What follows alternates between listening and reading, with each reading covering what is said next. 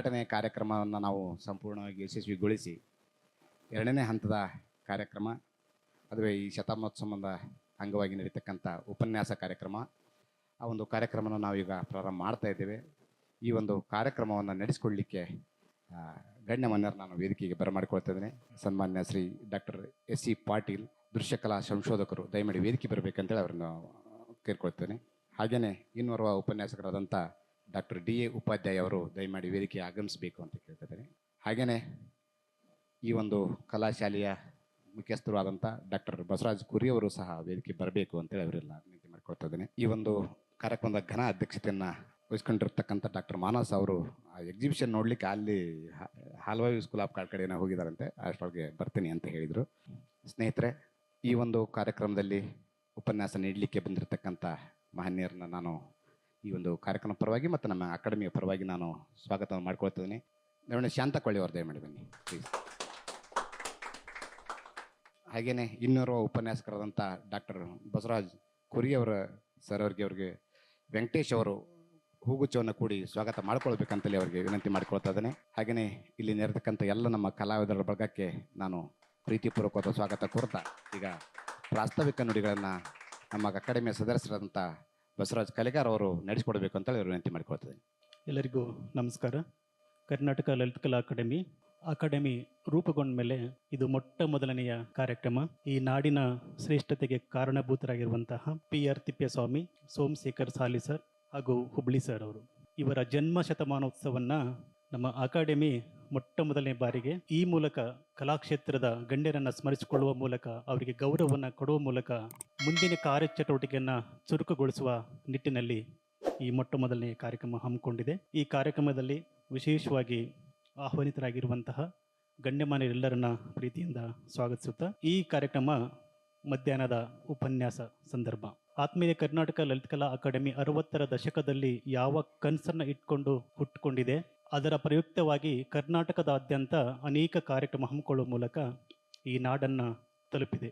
ಕನ್ನಡಿಗರ ಮನಸ್ಸುಗಳಲ್ಲಿ ಅಕಾಡೆಮಿ ತಲುಪಿದೆ ಅಂತ ನಾನು ಭಾವಿಸ್ಕೊಳ್ತೇನೆ. ಇಲ್ಲಿ ಪ್ರಾಯೋಗಿಕ ಮತ್ತು ಸೈದ್ಧಾಂತಿಕ ಎರಡೂ ಸಮತಟ್ಟವಾಗಿ ನಡೆಸ್ಕೊಂಡು ಹೋಗಬೇಕು ಅನ್ನುವಂತಹ ನಮ್ಮೆಲ್ಲ ಸದಸ್ಯರ ಒಮ್ಮತದ ನಿರ್ಧಾರದ ಮೇಲೆ ಮೊಟ್ಟ ಮೊದಲ ಸಭೆಯಲ್ಲಿ ನೀವೇನು ಪ್ರಾಯೋಗಿಕವಾಗಿ ಕೆಲಸ ಮಾಡ್ತಾ ಇದೆ ಅಕಾಡೆಮಿ, ಅದರಷ್ಟೇ ಸಮತಟ್ಟವಾಗಿ ಸೈದ್ಧಾಂತಿಕ ಹಿನ್ನೆಲೆ ಕೂಡ ಅಕಾಡೆಮಿ ಕೆಲಸ ಮಾಡಬೇಕು ಅನ್ನುವಂತಹ ನಮ್ಮ ಸದಸ್ಯರ ಒತ್ತಾಸೆಯಕ್ಕೆ ನಮ್ಮ ಅಧ್ಯಕ್ಷರು ಸರ್ವ ಸದಸ್ಯರು ಅದಕ್ಕೆ ಸಮ್ಮತಿಸಿ ಈ ಸೈದ್ಧಾಂತಿಕ ವಿಚಾರಗಳಿಗೆ ಒತ್ತು ಕೊಟ್ಟು ಇಂದು ಕಲಾವಿದರ ಕುರಿತು ಉಪನ್ಯಾಸವನ್ನು ಕೂಡ ಹಮ್ಮಿಕೊಳ್ಳಕ್ಕೆ ಕಾರಣ ಆಗಿದೆ. ಆ ಕಾರಣಕ್ಕಾಗಿ ನಮ್ಮ ಅಕಾಡೆಮಿಯ ಅಧ್ಯಕ್ಷರಿಗೆ ಮತ್ತು ಸರ್ವ ಸದಸ್ಯರಿಗೆ ಪ್ರೀತಿಯ ವಿಶೇಷವಾದಂತಹ ಅಭಿನಂದನೆಗಳು. ಇವತ್ತಿನ ಕಾರ್ಯಕ್ರಮದಲ್ಲಿ ಉಪನ್ಯಾಸ ನೀಡಲಿರುವಂತಹ ಡಾಕ್ಟರ್ ಎಸ್.ಸಿ. ಪಾಟೀಲ್ ಸರ್ ತಮ್ಮೆಲ್ಲರಿಗೂ ಗೊತ್ತಿರುವ ಹಾಗೆ ಈ ನಾಡು ಕಂಡ ಕಲೆಯ ಸಂಶೋಧನೆಗೆ ಶ್ರಮಿಸಿರುವಂತಹ ಏಕೈಕ ಕರ್ನಾಟಕದ ವ್ಯಕ್ತಿ ಕೂಡ ಹೌದು ಮತ್ತು ನನ್ನ ಮಾರ್ಗದರ್ಶಕರು ಕೂಡ ಹೌದು. ಕನ್ನಡ ನಾಡಿನಲ್ಲಿ ಕಲೆಯ ಬಗ್ಗೆ ಸಂಶೋಧನೆಗೆ ಒತ್ತು ಕೊಟ್ಟು ಈಗಾಗಲೇ ಸುಮಾರು 50ಕ್ಕೂ ಹೆಚ್ಚು PhD ಮಹಾಪ್ರಬಂಧಗಳು ಕನ್ನಡ ನೆಲದಲ್ಲಿ ಹುಟ್ಕೊಂಡಿವೆ ಅಂತ ನನಗೆ ಹೆಮ್ಮೆ ಅನಿಸ್ತಾ ಇದೆ. ಆ 50ನೇ ವಿದ್ಯಾರ್ಥಿ ನಾನು ಕೂಡ ಒಬ್ಬ. ಕಲಾವಿದರು ಕಲಾಕೃತಿ ಮಾಡ್ತಾರೆ. ಈಗಾಗಲೇ ಬೆಳಗ್ಗೆ ತುಂಬಾ ಚರ್ಚೆ ಆಯಿತು, ಸೈದ್ಧಾಂತಿಕವಾಗಿ ವಿಮರ್ಶೆ ಬರಬೇಕು ಅಂತ. ವಿಮರ್ಶೆ ಬರೆಯೋರು ಇದ್ದಾರೆ, ಅದನ್ನು ಓದುವವರ ಕೊರತೆ ಅಂತ ನನಗೆ ಅನಿಸ್ತಾ ಇದೆ. ಬಹುತೇಕ ಒಂದು ವರ್ಷದಲ್ಲಿ ಸುಮಾರು ಕಲಾ ಸಾಹಿತ್ಯಕ್ಕೆ ಸಂಬಂಧಪಟ್ಟಂತೆ 10 ಕೃತಿಗಳು ಪ್ರಕಟಗೊಳ್ತವೆ. ಯಾರು ಓದ್ತಾರೆ? ಎಷ್ಟು ಜನ ಲೇಖಕರನ್ನ ನೀವು ಹುಡುಕಿದ್ದೀರಾ, ಪ್ರೀತಿಸಿದ್ದೀರಾ, ಗೌರವಿಸಿದ್ದೀರಾ?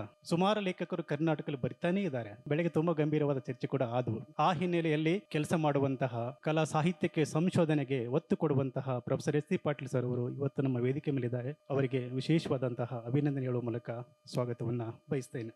ಹಾಗೆಯೇ ಸೋಮಶೇಖರ್ ಸಾಲಿ ಸರ್ ಅವರ ಕಿರು ಪುಸ್ತಕವನ್ನು ಓದಿದ್ದೀವಿ. ಬಟ್ ಅವರ ಕಲಾಕೃತಿ ನೋಡುವಂತಹವಾಗಿ ಇವತ್ತು ನಮಗೆ ಕಲ್ಪಿಸಿಕೊಟ್ಟಿದೆ ನಮ್ಮ ಅಕಾಡೆಮಿ. ಈ ಒಂದು ಸಂದರ್ಭವನ್ನು ನಮ್ಮ ಯುವಕರು ಸ್ಫೂರ್ತಿಗೊಳ್ಬೇಕು. ನಾವೆಲ್ಲ ನಮ್ಮಷ್ಟಕ್ಕೆ ನಾವು ಮಾಡಿದಂತಹ ಕಲಾಕೃತಿನ ಬಹುದೊಡ್ಡ ಶ್ರೇಷ್ಠತೆ ಅನ್ನುವಂತಹ ಒಂದು ವಾತಾವರಣದಲ್ಲಿ ನಾವೆಲ್ಲರಿದ್ದೀವಿ. ಅದರಿಂದ ನಾವು ಬಿಡುಗಡೆಗೊಳ್ಳಬೇಕಾಗಿದೆ. ಹಿಂದಿನ ಹಳೆ ಕಲಾವಿದರು ಹೇಗೆ ಮಾಡಿದ್ದಾರೆ, ಅವರ ಕಲಾಕೃತಿ ಹೇಗಿದೆ, ಅವರ ಮೌಲ್ಯಗಳು ಹೇಗಿದ್ದಾವೆ ಅನ್ನುವಂಥದ್ದನ್ನು ನಮ್ಮ ಬದುಕಿನಲ್ಲಿ ಆದರ್ಶವಾಗಿ ಮಾಡಿಕೊಳ್ಳುವಂತಹ ಸಂದರ್ಭ ಈ ಕಾರ್ಯಕ್ರಮ. ಸೋಮಶೇಖರ್ ಸಾಲಿ ಸರ್ ಬಗ್ಗೆ ಮಾತನಾಡುವಂತಹ ನಮ್ಮ ನಾಡಿನ ಬಹುದೊಡ್ಡ ಕಲಾ ಲೇಖಕರು ಡಿ.ಎ. ಉಪಾಧ್ಯಾಯ ಸರ್. ಕಳೆದ ಇಂದಿನ ಅಕಾಡೆಮಿಕಲ್ಲಿ ಅವರಿಗೆ ಕಲಾ ಪುಸ್ತಕ ಬಹುಮಾನ ಕೂಡ ಬಂತು. ಅಂತಹ ಪುಸ್ತಕ ಬಹುಮಾನ ಎಷ್ಟೆಲ್ಲ ಬರಬೇಕಾಗಿದೆ ಆ ಎಲ್ಲ ಸಂಗತಿಗಳು ಒಳಗೊಳ್ಳುವಂತಹ ಒಬ್ಬ ಶ್ರೇಷ್ಠ ಲೇಖಕರು ಡಿ ಎ ಉಪಾಧ್ಯಾಯ ಸರ್ ಅವರು ಕೂಡ ಇವತ್ತು ವೇದಿಕೆ ಮೇಲೆ ಉಪಸ್ಥಿತರಿದ್ದಾರೆ. ದಯಮಾಡಿ ಅವರಿಗೆ ಪ್ರೀತಿಯ ಸ್ವಾಗತ. ಬಹುಶಃ ಅವರು ಓದಿ ಬರೆದಿರುವಂತಹ ಹಾಳೆಗಳು ಪುಟಗಳು ನೋಡಿದರೆ ತುಂಬಾ ಹೆಮ್ಮೆ ಅನಿಸ್ತದೆ. ಸಾಕಷ್ಟು ಕೆಲಸ ಮಾಡಿದ್ದಾರೆ ಈ ಕಲಾಕ್ಷೇತ್ರಕ್ಕೆ. ಅಂಥವ್ರು ಕೂಡ ಈ ವೇದಿಕೆ ಮೇಲಿದ್ದಾರೆ. ಅವರನ್ನು ಕೂಡ ನಾವು ಬಹಳ ಪ್ರೀತಿಪೂರ್ವಕವಾಗಿ ನಮ್ಮ ಅಕಾಡೆಮಿ ಗೌರವಿಸ್ತಾ ಇದೆ. ಆಮೇಲೆ ನಮ್ಮ ಡಾಕ್ಟರ್ ಬಸವರಾಜ್ ಕುರಿಯವ್ರ ಸರ್ ಕೂಡ BK ಹುಬ್ಳಿ ಸರ್ ಅವ್ರ ಬಗ್ಗೆ, ಅವರ ಕಲೆ ಮತ್ತು ಅವರ ಬದುಕು, ಅವರ ಕೊಡುಗೆಗಳ ಕುರಿತು ಮಾತನಾಡುವಂತಹ ಡಾಕ್ಟರ್ ಬಸವರಾಜ್ ಕುರಿಯವ್ರ ಸರ್ ಅವರು ಕೂಡ ತುಂಬ ಸೌಮ್ಯ ಸ್ವಭಾವದವರು ಮತ್ತು ಒಳ್ಳೆ ಸಂಘಟಕರು ಕೂಡ ಹೌದು. ಬಹುಶಃ ಈ ಧಾರವಾಡ ಈ ಸಾಂಸ್ಕೃತಿಕ ನಗರಿಯಲ್ಲಿ ಕಲೆಯ ಕುರಿತಾದಂತಹ ಚಟುವಟಿಕೆ ನಡೀತಾ ಇದೆ, ಹೆಚ್ಚು ಪ್ರಮಾಣದಲ್ಲಿ ನಡೀತಿದೆ ಅಂದರೆ ಅದು ಡಾಕ್ಟರ್ ಬಸವರಾಜ್ ಕುರಿ ಸರ್ ಅವರ ಒಂದು ಸಂಘಟನಾತ್ಮಕ ಚಾತುರ್ಯತೆ ಅಂತ ನನಗೆ ಅನಿಸ್ತಾ ಇದೆ. ಅಷ್ಟೊಂದು ಪ್ರಾಮಾಣಿಕತೆಯಿಂದ ಈ ಕಲಾಕ್ಷೇತ್ರಕ್ಕಾಗಿ ಕೆಲಸ ಮಾಡುವಂತಹ ಒಬ್ಬ ಶ್ರೇಷ್ಠ ವ್ಯಕ್ತಿ ಕೂಡ ಹೌದು. ಅವರ ಮೂಲಕ ಈ ಒಂದು ಕಾಲೇಜು ಮುಂದುವರಿತಾ ಇದೆ. ಅವರು ಕೂಡ ಸಾಕಷ್ಟು ಕಲೆಗೆ ಸಂಬಂಧಪಟ್ಟಂತಹ ಅನೇಕ ಲೇಖನಗಳು ಕೂಡ ಬರೆದಿದ್ದಾರೆ. ಅಂತಹ ಲೇಖಕರು, ಆದರೆ ಕೃತಿಗಳು ಪ್ರಕಟ ಆಗದೇ ಇರ್ಬೋದು, ಅವರ ಬಿಡಿ ಲೇಖನಗಳು ಅಲ್ಲಿ ನಾನು ಕೂಡ ಓದಿದ್ದೇನೆ. ಶಿಕ್ಷಣ ಸಂಪದ ಅನ್ನುವಂಥ ಸಾರ್ವಜನಿಕ ಶಿಕ್ಷಣ ಇಲಾಖೆ ಹೈಸ್ಕೂಲ್ನಲ್ಲಿ ಬರ್ತಾ ಇತ್ತು. ಬಹುಶಃ ಅದರಲ್ಲಿ ಹೆಚ್ಚು ಲೇಖನ ಅವರು ಬರಿತಾ ಇದ್ರು. ಆಮೇಲೆ ಧಾರವಾಡ ಜಿಲ್ಲೆಗೆ ಈ ಧಾರವಾಡದ ನೆಲದ ಕಲೆಯ ಬಗ್ಗೆ ವಿಶೇಷವಾಗಿ PhD ಮಹಾಪ್ರಬಂಧವನ್ನು ಕರ್ನಾಟಕ ವಿಶ್ವವಿದ್ಯಾಲಯಕ್ಕೆ ಸಬ್ಮಿಷನ್ ಮಾಡಿ ಇತ್ತೀಚೆಗೆ ಡಾಕ್ಟರೇಟ್ ಪದವಿ ಕೂಡ ಪಡೆದುಕೊಂಡಿದ್ದಾರೆ. ಹೀಗೆ ಸೈದ್ಧಾಂತಿಕ ಹಿನ್ನೆಲೆಯಲ್ಲಿ ಕೆಲಸ ಮಾಡಿರುವಂತಹ ಶ್ರೇಷ್ಠ ಸಂಶೋಧಕರನ್ನು ಹುಡುಕಿ ನಮ್ಮ ಅಕಾಡೆಮಿ ಇವತ್ತು ಅವರಿಗೊಂದು ವೇದಿಕೆಯನ್ನು ಕಲ್ಪಿಸಿಕೊಟ್ಟಿದ್ದಕ್ಕಿಂತ ಅವರಲ್ಲಿರುವಂತಹ ಜ್ಞಾನವನ್ನು ನಮ್ಮ ಅಕಾಡೆಮಿ ಬಳಸ್ಕೊಳ್ತೇನೆ ಅಂತ ನಾನು ಭಾವಿಸ್ಕೊಳ್ತೀನಿ. ಈ ನಿಟ್ಟಿನಲ್ಲಿ ನಮ್ಮ ಲಲಿತಕಲಾ ಅಕಾಡೆಮಿ ಇಂದು ಮಧ್ಯಾಹ್ನದ ವಿಶೇಷ ಗೋಷ್ಠಿಯಲ್ಲಿ ಕಲಾವಿದರ ಅವರ ಜೀವನ, ಅವರ ಸಾಧನೆ, ಅವರ ಕೊಡುಗೆ, ಅವರ ಮೌಲ್ಯಗಳೇನು, ಈ ಎಲ್ಲ ಅಂಶಗಳನ್ನು ತಿಳ್ಕೊಳ್ಳುವಂತಹ ವಿಶೇಷ ಕಾರ್ಯಕ್ರಮ ನಡೀತಾ ಇದೆ. ಈ ಕಾರ್ಯಕ್ರಮಕ್ಕೆ ತಾವೆಲ್ಲರೂ ಆಗಮಿಸಿದಿರಿ. ಪ್ರೀತಿಪೂರ್ವಕವಾಗಿ ಕಲಾವಿದರ ಜೀವನ ಮೌಲ್ಯಗಳನ್ನು ನಮ್ಮ ಬದುಕಿನಲ್ಲಿ ಅಳವಡಿಸಿಕೊಳ್ಳುವ ಮೂಲಕ ಈ ಅಕಾಡೆಮಿಯ ಕಾರ್ಯಕ್ರಮ ಸಾರ್ಥಕತೆ ಪಡಿಸಿಕೊಳ್ಳೋಣ ಅನ್ನುವಂತಹ ಸಂಗತಿ ಹೇಳುವ ಮೂಲಕ ನನ್ನ ಮಾತನ್ನು ಮುಗಿಸ್ತೇನೆ. ನಮಸ್ಕಾರ. ಈಗ ತಾನೇ ಆಗಮಿಸಿರುವಂತಹ ಡಿ ಉಪಾಧ್ಯಾಯ ಸರ್ ಅವರಿಗೆ ನಮ್ಮ ಕರಿಯಪ್ಪ ಹಂಚಿನಮನೆ ಸರ್ ಅವರು ಹೂಗುಚ್ಛ ಕೊಟ್ಟು ಸ್ವಾಗತಿಸಬೇಕಂತ ಕೇಳ್ಕೊಳ್ತೇನೆ. ನಮ್ಮ ಅಕಾಡೆಮಿ ಆದಮೇಲೆ ಧಾರವಾಡಕ್ಕೆ ಸದಸ್ಯರು ಆರ್ ಶಂಕರನ್ ಅವರಿದ್ದರು. ಅವ್ರು ಬಹುಶಃ ಬರಲಿಲ್ಲ. ಅವ್ರ ಸ್ಥಾನಕ್ಕೆ ಯಾರು ಬರಬೇಕು ಅನ್ನುವಂಥ ಚರ್ಚೆಗಳಾದಾಗ ಇನ್ನು ಕೋಆಪ್ ಮೆಂಬರ್ ಆಗಿಲ್ಲ. ಸದ್ಯಕ್ಕೆ ನಮ್ಮ ಹಂಚಿನಮನೆ ಸರ್ ಅವರನ್ನ ಈ ಉಸ್ತುವಾರಿ ಕೊಟ್ಟಿದ್ದಾರೆ. ಹಾವೇರಿ ಮತ್ತು ಧಾರವಾಡ ಜಿಲ್ಲೆಯನ್ನು ಹಂಚಿನಮನೆ ಅವರಿಗೆ ಕೊಟ್ಟಿದ್ದಾರೆ. ತುಂಬ ಪ್ರಾಮಾಣಿಕವಾಗಿ ಸುಮಾರು 1 ವಾರಗಳಿಂದ ಕೆಲಸ ಮಾಡ್ತಾ ಇದೆ ಪ್ರಾಮಾಣಿಕವಾಗಿ. ಅವರ ಜೊತೆಗೂಡಿ ನಾವೆಲ್ಲರೂ ಇನ್ನೊಂದು ಖುಷಿ ಏನಂದರೆ ಇವತ್ತು ಅರ್ಧ ಅಕಾಡೆಮಿ ನಮ್ಮ ಇಲ್ಲಿ ಧಾರವಾಡದಲ್ಲಿದೆ. ಸುಮಾರು 6 ಜನ ಮೆಂಬರ್ ನಾವು ಇಲ್ಲಿದ್ದೀವೆಲ್ಲರೂ, ಅಷ್ಟು ಜನ. ಭಾಳ ಖುಷಿ. ಮೊದಲನೇ ಕಾರ್ಯಕ್ರಮದಲ್ಲಿ 6 ಜನ ಮೆಂಬರ್ ಬೇರೆ ಬೇರೆ ಜಿಲ್ಲೆ ಇದ್ದರೂ ಕೂಡ ಬಂದ್ಕೊಂಡು ಇಲ್ಲಿ ಇದ್ಕೊಂಡು ಕೆಲಸ ಮಾಡ್ತಾ ಇದ್ವಿ. ಅದು ನನಗೆ ತುಂಬ ಹೆಮ್ಮೆ ಅನಿಸ್ತಾ ಇದೆ. ನಾವೆಲ್ಲರೂ ಒಂದು ಗೂಡು ಆಗಬೇಕಾಗಿದೆ ನಮ್ಮ ಕಲಾನಾಡಿನಲ್ಲಿ. ಕರ್ನಾಟಕ ಲಲಿತಕಲಾ ಅಕಾಡೆಮಿ ಅಂದರೆ ವಿಂಗಡಣೆಯ ಕೇಂದ್ರ ಅಂತ ಹಿಂದೆಲ್ಲ ಚರ್ಚೆ ಆಗ್ತಾಯಿತ್ತು. ದಯಮಾಡಿ ನಾವೆಲ್ಲರೂ ಒಗ್ಗಟ್ಟಿನ ಮೂಲಕ ಕರ್ನಾಟಕದ ಕಲಾ ಸಂಸ್ಕೃತಿಯನ್ನು ಗಟ್ಟಿಗೊಳಿಸುವಂತಹ ಕೆಲಸವನ್ನು ನಾವೆಲ್ಲರೂ ಕೂಡಿ ಮಾಡೋಣ ಅಂತ ಹೇಳುವ ಮೂಲಕ ನನ್ನ ಮಾತನ್ನು ಮುಗಿಸ್ತೇನೆ. ಈಗ ಮುಂದಿನ ಕಾರ್ಯಕ್ರಮ ಕರಿಯಪ್ಪ ಸರ್ ನಡೆಸ್ಕೊಡ್ತೀನಿ. ಅತ್ಯಂತ ಅರ್ಥಗರ್ಭಿತ ಮತ್ತು ಸುಂದರವಾಗಿ ಪ್ರಾಸ್ತಾವಿಕ ನುಡಿಯನ್ನು ಹಿಡಿತಕ್ಕಂಥ ಬಸವರಾಜ್ ಕಲಿಗಾರ್ ಅವರಿಗೆ ತುಂಬ ಧನ್ಯವಾದಗಳು. ಈಗ ಉಪನ್ಯಾಸ ಕಾರ್ಯಕ್ರಮ PR ತಿಪ್ಪೇಸ್ವಾಮಿ ಸರ್ ಕಲಾವಿದರ ಕುರಿತಂಥ ಒಂದು ಜೀವನ ಮತ್ತು ಕಲೆ ಕುರಿತು ವಿಷಯವಾಗಿ ಉಪನ್ಯಾಸ ಕಾರ್ಯಕ್ರಮವನ್ನು ಡಾಕ್ಟರ್ SC ಪಾಟೀಲ್ ಸರ್ ನಡೆಸಿಕೊಡ್ಬೇಕಂತೇಳಿ ಅವರು ವಿನಂತಿ ಮಾಡ್ಕೊಳ್ತಿದ್ದೀನಿ. ವೇದಿಕೆಯ ಮೇಲಿರುವ ಆತ್ಮೀಯ ಸನ್ಮಿತ್ರರು ಮತ್ತು ಕರ್ನಾಟಕದ ದೃಶ್ಯಕಲಾ ಕ್ಷೇತ್ರದ ಚಿಂತಕರೂ ಆಗಿರುವಂಥ ಡಾಕ್ಟರ್ ಡಿ ಉಪಾಧ್ಯಾಯ ಅವರೇ ಮತ್ತು ನನ್ನ ವಿದ್ಯಾರ್ಥಿ ಮಿತ್ರರು ಮತ್ತು ಈ ಸಂಸ್ಥೆಯ ಮುಖ್ಯಸ್ಥರೂ ಆಗಿರುವಂಥ ಡಾಕ್ಟರ್ ಕುರಿಯವರೇ ಮತ್ತು ನನ್ನ ಎದುರಿಗಿರುವಂಥ ಎಲ್ಲ ಕಿರಿಯ ಕಲಾ ಬಂಧುಗಳೇ, ಎಲ್ಲರ ಹೆಸರು ಹೇಳಲಿಕ್ಕೆ ಆಗೋದಿಲ್ಲ. ಇವರೆಲ್ಲ ಹೇಳುವತ್ನಾಗ ಹೇಳಿದ್ರು ಸುಮಾರು 6 ಜನ ಸದಸ್ಯರು ಲಲಿತಕಲಾ ಅಕಾಡೆಮಿ ಸದಸ್ಯರು ಇಲ್ಲಿ ಬಂದಿದ್ದಾರೆ ಅಂಥೇಳಿ ತುಂಬ ಸಂತೋಷ. ಮತ್ತು ನಾವು 4 ಜನ ಹಿಂದಿನ ಸದಸ್ಯರು ಇಲ್ಲಿದ್ದೀವಿ ಅನ್ನುವಂಥದ್ದು ಒಂದು ಸಂತೋಷ.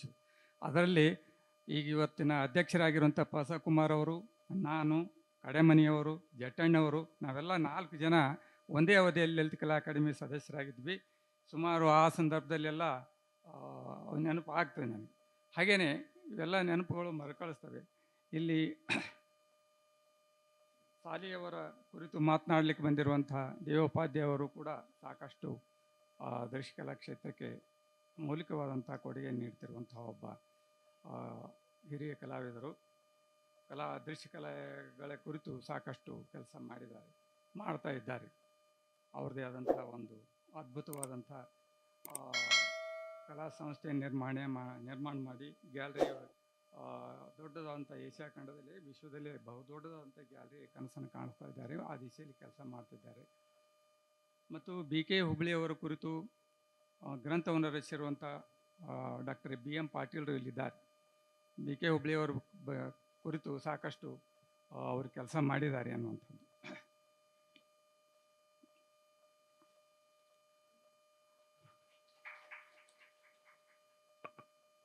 ಹಾಗೆಯೇ ಇದೀಗ ಆಗಮಿಸಿರುವಂಥ ಇವತ್ತಿನ ನಮ್ಮ ಈ ವಿಚಾರ ಸಂಕಿರಣದ ಅಧ್ಯಕ್ಷತೆಯನ್ನು ವಹಿಸಿಕೊಂಡಿರುವಂಥ ಡಾಕ್ಟರ್ ಮಾನಸ ಅವರು, ಅಧ್ಯಕ್ಷರು ಕನ್ನಡ ಪುಸ್ತಕ ಪ್ರಾಧಿಕಾರ ಬೆಂಗಳೂರು, ಅವರು ಕೂಡ ಈಗ ಬಂದಿದ್ದಾರೆ. ಅವರ ಹೆಸರನ್ನು ನಾವು ಭಾಳಷ್ಟು ಕೇಳಿದ್ದೇನೆ. ಇದೇ ಅವರನ್ನು ಈ ಸಂದರ್ಭದಲ್ಲಿ ಅವ್ರನ್ನ ನಾನು ನೋಡ್ತಾ ಇರುವಂಥದ್ದು. ಮತ್ತು ಅವ್ರ ಜೊತೆಗೆ ಬಂದಿರುವಂಥ ಕದಂಬ ಅವರು ಇದ್ದಾರೆ, ಮತ್ತು ಆರ್ತಿ ಕೋಟಿ ಅವರೆಲ್ಲ ಇದ್ದಾರೆ. ಅವರೆಲ್ಲ ಪರಿಚಯ ನನಗೆ. ಇವರೊಬ್ಬರು ಯಾಕೆ ನನ್ನ ಪರಿಚಯದಿಂದ ದೂರ ಉಳಿದ್ರೋ ಗೊತ್ತಾಗಲಿಲ್ಲ. ಈಗ ಮತ್ತೆ ಹತ್ತಿರಕ್ಕೆ ಬರ್ತಾ ಇದ್ದಾರೆ ಅಂತ ಅನ್ನಿಸ್ತು. ತುಂಬ ಬಹುದೊಡ್ಡ ವಿದ್ವಾಂಸರು. ಇಲ್ಲಿ ಮುಖ್ಯವಾಗಿ ನಿಮ್ಮೆಲ್ಲರನ್ನ ಮತ್ತೊಂದು ಸಲ ನೆನೆಸ್ಕೊಳ್ತಾ, ನನಗೆ ಪಿ ಆರ್ ತಿಪ್ಪೇಸ್ವಾಮಿ ಅವರ ಜೀವನ ಮತ್ತು ಕಲೆ ಕುರಿತು ಕೆಲವು ಮಾತುಗಳನ್ನು ಹೇಳಲಿಕ್ಕೆ ಇಲ್ಲಿ ಹೇಳಿದ್ದಾರೆ. ಈಗಾಗಲೇ ಪಿ ಆರ್ ತಿಪ್ಪೇಸ್ವಾಮಿಯವರ ಕುರಿತು ಮುಂಜಾನೆ ಗೋಷ್ಠಿಯಲ್ಲಿ, ಮುಂಜಾನೆ ಒಂದು ಕಾರ್ಯಕ್ರಮದಲ್ಲಿ ಅವರ ಮೊಮ್ಮಗ ಒಂದು ಸ್ವಲ್ಪ ಅವರ ಪ್ರಾರಂಭಿಕ ಹಿನ್ನೆಲೆಯನ್ನು ಹೇಳಿದ್ದಾರೆ. ಅದರ ಮುಂದುವರಿದಂಥ ಭಾಗ ಕೆಲವು ವಿಷಯಗಳನ್ನು ನಾನು ಇಲ್ಲಿ ಹೇಳಲಿಕ್ಕೆ ಇಷ್ಟಪಡ್ತೇನೆ. ಅವರ ಕುರಿತು ಮಾತನಾಡುವಂಥಷ್ಟು ಬಹಳಷ್ಟಿದೆ. ತುಂಬ ಸೌಜನ್ಯಪೂರಿತ ವ್ಯಕ್ತಿ, ತುಂಬ ಸರಳ ವ್ಯಕ್ತಿ. ನನಗೆ ಬಹಳಷ್ಟು ಅವರು, ನಾನು ಪಿ ಎಚ್ ಡಿ ಮಾಡುವಾಗ ತುಂಬ ಸಹಾಯ ಮಾಡಿದಂಥವ್ರು. ಅವರು ತಮ್ಮ ಮೈಸೂರಿನ ರಮಾವಿಲಾಸದಲ್ಲೇ ನಾನು ಅಟ್ಟದ ಮೇಲೆ ಇಟ್ಕೊಂಡು, ಮತ್ತು ಅಲ್ಲಿ ಹಿರಿಯ ಸಾಹಿತಿಗಳನ್ನೆಲ್ಲ ಪರಿಚಯ ಮಾಡಿಸಿದ್ರು. ಹಾಮನಾಯಕರಂಥವ್ರು, ದೇಜಗವರು ಅಂಥವ್ರು, ಅನೇಕ ಜನರನ್ನು ಪರಿಚಯ ಮಾಡಿಸಿದರು.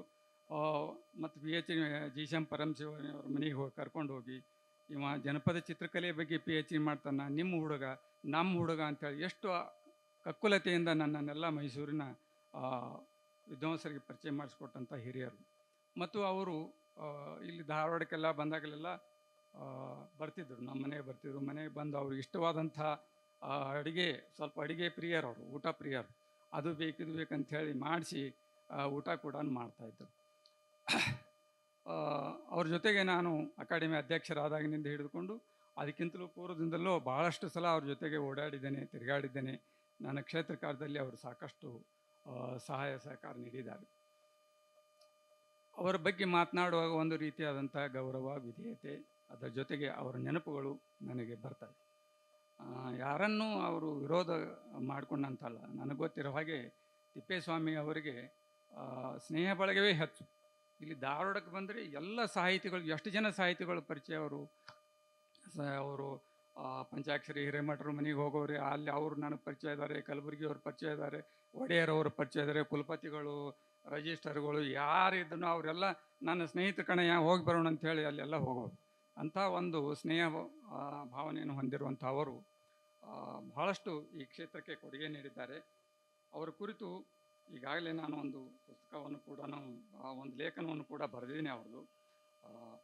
ಇಲ್ಲಿ ಮುಖ್ಯವಾದಂಥ ಅಂಶಗಳನ್ನು ನಾನು ಒಂದು 10 ನಿಮಿಷ ಓದಿಬಿಡ್ತೀನಿ ನನ್ನ ಲೇಖನ. ಯಾಕಂದರೆ ನಾನು ಹೇಳುವಾಗ ಕೆಲವು ಸಲ ಬೇರೆ ಬೇರೆ ಕಡೆಗೆ ನನ್ನ ಆಲೋಚನೆಗಳು ಹೋಗುವ ಸಾಧ್ಯತೆ ಇರೋದ್ರಿಂದ ಓದಿ ಆ ನಂತರ ಚರ್ಚೆಗೆ ತಮ್ಗೆ ಅವಕಾಶ ಮಾಡಿಕೊಡ್ತೀನಿ ಅನ್ನುವಂಥದ್ದು. ಈಗಾಗಲೇ ಬಹುಮುಖ ವ್ಯಕ್ತಿತ್ವದ ತಿಪ್ಪೇಸ್ವಾಮಿಯವರು ಅಂತ ಅನೇಕ ಜನರು ಅವ್ರನ್ನ ಕುರಿತು ಬರೀತಾರೆ. ಬಹುಮುಖ ವ್ಯಕ್ತಿತ್ವ ಅಂತಂದ್ರೆ ಹಲವಾರು ಕ್ಷೇತ್ರಗಳಲ್ಲಿ ಸಾಧನೆಯನ್ನು ಮಾಡಿದಂಥವ್ರು, ಕೆಲಸವನ್ನು ಮಾಡಿದಂಥವ್ರು ಅನ್ನುವಂಥದ್ದು. ತಿಪ್ಪೇಸ್ವಾಮಿಯವರು ಮುಖ್ಯವಾಗಿ ಈಗಾಗಲೇ ಚತುರ್ಮುಖ ಅಂಥೇಳಿ ಹೇಳಿದರು ನಮ್ಮ ಸ್ನೇಹಿತರು. ಚತುರ್ಮುಖ ಸಾಧಕರು ಅನ್ನುವಂಥದ್ದು. ಮೊದಲನೇದಾಗಿ ಅವರು ಕಲಾವಿದರಾಗಿ, ನಂತರ ಅವರು ಕಲಾವಿದರಾಗಿ ಅಂತಂದ್ರೆ ವಿಶೇಷವಾಗಿ ಅವರು ಜಲವರ್ಣ ಚಿತ್ರ, ನಿಸರ್ಗ ಚಿತ್ರಣದಲ್ಲಿ ವಿಶೇಷವಾದಂಥ ಪ್ರತಿಭೆಯನ್ನು, ಪಾಂಡಿತ್ಯವನ್ನು ಹೊಂದಂಥವ್ರು. ಆ ದಿಶೆಯಲ್ಲಿ ಸಾಕಷ್ಟು ಕಲಾಕೃತಿಗಳನ್ನು ಕೂಡ ಮಾಡಿದ್ದಾರೆ. ಹಾಗೆಯೇ ಇನ್ನೊಂದು ಅವರ ಮುಖ ಅಂತ ಹೇಳಿದರೆ ಬರವಣಿಗೆ, ದೃಶ್ಯಕಲಾ ಸಾಹಿತ್ಯ. ಈ ಚಿತ್ರಕಲೆ ಮತ್ತು ಶಿಲ್ಪಕಲೆ ಬಗ್ಗೆ ಅಂತರೂ ಅವರು ಸ್ವತಂತ್ರ ಪೂರ್ವದಿಂದ ಸ್ವತಂತ್ರೋತ್ತರ ನಂತರದವರೆಗೂ ಸಾಕಷ್ಟು ಕೆಲಸ ಮಾಡಿದ್ದಾರೆ. ಎಷ್ಟು ಲೇಖನಗಳು ಬರ್ತಾವೆ ಅಂದರೆ ನೀವು ಹಳೆಯ ಪತ್ರಿಕೆಗಳನ್ನು, ಅಭಿನಂದನ ಗ್ರಂಥಗಳನ್ನು ಮತ್ತು ಬೇರೆ ಬೇರೆ ಪ್ರಭು ಏನು ಅವಾಗ ಮ್ಯಾಗ್ಝಿನ್ಸ್ ಬರ್ತಿದ್ದು. ಮೈಸೂರು ವಿಶ್ವವಿದ್ಯಾಲಯದಿಂದ ಒಂದು ಪ್ರಬುದ್ಧ ಕರ್ನಾಟಕ ಅಂತನ್ನುವಂಥದ್ದೇನೋ ಬರ್ತಿತ್ತು. ಬೆಂಗಳೂರು ಯೂನಿವರ್ಸಿಟಿಯಿಂದ ಸಾಧನೆ ಅನ್ನುವಂಥದ್ದು ಬರ್ತು. ಕರ್ನಾಟಕ ಯೂನಿವರ್ಸಿಟಿಯಿಂದ ಕರ್ನಾಟಕ ಭಾರತಿ, ವಿದ್ಯಾರ್ಥಿ ಭಾರತಿ ಅಂತ ಪತ್ರಿಕೆಗಳು ಬರ್ತಿದ್ವು. ಬೇರೆ ಬೇರೆ ಮಠ ಮಂದಿರಗಳಿಂದಲೂ ಅನೇಕ ಪತ್ರಿಕೆಗಳು ಬರ್ತಿದ್ವು. ಎಲ್ಲ ಪತ್ರಿಕೆಯೊಳಗೆ ಹುಡುಗಿ ನಾನು ತೆಗೆದು ನೋಡಿದರೆ ತಿಪ್ಪೇಸ್ವಾಮಿಯವ್ರ ಲೇಖನಗಳೇ. ಬಹುಶಃ ಅವ್ರ ಲೇಖನಗಳ ಸಂಗ್ರಹ ಇನ್ನೂ ಆಗಿಲ್ಲ ಅಂತ ಕಾಣಿಸ್ತದೆ. ಟ್ರಸ್ಟ್ನವರು ಮತ್ತು ಅವ್ರಿಗೆ ಮೈಸೂರು ವಿಶ್ವವಿದ್ಯಾಲಯದಲ್ಲಿರುವಂಥ ಅವರ ಪೀಠದವರು ಆ ಕೆಲಸ ಮಾಡಬೇಕು. ಅವರೆಲ್ಲ ಬಿಡಿ ಲೇಖನಗಳನ್ನು ಒಂದು ಕಡೆ ಸಂಗ್ರಹಿಸಬೇಕು. ಮತ್ತು ಅವರು ಬರೆದ ಪತ್ರಗಳ ಸಂಖ್ಯೆನೇ ಬಹಳ ಅಪಾರವಾದಂಥದ್ದು. ಭಾಳ ದೊಡ್ಡ ಸಂಖ್ಯೆಯಲ್ಲಿ ಪತ್ರಗಳನ್ನು ಬರೀತಾರೆ. ಯಾರೇ ಒಂದು ಏನೋ ಮಾಡಿದ್ರಂದ್ರೆ ತಕ್ಷಣ ಒಂದು ಸಾದಾ ಕಾರ್ಡ್ನಲ್ಲಿ ಬರೆದು ಆಗಲೇ ಒಂದು ಪತ್ರ ಹಾಕೇ ಬಿಡ್ತಿದ್ರು.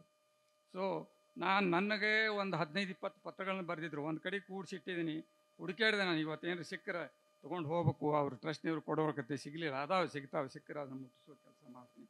ಭಾಳ ತಕ್ಷಣವಾಗಿ ಸ್ಪಂದಿಸುವಂತಹ ಒಂದು ಪ್ರವೃತ್ತಿ ಅವ್ರಿಗಿತ್ತು. ತಿಪ್ಪೇಸ್ವಾಮಿಯವರು ಈಗಾಗಲೇ ಹೇಳಿದ ಹಾಗೆಯೇ ಅವರು ಚಿತ್ರದುರ್ಗ ಜಿಲ್ಲೆಯ ಹಿರಿಯೂರು ತಾಲೂಕಿನ ಹರ್ತಿಕೋಟೆ ಅನ್ನುವಂಥ ಗ್ರಾಮದಲ್ಲಿ ಪಟೇಲ್ ರುದ್ರಪ್ಪ ಮತ್ತು ಲಕ್ಷ್ಮಮ್ಮ ಇವರ ಹಿರಿಯ ಮಗನಾಗಿ 1922 ಆಗಸ್ಟ್ 10 ಜನಿಸಿದರು. ಇವರು ಬಾಲ್ಯದಿಂದಲೂ ಚಿತ್ರಕಲೆಗೆ ಆಸಕ್ತಿ ಇತ್ತು ಅನ್ನುವಂಥದ್ದನ್ನು ನಾವು ಕೇಳಿದ್ದೀವಿ. ಮತ್ತು ಈಗಾಗಲೇ ಆ ವಿಷಯ ಕುರಿತು ಮಾತನಾಡಿದ್ದಾರೆ. ಮುಂದೆ ಇವರು ಮನೆಯೊಳಗೆ ಸಹಜವಾಗಿ ಇವರನ್ನು ವಕೀಲನಾಗಿ ಮಾಡಬೇಕು ಅನ್ನುವಂಥ ವಿಚಾರ ಇತ್ತಂತೆ.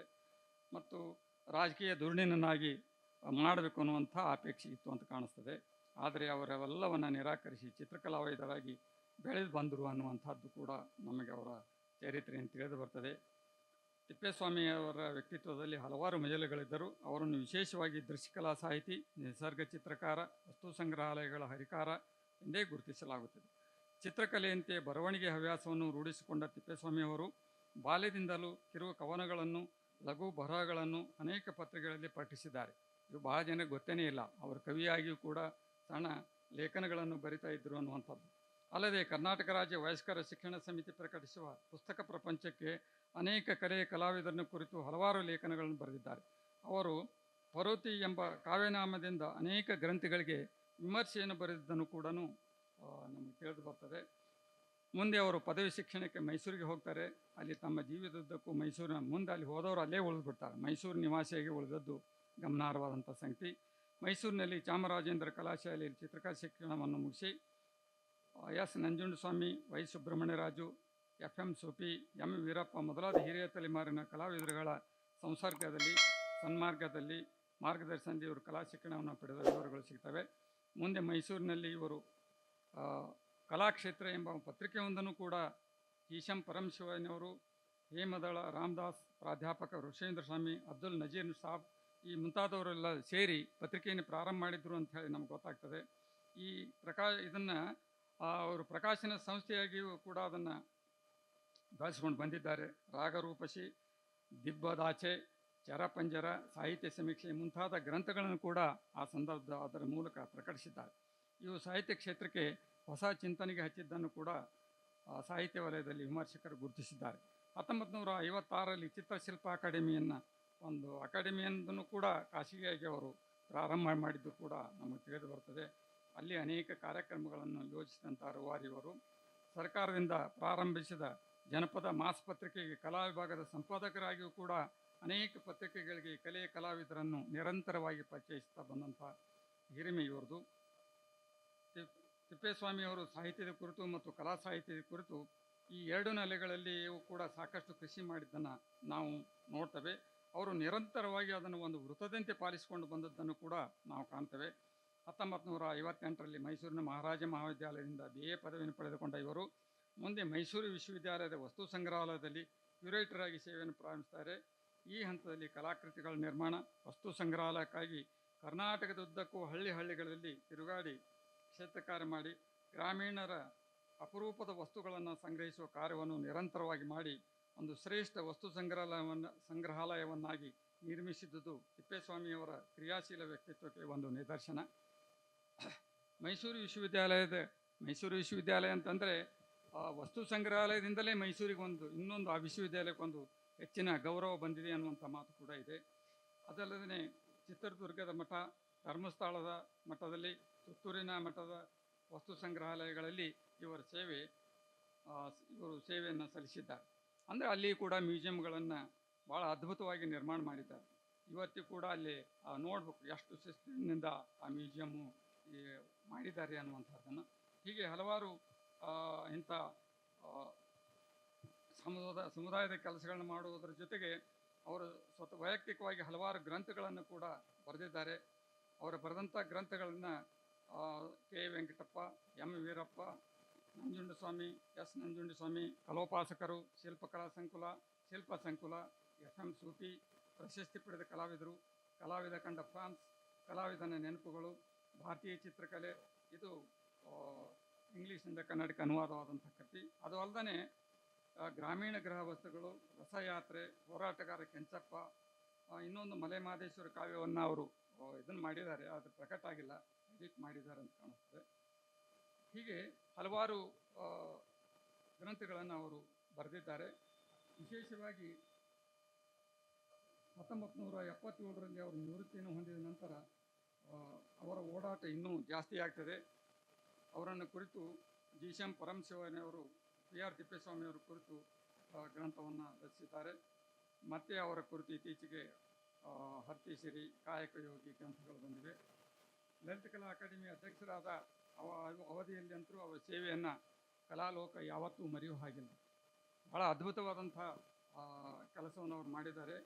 ಬಹಳಷ್ಟು ಜನ ಸುಮಾರು 22 ದಿನಕ್ಕೆ ಒಂದರಂತೆ ಪುಸ್ತಕವನ್ನು ಅವರು ಒಂದರಂತೆ ಒಟ್ಟು 48 ಗ್ರಂಥಗಳನ್ನು ನಿರ್ಮಿಸಿ ಅಕಾಡೆಮಿ ಇತಿಹಾಸದಲ್ಲಿ ಒಂದು ದಾಖಲೆಯನ್ನು ಕೂಡ ಅವರು ನಿರ್ಮಾಣ ಮಾಡ್ತಾರೆ. ಇನ್ನೂ ಯಾರೂ ಅವರ ದಾಖಲೆಯನ್ನು ಮುರಿಲಿಕ್ಕಾಗಿಲ್ಲ, ಯಾವ ಅಧ್ಯಕ್ಷರಿಗೂ ಕೂಡ. ಸೊ ಹಾಗೆ ಬರೀ ಇದು ಗ್ರಂಥಗಳನ್ನ ಅಷ್ಟೇ ಪ್ರಕಟ ಮಾಡಲಿಲ್ಲ, ಅವರು ಅನೇಕ ವಿಚಾರ ಸಂಕಿರಣಗಳನ್ನು ಮಾಡಿಸಿದ್ದಾರೆ, ಕಮ್ಮಟಗಳನ್ನು ಮಾಡಿದ್ದಾರೆ. ಚಿತ್ರಕಲೆಗೆ ಸಂಬಂಧಪಟ್ಟಂಥ ಅನೇಕ ಕಾರ್ಯಕ್ರಮಗಳನ್ನು ಕೂಡ ಅಷ್ಟೇ ಅದ್ಭುತವಾಗಿ ಮಾಡಿದ್ದಾರೆ. ಎಷ್ಟು ಕ್ರಿಯಾಶೀಲವಾಗಿದ್ದರು ಅಂತ ಹೇಳಿದರೆ, ಪ್ರತಿನಿತ್ಯ ಹಗಲು ರಾತ್ರಿ 1 ಗಂಟೆ 1-2 ಗಂಟೆವರೆಗೂ ಹಾಗೆ ಫೋನ್ ಮಾಡಿ, ನೀವು ಆ ಕಾರ್ಯಕ್ರಮ ಬರಬೇಕು, ನೀವು ಇದನ್ನು ಮಾಡಬೇಕು. ನಾನು ಒಂದು ಸಲ ಅವರು ಓಲ್ಡ್ ಗೆಸ್ಟ್ ಹೌಸ್ ಬೆಂಗಳೂರಿನಲ್ಲಿದ್ದಾಗ ರಾತ್ರಿ 1 ಗಂಟೆವರೆಗೂ ಫೋನ್ ಮಾಡ್ತಿದ್ದೆ. ಸುಂದರ್ ಅಂತಿದ್ರು. ಅವ್ರಿಗೆ ನೀವು ಪ್ರಾಗೈತಿಹಾಸಿಕಲೆ ಚಿತ್ರಕಲೆ ಬರೆದು ಕೊಡ್ಬೇಕು ಸರ್, ಯಾವಾಗ ಕೊಡ್ತೀರಿ, ಯಾವಾಗ ನಾನು ಬರಲಿ, ನನಗೆ ಸ್ಕ್ರಿಪ್ಟ್ ಯಾವಾಗ ಕೊಡ್ತೀರಿ, ಹೀಗೆ ಅವ್ರು ಬೆನ್ನು ಹತ್ತಿ ಕೆಲಸ ಮಾಡಿದರು ಅಂಥೇಳಿ ಅಷ್ಟೊಂದು ಪುಸ್ತಕಗಳು ಬರಲಿಕ್ಕೆ ಸಾಧ್ಯ ಆಯಿತು.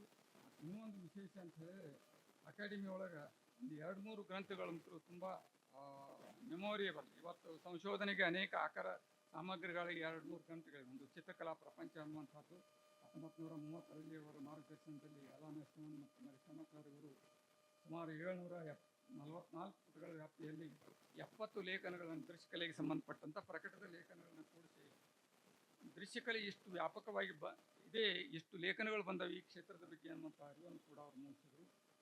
ಹಾಗೆಯೇ ಇನ್ನೊಂದು ಅಂಥದ್ದೇ ಗ್ರಂಥ ಶಿಲ್ಪಕಲಾ ಪ್ರಪಂಚ ಅನ್ನುವಂಥದ್ದು. ಅವರಿಗೆ ಚಿತ್ರಕಲೆ, ಶಿಲ್ಪಕಲೆ ಬೇರೆ ಬೇರೆಯೇ ಅನ್ನಿಸ್ಲಿಲ್ಲ. ತಿಪ್ಪೇಸ್ವಾಮಿ ಅವರು ಎರಡೂ ಅವರು ಕಣ್ಣುಗಳಿದ್ದ ಹಾಗೆ ಎರಡೂ ಕ್ಷೇತ್ರವನ್ನು ಅಷ್ಟೇ ಪ್ರೀತಿಸಿದರು. 1994ರಲ್ಲಿ ತಿಪ್ಪೇಸ್ವಾಮಿಯವರ ಪ್ರಧಾನ ಸಂಪಾದಕರಲ್ಲಿ ಮತ್ತೆ ನರಸಿಂಹನ್ ಮತ್ತು ಮರಿಶಮಕರ್ ಅವರ ಒಡೆಗೂಡಿ 565 ಪುಟಗಳ 58 ಲೇಖನಗಳು ಉಳ್ಳಂಥ ಶಿಲ್ಪಕಲೆಗಳಿಗೆ ಸಂಬಂಧಪಟ್ಟಂಥದ್ದೇ ಒಂದು ಶಿಲ್ಪಕಲಾ ಪ್ರಪಂಚ ಅನ್ನುವಂಥ ಗ್ರಂಥ ಬಂತು. ಅದು ಕೂಡ ಅನೇಕ ಸಂಶೋಧನಾ ವಿದ್ಯಾರ್ಥಿಗಳಿಗೆ ಆಕಾರ ಗ್ರಂಥವಾಗಿ ಇರುವಂಥದ್ದನ್ನು ನಾವು ನೋಡ್ತೀವಿ. ಅನೇಕ ನನ್ನ ಮಾರ್ಗದರ್ಶನದಲ್ಲಿ ಅನೇಕ PhD MPhil ಮಾಡುವಂಥ ವಿದ್ಯಾರ್ಥಿಗಳಿಗೆ ಮೊದಲು ನಾನು ಹೇಳ್ತಿದ್ದೆ, ಚಿತ್ರಕಲಾ ಪ್ರಪಂಚ ನೋಡ್ರಿ, ಶಿಲ್ಪಕಲಾ ಪ್ರಪಂಚ, ಅಕಾಡೆಮಿಯ ಎಲ್ಲ ಪ್ರಕಟಣೆಗಳನ್ನು ಓದಲಿಕ್ಕೆ ಹೇಳ್ತಿದ್ದೆ. ಹೀಗೆ ಸಂಶೋಧಕರಿಗೆ ಬೇಕಾಗುವಂಥ ಆಕಾರ ಸಾಮಗ್ರಿಗೆ ಆಗಿರುವಂಥ ಗ್ರಂಥಗಳನ್ನು ನೀಡಿದಂಥ ಕೊಡುಗೆ ಅವ್ರದ್ದು. ಇನ್ನೊಂದು ವಿಶೇಷವಾಗಿ ಬಂದಿರುವಂಥದ್ದು ಕಲಾಕೋಶ ಕೂಡ ಇವರ ಅಧಿಕಾರದಲ್ಲಿ ಬಂದಿದ್ದು. ಇಲ್ಲಿ ಅನೇಕ ದೇಶ ವಿದೇಶಗಳ ಎಲ್ಲ ಕಲೆಗೆ ಸಂಬಂಧಪಟ್ಟಂಥ ಪುಟ್ಟ ಲೇಖನಗಳನ್ನು ಒಳಗೊಂಡಂಥದ್ದು ಇದೊಂದು ಕೋಶ. ಇದು ಕೂಡ ಅಧ್ಯಯನಕಾರರಿಗೆ ಮಹತ್ವದ ಆಕಾರ ಕೋಶ. ಭಾರತೀಯ ಚಿತ್ರಕಲೆ ಅನ್ನುವಂಥದ್ದು, ಶಿವರಾಮಮೂರ್ತಿಯವರು ಭಾರತದ ಚಿತ್ರಕಲೆಯ ಬಗ್ಗೆ ಇಂಗ್ಲೀಷ್ನಲ್ಲಿ ಬರೆದಂಥ ಪುಸ್ತಕವನ್ನು ಅವರು ಕನ್ನಡಕ್ಕೆ ಅನುವಾದ ಮಾಡಿದ್ದಾರೆ. ಕರ್ನಾಟಕದ ಚಿತ್ರಕಲೆ ಬೇರೆ ಬೇರೆ ಕಾಲಮಾನಗಳಲ್ಲಿ, ಬೇರೆ ಬೇರೆ ಶತಮಾನಗಳಲ್ಲಿ, ಬೇರೆ ಬೇರೆ ಅರಸು ಮನೆತನಗಳಲ್ಲಿ ಹೇಗೆ ಬೆಳ್ಕೊಂಡು ಬಂತು ಅನ್ನುವಂಥದ್ದರ ಒಂದು ಸ್ಥೂಲ ನೋಟ ಈ ಭಾರತೀಯ ಚಿತ್ರಕಲೆ ಅನ್ನುವಂಥ ಗ್ರಂಥದಲ್ಲಿದೆ. ಅದನ್ನು ಇಂಗ್ಲೀಷ್ನಲ್ಲಿ ಇತ್ತಂಥ ಪುಸ್ತಕ ಬಹಳ ಜನಕ್ಕೆ ಅದು ಓದಲಿಕ್ಕೆ ಕಷ್ಟ ಆಗ್ತಂತ ತಿಳ್ಕೊಂಡು ಅದನ್ನು ಕನ್ನಡಕ್ಕೆ ಅನುವಾದ ಮಾಡಿ ಅದನ್ನು ಕೂಡ ಹೊರತಂದಿದ್ದಾರೆ. ಅದು ಕೂಡ ಒಂದು ಮಹತ್ವದ ಇದು. ಆ ಮೂಲಕ ಭಾರತೀಯ ಚಿತ್ರಕಲೆಯನ್ನು ನಮ್ಮ ಕಲಾ ಇತಿಹಾಸ ವಿದ್ಯಾರ್ಥಿಗಳು ಕ್ರೊನಾಲಜಿಕಲ್ ಇತಿಹಾಸ ಕಾಲದಿಂದ ಅಧ್ಯಯನ ಮಾಡಲಿಕ್ಕೆ ಅದೊಂದು ಪೂರಕವಾದಂಥ ಗ್ರಂಥ ಆಯಿತು ಅನ್ನುವಂಥದ್ದು. ಹಾಗೆಯೇ ನಿರಂತರವಾಗಿ ಆ ಕಲಾ ವಾರ್ತೆ ಪತ್ರಿಕೆ ಕೂಡ ಆ ಸಂದರ್ಭದಲ್ಲಿ ತುಂಬ ಅದ್ಭುತವಾದಂಥ ರೀತಿಯೊಳಗೆ ಬಂತು. ಇನ್ನೊಂದು ವಿಶೇಷ ಅಂತ ಹೇಳಿದರೆ ಅವರು ಸುಮಾರು ಅವರಿಗೆ ಆ ಸಂದರ್ಭದಲ್ಲಿ ಒಂದು 1500 ರೂಪಾಯಿಗಳ ಒಂದು ಮಾಶಾಸನವನ್ನು ಕೊಡ್ತಾಯಿದ್ರು. ಸುಮಾರು 1,60,000 ರೂಪಾಯಿ ಅವರ ಅಧಿಕಾರಾವಧಿ ಒಳಗಿದ್ದಂಥ ದುಡ್ಡನ್ನು ಹಾಗೆ ಇತ್ತು. ಆ ಇಡೀ ದುಡ್ಡನ್ನು ಒಂದು ಗ್ರಂಥಾಲಯ ಒಂದಕ್ಕೆ ದೇಣಿಗೆಯಾಗಿ ನೀಡ್ತಾರೆ. ಒಂದು ಪೈಸಾ ಕೂಡ ಅಕಾಡೆಮಿಯಿಂದ ತಗೊಳ್ಳಿಲ್ಲ. ಇಂಥ ಅಧ್ಯಕ್ಷರು ಕೂಡ ನಮ್ಮ ಹಿಂದೆ ಆಗಿ ಹೋಗಿದ್ದಾರೆ ಅನ್ನುವಂಥದ್ದನ್ನೇ ಒಂದು ಕೌತುಕವಾದಂಥ ವಿಷಯ. ಮತ್ತು ಅನೇಕ ಜನರಿಗೆ ಭಾಳ ಅಂತಃಕರಣದ ಹೃದಯ ಅದು. ಯಾರಿಗೆ ಏನೂ ಇಲ್ಲ ಅಂತಂದ್ರೆ ತಮ್ಮ ಹತ್ರ ಇರ್ತಾರೆ, ಏನು ಕೊಟ್ಟು ಕಳಿಸ್ಕೊಡೋದು, ಟಿಫಿನ್ ಮಾಡು, ನಾಷ್ಟ ಮಾಡು, ಅಲ್ಲಿ ಬಾ ಇಲ್ಲಿ ಏನೋ ಒಂದು ಕೆಲಸದಂದ್ರೆ ತಾವೇ ವಿಧಾನಸೌಧಕ್ಕೆ ಹೋಗೋದು, ಯಾರು MLAಗಳು ಭೇಟಿಯಾಗೋದು, ಮಿನಿಸ್ಟ್ರಿಗೆ ಭೇಟಿಯಾಗೋದು. ಸುಮಾರು ಸಲ ನನ್ನನ್ನು ಕರ್ಕೊಂಡು ಎಷ್ಟು ಸಲ ವಿಧಾನಸೌಧಕ್ಕೆ ತಿರುಗಾಡಿಸಿದಾರೆ ಗೊತ್ತಿಲ್ಲ. ಮಿನಿಸ್ಟ್ರುಗಳನ್ನ ಭೇಟಿಯಾಗಿ ಬೇರೆ ಬೇರೆ ಕಾರಣಗಳಿಗಾಗಿ ಹೀಗೆ ಯಾರೋ ಒಬ್ರು ಹೋದ್ರೆ ಸಾಕು, ಅವ್ರನ್ನ ಕರ್ಕೊಂಡು ಅವ್ನು ನನ್ನ ಪರಿಚಯತನ ಪಾರ್ಕಣೆಯ ಹೋಗೋಣಂತ ಹೀಗೆಲ್ಲ ಹೋಗೋದು. ಅಂಥ ಹೃದಯವಂತಿಕೆ ಅವರು ಇವರು ಅನ್ನುವಂಥದ್ದು ಯಾವತ್ತೂ ಕೂಡ ಈ ಯಾವುದೇ ಬಡವ ಶ್ರೀಮಂತ ಅಥವಾ ಮೇಲ್ಜಾತಿ ಕೆಳಜಾತಿ ಇಂಥ ಅವರ ಸಮೀಪದಲ್ಲೇ ಡಿಕ್ಷನರಿಯಲ್ಲಿ ಇಲ್ಲ. ಎಲ್ಲರನ್ನೂ ಕೂಡ ಅಪ್ಪಿಕೊಳ್ಳುವಂಥ ಹೃದಯವಂತಿಕೆ AR ತಿಪ್ಪೇಸ್ವಾಮಿಯವರಾಗಿತ್ತು. ಅನೇಕ ಜನರು ಅವರಿಂದ ಲಾಭವನ್ನು ಪಡ್ಕೊಂಡಿದ್ದಾರೆ. ತಿಪ್ಪೇಸ್ವಾಮಿಯವರು ಬರೀ ಕಲಾಗ್ರಂಥಗಳನ್ನು ಅಷ್ಟೇ ರಚನೆ ಮಾಡಲಿಲ್ಲ, ಅವರು ಕಲಾಕೃತಿಗಳ ಕೂಡ ಎರಡನೇ ಮುಖ ಅಂತ ಹೇಳ್ತೀವಿ. ಅನೇಕ ಕಲಾಕೃತಿಗಳು ಇವತ್ತೆಲ್ಲ ಸಂಗ್ರಹ ನಡೆದಿದೆ, ಅವರ ಕಲಾಕೃತಿಗಳ ಪ್ರದರ್ಶನ ಇದೆ. ಅದರಲ್ಲಿ ಕೂಡ ಅವರನ್ನು ವಿಶೇಷವಾಗಿ ಅವರ ಪ್ರಿಯವಾದ ನಿಸರ್ಗ ಪ್ರಿಯರಾದಂಥ ಅವರು ನಿಸರ್ಗದ ಬಗ್ಗೆ ಹೆಚ್ಚು ಕಲಾಕೃತಿಗಳು ನಿರ್ಮಾಣ ಮಾಡಿದ್ದಾರೆ. ಹೀಗೆ 3 ಹಂತ ಮುಖ್ಯವಾಗಿ ಅವರು ಕಲಾಕೃತಿ ನಿರ್ಮಾಣ ಮಾಡಿದ್ದು, ಆಮೇಲೆ ಈ ಕಲಾ ಸಾಹಿತ್ಯ ನಿರ್ಮಾಣ ಮಾಡಿದ್ದು, ಜೊತೆಗೆ ವಸ್ತು ಸಂಗ್ರಹಾಲಯಗಳ ಒಂದು ಸ್ಪಷ್ಟ ಕಾನ್ಸೆಪ್ಟನ್ನು ಕರ್ನಾಟಕದಲ್ಲಿ ತಂದು ಕೊಟ್ಟಂಥವ್ರು. ಹಲವಾರು ಕಡೆಗೆ ವಸ್ತು ಸಂಗ್ರಹಾಲಯ ನಿರ್ಮಾಣ ಮಾಡಿ ಈಗ ಬೇರೆ ಬೇರೆ ಕಡೆ ಸರ್ಕಾರದವ್ರು ಮತ್ತು ವಸ್ತು ಸಂಗ್ರಹಾಲಯಗಳನ್ನು ಮಾಡಲಿಕ್ಕೆ. ಅದಕ್ಕಿಂತಲೂ ಖಾಸಗಿಯಾಗಿ ವಿಶ್ವವಿದ್ಯಾಲಯದಲ್ಲಿ ಈ ವಸ್ತು ಸಂಗ್ರಹಾಲಯಗಳು ಇವತ್ತಿಗೂ ಕೂಡ ಜಾನಪದ ಕ್ಷೇತ್ರದಲ್ಲಿ ಕೆಲಸ ಮಾಡುವವರಿಗೆ ಅವೆಲ್ಲ ಆಕಾರ ಸಾಮಗ್ರಿಗಳಾಗಿ ಇವೆ ಅನ್ನುವಂಥ ಮಾತನ್ನು ಈ ಸಂದರ್ಭ ಹೇಳ್ತೀನಿ. ಹಾಗೆ ಅವರಿಗೆ ಅನೇಕ ಬಿರುದುಗಳು ಕೂಡ ಬಂದಿವೆ. ಚತುರ್ಮುಖ ಪಂಚಬ್ರಹ್ಮ ಅಂತ ಬಂದಿದೆ, ಚಿತ್ರಕಲಾ ಕೌದುಗ, ಚಿತ್ರಕಲಾ ರತ್ನ, ಕನಕಭೂಷಣ, ಚಿತ್ರಲೇಖನ, ಚತುರ ಇತ್ಯಾದಿ ಬಿರುದುಗಳು ಕೂಡ ಅವರಿಗೆ ಬಂದಿವೆ ಅನ್ನುವಂಥದ್ದು. ಅದಕ್ಕಿಂತಲೂ ಮುಖ್ಯವಾಗಿ 1975ರಲ್ಲಿ ರಾಜ್ಯೋತ್ಸವ ಪ್ರಶಸ್ತಿ, 1982ರಲ್ಲಿ ಲಲಿತಕಲಾ ಅಕಾಡೆಮಿ ಪ್ರಶಸ್ತಿ, ಅಖಿಲ ಭಾರತ ಜಾನಪದ ಪ್ರಶಸ್ತಿ, ಜಾನಪದ ತಜ್ಞ ಪ್ರಶಸ್ತಿ, ಹೀಗೆ 16 ಪ್ರಶಸ್ತಿಗಳು, ಪ್ರತಿಷ್ಠಿತ ಪ್ರಶಸ್ತಿಗಳು ಅಲ್ಲದೆ 1996ರಲ್ಲಿ ಕರ್ನಾಟಕ ಸರ್ಕಾರ ಶ್ರೇಷ್ಠ ಪ್ರಶಸ್ತಿ ವರ್ಣಶಿಲ್ಪ ಕೆ ವೆಂಕಟಪ್ಪ ಪ್ರಶಸ್ತಿಯನ್ನು ನೀಡಿ ಗೌರವಿಸ್ತದೆ. 2007-2000ರಲ್ಲಿ ಅವರು ನಮ್ಮನ್ನು ಅಗಲ್ತಾರೆ. ಅದಕ್ಕಿಂತಲೂ ಪೂರ್ವದಲ್ಲಿ ಸ್ವಲ್ಪ ದಿನಗಳ ಹಿಂದೆ ಕೂಡ ನಾನು ಅವ್ರನ್ನ ಕಂಡಿದ್ದೆ. ಕಾರಣ ಅಂತಂದರೆ ಅವ್ರ ಬಗ್ಗೆ ಒಂದು PhD ಕೂಡ ಮಾಡಿಸುವಂಥ ರಿಜಿಸ್ಟ್ರೇಷನ್ ಕೂಡ ಆಗಿತ್ತು. ನಮ್ಮ ಅದೇ ಸತಿ ಗೊತ್ತಿದೆ, ಸುಮಾರು ಒಂದು 55 ವಿದ್ಯಾರ್ಥಿಗಳು ನಮ್ಮ ಮಾರ್ಗದರ್ಶನದಲ್ಲಿ PhD ಮಾಡಿದ್ದಾರೆ. ತಿಪ್ಪೇಸ್ವಾಮಿ ಅವರು PhD ಮಾಡಿಸ್ಬೇಕು ಅನ್ನುವಂಥದ್ದು ನನ್ನ ಬಹಳ ದಿನದ ಕನಸಾಗಿತ್ತು. ಆದರೆ ದುರಂತ ಅಂತ ಹೇಳಿದರೆ ಆ PhD ಮಾಡುವವರು ಮಾಡಲಿಲ್ಲ. ಅವ್ರು ಯಾರು ಮಾಡಲಿಲ್ಲ ಅನ್ನೋದ್ರ ಬಗ್ಗೆ ಅವ್ರ ಹೇಳೋದಾಡ ಬೇಡಲ್ಲಕ್ಕೆ ಹೇಳ್ತೀನಿ, ಏನು ಆಗಬೇಕಾಗಿಲ್ಲ. ಬಾಬುರಾವ್ ಅನ್ನುವಂಥವ್ರು ಅವ್ರಿಗೆ ಸುಮಾರು 2-3 ವರ್ಷ ಹಾಗೆ ರಿಜಿಸ್ಟ್ರೇಷನ್ ಇಟ್ಕೊಂಡು ಕೊನೆಗೂ PhD ಮಾಡಲಿಲ್ಲ. ಆದರೆ ಅವ್ರ ಜೊತೆಗೆ ರಿಜಿಸ್ಟ್ರೇಷನ್ ಆದಂಥ ಚುಳುಕಿ ಅವ್ರು PhD ಮಾಡಿದರು. ಅವರಿಬ್ಬರಿಗೆ ಅವಕಾಶ ಕೊಟ್ಟಿದ್ದೆ ನಾನು. ಅದೊಂದು ಹಾಗೆ ಉಳಿದಿದೆ. MPhil ಆಗಿದೆ ಅವ್ರದ್ದು, ಮಾಸ್ಟರ್ ಡಿಗ್ರಿ ಡಿಸರ್ಟೇಷನ್ ಆಗಿದೆ. ಬಹುಶಃ ಇನ್ನೊಂದು ತಿಂಗಳ ಒಪ್ಪತ್ತಲ್ಲಿ ಒಬ್ಬ ವಿದ್ಯಾರ್ಥಿ ಮೋಸ್ಟ್ಲಿ PhD ಶೀರ್ಷಕರೇ ತಿಪ್ಪೇಸ್ವಾಮಿ ಅವ್ರ ಬಗ್ಗೆ PhD ಮಾಡಿಸೇ ಮಾಡ್ತೀನಿ. ಅದು ಭಾಳ ದಿನದ ನನ್ನ ಕನಸಿದೆ, ಆಗಬೇಕಾದಂಥದ್ದು. ಆದರೆ ಅದಕ್ಕೂ ಪೂರ್ವದಲ್ಲಿ ಅವರ ಎಲ್ಲ ಬಿಡಿ ಲೇಖನಗಳು ಸಂಗ್ರಹ ಆಗಬೇಕು. ಎಷ್ಟು ಅಭಿನಂದನಾ ಗ್ರಂಥದಲ್ಲಿ ಎಲ್ಲ ಬಂದಿದ್ದಾರೆ. ಅವರ ಬಗ್ಗೆ ಬೇರೆ ಬೇರೆ ಸಾಹಿತಿಗಳು ಬೇರೆ ಬೇರೆದವರು ಅಭಿಪ್ರಾಯಗಳನ್ನ ಪಟ್ಟಾರೆ. ಆ ಅಭಿಪ್ರಾಯಗಳನ್ನೆಲ್ಲ ಸಂಗ್ರಹಿಸಿ ಮತ್ತು ಅವ್ರು ಮಾಡಿದಂಥ ಅನೇಕ ಗ್ರಂಥಗಳು ಇವೆಲ್ಲವುಗಳ ಬಗ್ಗೆ ಇನ್ನಷ್ಟು ಅಧ್ಯಯನಗಳಾಗಬೇಕು ಅನ್ನೋಂಥ ಮಾತನ್ನು ಹೇಳ್ತಾ ಭಾಳಷ್ಟು ವೇಳೆಯನ್ನು ತೆಗೆದುಕೊಳ್ಳದೆ ಒಂದಿಷ್ಟು ಚರ್ಚೆಗೆ ಕೂಡ ಅವಕಾಶ ಮಾಡಿಕೊಡ್ಬೇಕು ಅಂತ ಹೇಳಿದ್ದಾರೆ ನಮ್ಮ ಸಂಘಟಕರು. ಮಾತಾಡ್ಬೋದು, ಏನಾದರೂ ಅವ್ರ ಬಗ್ಗೆ ಕೇಳ್ಬೋದು, ಚರ್ಚೆಯನ್ನು ಮಾಡ್ಬೋದು. ಮತ್ತು ಅವರ ಕುರಿತು ಈಗಾಗಲೇ ಭಾಳ ಸಂತೋಷ. ಕೆಲವು ಅವ್ರ ಕಲಾಕೃತಿಗಳ ಒಂದು ಪೋರ್ಟ್ಫೋಲಿಯೋ ಪ್ರೊಫೈಲ್ ಕೂಡ ಮಾಡ್ತೀವಿ ಅಂತ ಹೇಳಿದ್ದಾರೆ. ಅವ್ರ ಬಗ್ಗೆ ಒಂದು ಪುಸ್ತಕ ಬಂದಿದೆ, ಜಿಶಂಪ ಪರಮಶಿವಯ್ಯ ಬರೆದದ್ದು. ಅಕಾಡೆಮಿಯಿಂದ ಪ್ರಿಂಟ್ ಆಗ್ಯದೋ ಏನೋ ಅವ್ರ ಖಾಸಗಿ ಪ್ರಿಂಟ್ ಆಗಿರ್ಬೇಕು. ಅಕಾಡೆಮಿ ನಾನು ನೋಡಿದ್ದೀನಿ, ಈಗ ನನ್ನ ಕಡೆಗಿಲ್ಲ ಪುಸ್ತಕ. ಒಂದು ಸಣ್ಣ ಪುಸ್ತಕ ಬಂದಿದೆ, ಒಂದು ಕಾಯಕವಾಗಿ ಕೆಲವು ಪುಸ್ತಕಗಳು ಬಂದಿವೆ. ವಿಶೇಷ ಅಂತಂದರೆ ಅವರೆಲ್ಲ ಪುಸ್ತಕಗಳನ್ನು ಸಂಪುಟಗಳಾಗಿ ಒಂದು ಕಡೆಗೆ ಬರಬೇಕು. ಬಹುಶಃ ಅದು ಪ್ರತಿಷ್ಠಾನ ಮಾಡ್ತದೆ ಅಂತ ಕಾಣಿಸ್ತದೆ. ಅಂದರೆ ಏನಾಗಿದೆ, ಅವರು ಯಾವ ಪುಸ್ತಕಗಳು ಸಿಗ್ತಾ ಇಲ್ಲ. ಭಾರತೀಯ ಚಿತ್ರಕಲೆ ಬಗ್ಗೆ ಬರ್ತಾರೆ, ಕಲಾವಿದ ಕಂಡ ಫ್ರಾನ್ಸ್ ಬಗ್ಗೆ ಬರ್ತಾರೆ. ನನ್ನ ಕಡೆಗೆ ಅದು ಪುಸ್ತಕ ಇತ್ತು, ಅದು ಯಾರೋ ನನ್ನ PhD ವಿದ್ಯಾರ್ಥಿಗಳು ತೊಗೊಂಡು ಹೋಗ್ಬಿಟ್ಟು ಈಗ ಅದು ನೋಡ್ಬೇಕಂದ್ರೂ ಕೂಡ ನನಗೆ ಸಿಗದಂಥ. ಹೀಗೆ ಅನೇಕ ಬಹಳಷ್ಟು ಉತ್ತಮವಾದಂಥ ಗ್ರಂಥಗಳನ್ನ ಬರೆದಿದ್ದಾರೆ. ಲೇಖನಗಳು ಬಹಳಷ್ಟು ಭಿತ್ತಿ ಚಿತ್ರಕಲೆಯ ಬಗ್ಗೆ ಬರೆದ ಲೇಖನ ಸುಮಾರು ಒಂದು 10 ಜನ ನನ್ನ PhD ವಿದ್ಯಾರ್ಥಿಗಳು ಅದನ್ನು ರೆಫರ್ ಮಾಡಿದರು. ಭಿತ್ತಿ ಚಿತ್ರನ ಹೇಗೆ ಸಿದ್ಧತೆಗೊಳಿಸ್ತಿದ್ರು, ಹೇಗೆ ಮಾಡ್ತಿದ್ರು, ಪ್ರಾಚೀನ ಕಾಲದೊಳಗೆ ಎಷ್ಟು ಶ್ರಮಪಟ್ಟು ಸಂಶೋಧನಾತ್ಮಕವಾಗಿ ಆ ಲೇಖನ ಬರೆದಿದ್ದಾರೆ ಅಂತ ಹೇಳಿದರೆ, ಹೀಗೆ ಅವರೆಲ್ಲ ಲೇಖನಗಳು ಒಂದು ಕಡೆ ಬರಬೇಕು. ಆವಾಗ ಈ ಕ್ಷೇತ್ರದಲ್ಲಿ ಅಧ್ಯಯನ ಮಾಡುವಂಥವರಿಗೆ ಅವು ತುಂಬ ಸಹಾಯ ಆಗ್ತವೆ ಅನ್ನುವಂಥ ಮಾತನ್ನು ಈ ಸಂದರ್ಭದಲ್ಲಿ ಹೇಳ್ತಾ, ಮತ್ತೊಮ್ಮೆ ಇಲ್ಲಿ ನನಗೆ ಕೆಲವು ಮಾತುಗಳನ್ನು ಮಾತಾಡಲಿಕ್ಕೆ ಅವಕಾಶ ಮಾಡಿಕೊಟ್ಟಂಥ ಅಕಾಡೆಮಿಗೆ, ಈಗಾಗಲೇ ಈ ಲೇಖನ ಇದನ್ನು ಭಾಳಷ್ಟು ದೀರ್ಘವಾದಂಥ ಲೇಖನ ಇದೆ. ಮೊನ್ನೆ ಈ ಪುಸ್ತಕ ಬಂತು ನಂದು, ಇದರೊಳಗೆ ತಿಪ್ಪೇಸ್ವಾಮಿಯವರ ಬಗ್ಗೆನೇ ಸುದೀರ್ಘವಾಗಿ ಬರೆದಿದ್ದೇನೆ. ಮತ್ತು ಈ ಪುಸ್ತಕವನ್ನು ಕೂಡ ಅವ್ರಿಗೇ ನಾನು ಅರ್ಪಣೆ ಮಾಡಿದ್ದೀನಿ. ಈ ಶತಮಾನೋತ್ಸವದ ಸಂದರ್ಭದಲ್ಲಿ ಒಂದು ನನ್ನದೇ ಆದಂಥ ಅವ್ರು ನನಗೆ ಮಾಡಿದಂಥ ಒಂದು ಉಪಕಾರಕ್ಕೆ ಅಳಿಲಿ ಸೇವಾಗಿ ಈ ಗ್ರಂಥವನ್ನು ಕೂಡ ಅವರಿಗೆ ಅರ್ಪಣೆ ಮಾಡಿದ್ದೀನಿ. ಹೀಗೆ ಉಪಕಾರ ಮಾಡಿದವರನ್ನು ನೆನೆಸ್ಕೊಳ್ಬೇಕಾದಂಥದ್ದು ಅಂಥ ಸಂದರ್ಭದೊಳಗೆ ನಾವೆಲ್ಲ ಇದ್ದೇವೆ. ಹೀಗೆ ಅನೇಕ ತಿಪ್ಪೇಸ್ವಾಮಿಯವರು ಬಹಳ ಮೌಲಿಕವಾದಂಥ ಕೊಡುಗೆಯನ್ನು ಈ ಕ್ಷೇತ್ರಕ್ಕೆ ಕೊಟ್ಟಿದ್ದಾರೆ. ಅದಕ್ಕಾಗಿಯೇ ಅರ್ಪಿಸ್ಕೊಂಡಂಥವ್ರು. ಮತ್ತೊಂದು ಏನೂ ಇಲ್ಲ ಅವ್ರಿಗೆ, ಮದುವೆ ಇಲ್ಲ ಮುಂದಿಲ್ಲ ಏನಿಲ್ಲ. ಪ್ರತಿನಿತ್ಯ ಹೊತ್ತು ಮುಳುಗಿದ್ರು ಕಲೆಯ ಬಗ್ಗೆನೇ ಬರೆದು, ಕಲಾವಿದರ ಬಗ್ಗೆನೇ ಇದರ ಬಗ್ಗೆನೇ ಅರ್ಪಿಸ್ಕೊಂಡಂಥ ಒಂದು ಹಿರಿಯ ಜೀವ. ಅವರ ನೆನಪು ಅನೇಕ ಅವ್ರ ಜೊತೆಗಿದ್ದಂಥ ಒಡನಾಟದ ನೆನಪು ಮತ್ತೆ ನನಗೀಗ ಕಾಡ್ತಾ ಇದ್ದಾವೆ. ಈ ಸಂದರ್ಭದಲ್ಲಿ ಅವರನ್ನು ನೆನೆಸ್ಕೊಳ್ಳುವಂಥ ಒಂದು ಸದಾವಕಾಶವನ್ನು ಅಕಾಡೆಮಿ ಒದಗಿಸಿಕೊಟ್ಟಿದ್ದಕ್ಕೆ ಅವರಿಗೆ ಮತ್ತೊಮ್ಮೆ ನನ್ನ ಅನಂತ ಕೃತಜ್ಞತೆಗಳನ್ನು ಹೇಳಿ ನನ್ನ 4 ಮಾತುಗಳನ್ನು ಎಲ್ಲರಿಗೂ ಸಾಧ್ಯ. ಧನ್ಯವಾದಗಳು ಸರ್.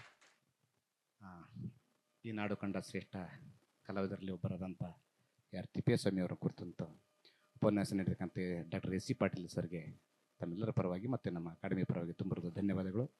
ಮುಂದಿನ ಉಪನ್ಯಾಸವನ್ನು ಶ್ರೀ ಸೋಮಶೇಖರ್ ಎಂ ಸಾಲಿಯವರ ಕುರಿತು ಕಲಾವಿದ ಮತ್ತು ಸಂಘಟಕರಾಗಿ ಈ ವಿಷಯವಾಗಿ ಉಪನ್ಯಾಸ ನೀಡಲಿದ್ದಾರೆ ಡಾಕ್ಟರ್ DA ಉಪಾಧ್ಯಾಯರವರು. ದಯಮಾಡಿ ತಮ್ಮ ಉಪನ್ಯಾಸವನ್ನು ಮಂಡಿಸಬೇಕಂತಲೂ ವಿನಂತಿ ಮಾಡ್ಕೋತೇನೆ.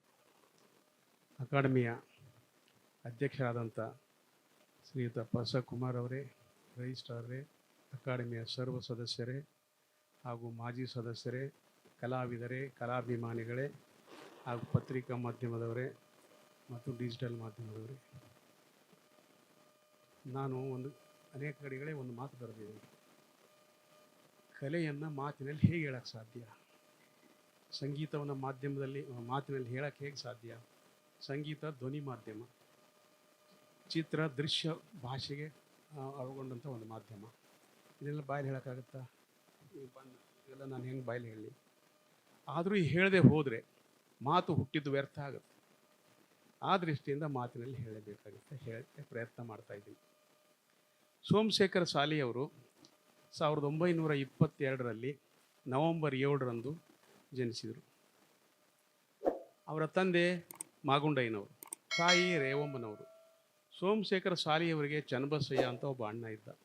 ಹಾಗೆಯೇ ಪಂಚಾಕ್ಷರಿ ಮತ್ತು ಮೃತ್ಯುಂಜಯ ಅಂತ ಇಬ್ಬರು ತಮ್ಮಂದಿರಿದ್ದರು. ಮತ್ತು ಅವ್ರಿಗೆ 3 ಜನ ತಂಗಿಯಂದಿದ್ದರು, ಈರಮ್ಮ, ದಾಕ್ಷಾಯಣಮ್ಮ, ಆಮೇಲೆ ಇನ್ನೊಬ್ಬರಪ್ಪ ಮತ್ತು ಗೌರಮ್ಮ. 3 ಜನ ತಂಗಿಯರು. ಇಂಥ ಮಾಗುಂಡಯ್ಯನವರ ತುಂಬು ಕುಟುಂಬದಲ್ಲಿ ಸಾಲಿಯವರ ವ್ಯಕ್ತಿತ್ವ ವಿಕಸನವಾಯಿತು. ಮುಂದೆ ಸಾಲಿಯವರು 1941ರಲ್ಲಿ ಮ್ಯಾಟ್ರಿಕ್ ಪರೀಕ್ಷೆ ಮುಗಿಸ್ತಾರೆ.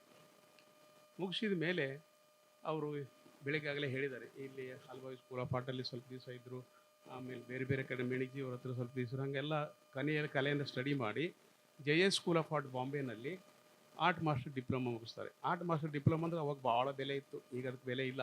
ದಯವಿಟ್ಟು ತಪ್ಪು ತಿಳ್ಕೊಬಾರ್ದು, ಯಾರೋ ಇಲ್ಲಿ ಟೀಚರ್ಸ್ ಇದ್ದವರು. ಆ ಕಾಲದಾಗ ಆರ್ಟ್ ಮಾಸ್ಟರ್ ಡಿಪ್ಲೊಮಾ ಅಂದರೆ ಒಂದು ದೊಡ್ಡ ಮಾಸ್ಟರ್ ಡಿಗ್ರಿ ಇದ್ದಂಗೆ ಆರ್ಟಲ್ಲಿ, ಅದು PhDನೇ ಇದ್ದಂಗೆ.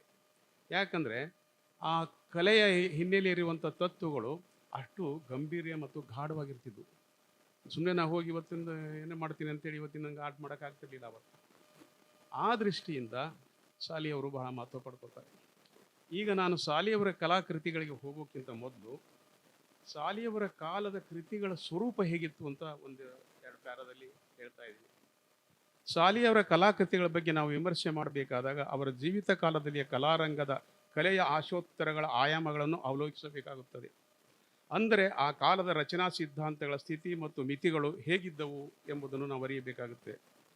ಸಾಲಿಯವರ ಕಲಾಕೃತಿಗಳನ್ನು ಮೌಲ್ಯಮಾಪನ ಮಾಡಬೇಕಾದಾಗ ಅಂದಿನ ಕಲಾರಂಗದಲ್ಲಿ ನಾವು ನಿಂತು ಸಾಲಿಯವರ ಕಲಾಕೃತಿಗಳನ್ನು ಅವುಗಳ ನೆಲೆ ಮತ್ತು ನಿಲುವು ನಿರೀಕ್ಷೆಗಳನ್ನು ಆಸ್ವಾದನೆ ಮಾಡಬೇಕಾಗುತ್ತದೆ. ನಮ್ಮ ಸಮಕಾಲೀನ ಕಲಾರಂಗದಲ್ಲಿ ನಾವು ನಿಂತುಕೊಂಡು ಸಾಲಿಯವರ ಕಾಲದ ಕೃತಿಯನ್ನು ನಾವು ವಿವೇಚಿಸುವುದು ಅಸಿಂಧುವಾಗುತ್ತದೆ. ಸಾಲಿಯವರ ಕಲಾಕ್ಷೇತ್ರಕ್ಕೆ ನಾನು ಯಾನ ಮಾಡಿ ನನ್ನ ನೋಟದ ನಿರೀಕ್ಷೆ ಮತ್ತು ನಿರ್ಧಾರಗಳನ್ನು ನಿಮ್ಮ ಮುಂದೆ ನಿವೇದಿಸುತ್ತಿದ್ದೇನೆ. ಸಾಲಿಯವರ ಕಾಲದ ಕಲೆ ತನ್ನದೇ ಆದ ಆಸ್ವಾದನ ಪ್ರಧಾನ ಕೌಶಲ್ಯದಲ್ಲಿ ಸೌಂದರ್ಯದ ಸಿದ್ಧಾಂತಗಳ ಅಭಿವ್ಯಕ್ತಿಯ ಆಶಯಗಳನ್ನು ಅಳವಡಿಸಿಕೊಂಡಿತ್ತು. ನೈಜ ಆಕೃತಿಗಳ ಅನುಸಂಧಾನವೇ ಅಂದಿನ ಕಲೆಯಲ್ಲಿ ಮುಕ್ತ ಆಕರವಾಗಿತ್ತು. ಕೃತಿಯಲ್ಲಿ ನೆರಳು ಬೆಳಕುಗಳನ್ನು ದುಡಿಸಿಕೊಳ್ಳುವಿಕೆಯ ಜಾಣ್ಮೆಯು ಅಂಗಾಂಶವಾಗಿತ್ತು. ರೇಖೆಗಳಲ್ಲಿ ಸೂಕ್ಷ್ಮ, ಸುದೀರ್ಘ ಮತ್ತು ತೀವ್ರತೆಯ ಲಾಲಿತ್ಯ ತೋರುವಿಕೆಯು ಕುಶಲತೆಗೆ ಕನ್ನಡಿಯಾಗಿತ್ತು. ಸ್ನಾಯುಶಾಸ್ತ್ರ, ಪ್ರಮಾಣಬದ್ಧತೆ, ಪರಿಮಾಣ ಪ್ರಜ್ಞೆ ಮತ್ತು ಯಥಾದರ್ಶನಗಳ ಪರಿಕಲ್ಪನೆ ಪಾಲಿಸುವಿಕೆಯು ಅಂದಿನ ಕಲಾ ಸಂವಿಧಾನದ ಪರಿಚ್ಛೇದವಾಗಿದ್ದವು. ವರ್ಣಗಳ ಬಳಕೆಯಲ್ಲಿ ಸಮತ್ವ, ಸಮತೋಲನ, ಸಾಂದ್ರತೆ, ಸಾದೃಶ್ಯತೆ, ಸಂಕೀರ್ಣತೆಗಳು ವರ್ಣಾಯಣದ ಕಲಾ ಮೀಮಾಂಸೆಯಾಗಿದ್ದವು. ಷಡಂಗ ಸೂತ್ರಗಳು ಅಂದಿನ ಕಲೆಯ ಚೆಲುವಿಗೆ ಆಭರಣಗಳಾಗಿದ್ದವು. ದೃಶ್ಯಕಲೆಯ ಧೀಮಂತಿಕೆಯು ಛಂದೋಬದ್ಧತೆಗಳನ್ನು ಒಪ್ಪಂದದಲ್ಲಿ ವೈಭವೀಕರಿಸಿ ವ್ಯಾಕರಣ ಹೊಂದಿತ್ತು. ಇವೆಲ್ಲವುಗಳ ಆರೋಗ್ಯಕರ ಕಲಾ ಶರೀರದ ಒಳಗೆ ಅಪೂರ್ವ ಸೌಂದರ್ಯದ ಸಂದೇಶದ ಆತ್ಮ ಅಂತರ್ಗತವಾಗಿರುತ್ತಿತ್ತು. ಅದು ಸಹೃದಯರ ಅವಲೋಕನದ ಅರ್ಹತೆಗೆ ಅನುಗುಣವಾಗಿ ಆಸ್ವಾದನವಾಗುತ್ತಿತ್ತು. ಇದು ದಿ ಸೋಮಶೇಖರ್ ಸಾಲಿಯವರ ಕಾಲದ ಚಿತ್ರಕಲೆಯ ವ್ಯಾಸಂಗದಲ್ಲಿದ್ದ ವೇದಾಂಗಗಳ ಕಾಲನ ಗಾಲಿಯ ಅನಾವರಣ. ವಿಮರ್ಶಕನ ಹೊಣೆಗಾರಿಕೆ ಒಂದು ಸ್ವಲ್ಪ ಹೇಳ್ತೀನಿ. ಯಾಕಂದರೆ ನಮ್ಮ ವಿಮರ್ಶಕರು ಹಳೆಯ ಕಾಲದ ಚಿತ್ರಗಳನ್ನು ಭಾಳ ಕೆಳಮಟ್ಟದಲ್ಲಿ ಟೀಕೆ ಮಾಡಿದ್ದಾರೆ ಕೆಲವು ಕಾಲದಲ್ಲಿ. ಅಂಥವ್ರ ಜೊತೆ ನಾನು ಜಗಳ ಮಾಡಿದ್ದು ಉಂಟು. ಅದ್ರ ಬಗ್ಗೆ ಒಂದು ಸ್ವಲ್ಪ ಹೇಳ್ಬಿಟ್ಟು ಮುಂದಕ್ಕೆ ಹೋಗ್ತೀವಿ. ನಾವು ಚಿಕ್ಕ ಮಕ್ಕಳ ಚಿತ್ರಕಲೆ ನೋಡ್ತೀವಿ. ಅದು ನೋಡಿದಾಗ ಮರಿ ಇದು ಹೀಗಿರಬೇಕಾಯಿತು, ಮರಿ ಹಾಗಿರಬೇಕಾಯಿತು ಅಂತ ನಾವು ಉಪದೇಶ ಕೊಡ್ತೀವಿ. ಒಂದು ಭಾಷಣನೇ ಮಾಡ್ತೀವಿ ಆ ಕಲೆಯ ಬಗ್ಗೆ. ಆದರೆ ಚಿಕ್ಕ ಮಕ್ಕಳ ಚಿತ್ರದಂಗೆ ದೊಡ್ಡವರು ಬರೆದಾಗ ನಮ್ಮ ವಿಮರ್ಶೆಯ ಓಘ ಬದಲಿ ಆಗ್ಬಿಡುತ್ತೆ. ಏನಂದರೆ ನಾವು ಅದನ್ನು ಒಪ್ಕೊಂಡು ಭಾಳ ಅಪೂರ್ವವಾದದ್ದು, ಅಭೂತಪೂರ್ವವಾದದ್ದು, ಅನುಸಂಧಾನ ಮಾಡುವಂಥದ್ದು, ಹಾಗೆ ಹೀಗೆ ಅಂತ ಒಂದು ಪುಂಕಾನುಪುಂಕ ಶಬ್ದ ಪುಂಚಗಳನ್ನು ಹರಿಸ್ತೀವಿ. ಯಾಕೆ ಹೀಗೆ?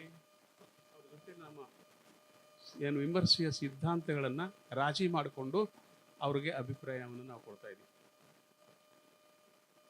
ಅದೇ ಥರದ ನಿಲುವು, ಇಂಥ ನಿಂದನೆಯ ನಿಲುವುಗಳು ನಿಂದನೆಗಳು ನಮ್ಮ ಹಿಂದಿನ ತಲೆಮಾರುಗಳ ಕಲಾಕೃತಿಗಳಲ್ಲಿ ಕೆಲವು ವಿಮರ್ಶಕರಿಂದ ನಾನು ಕಂಡಿದ್ದು ಉಂಟು. ಸಾಲಿಯವರ ಮಾದರಿಯ ಕೃತಿಗಳಿಗೆ ನಮ್ಮ ಕೆಲವು ವಿಮರ್ಶಕರು ಅವು ಕಥಾನಕ ಚಿತ್ರಗಳು ಅಂದರೆ ಇಲಿಸ್ಟ್ರೇಷನ್ ಅಂತ ಕರೀತಿದ್ರು ಅವರು. ಯಾರು? ನಮ್ಮ ವಿಮರ್ಶಕರು.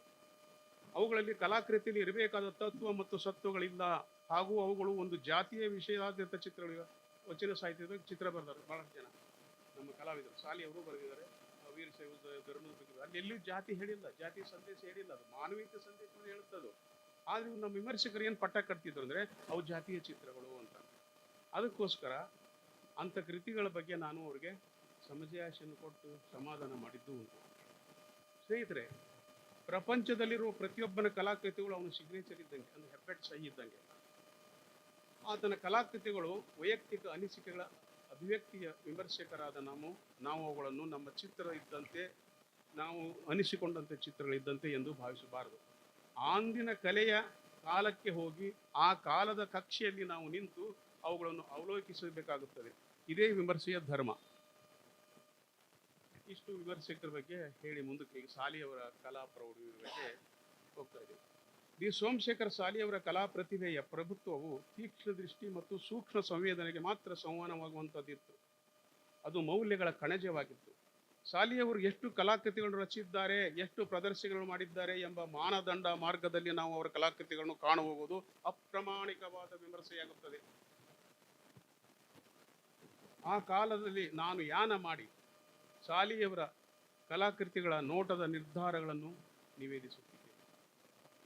ಸಾಲಿಯವರ ಕಾಲದ ಕಲೆ ತನ್ನದೇ ಆದ ಸಾಧನ ಪ್ರಧಾನವಾದ ಕೌಶಲ್ಯದಲ್ಲಿ ಸೌಂದರ್ಯ ಸಿದ್ಧಾಂತಗಳ ಅಭಿವ್ಯಕ್ತಿ ಆಶಯಗಳನ್ನು ಅಳವಡಿಸಿಕೊಂಡಿತ್ತು. ನೈಜ ಆಕೃತಿಗಳ ಅನುಸಂಧಾನವೇ ಅಂದಿನ ಕಲೆಯಲ್ಲಿ ಮುಕ್ತ ಆಕರವಾಗಿತ್ತು. ಕೃತಿಯಲ್ಲಿ ನೆರಳು ಬೆಳಕುಗಳನ್ನು ದುಡಿಸಿಕೊಳ್ಳುವಿಕೆಯು ಜಾಣ್ಮೆಯ ಅಂಗಾಂಶವಾಗಿತ್ತು. ರೇಖೆಗಳಲ್ಲಿ ಸೂಕ್ಷ್ಮತೆ, ಸುದೀರ್ಘತೆ ಮತ್ತು ತೀವ್ರತೆಯ ಲಾಲಿತ್ಯ ತೋರುವಿಕೆಯು ಕುಶಲತೆಗೆ ಕನ್ನಡಿಯಾಗಿತ್ತು.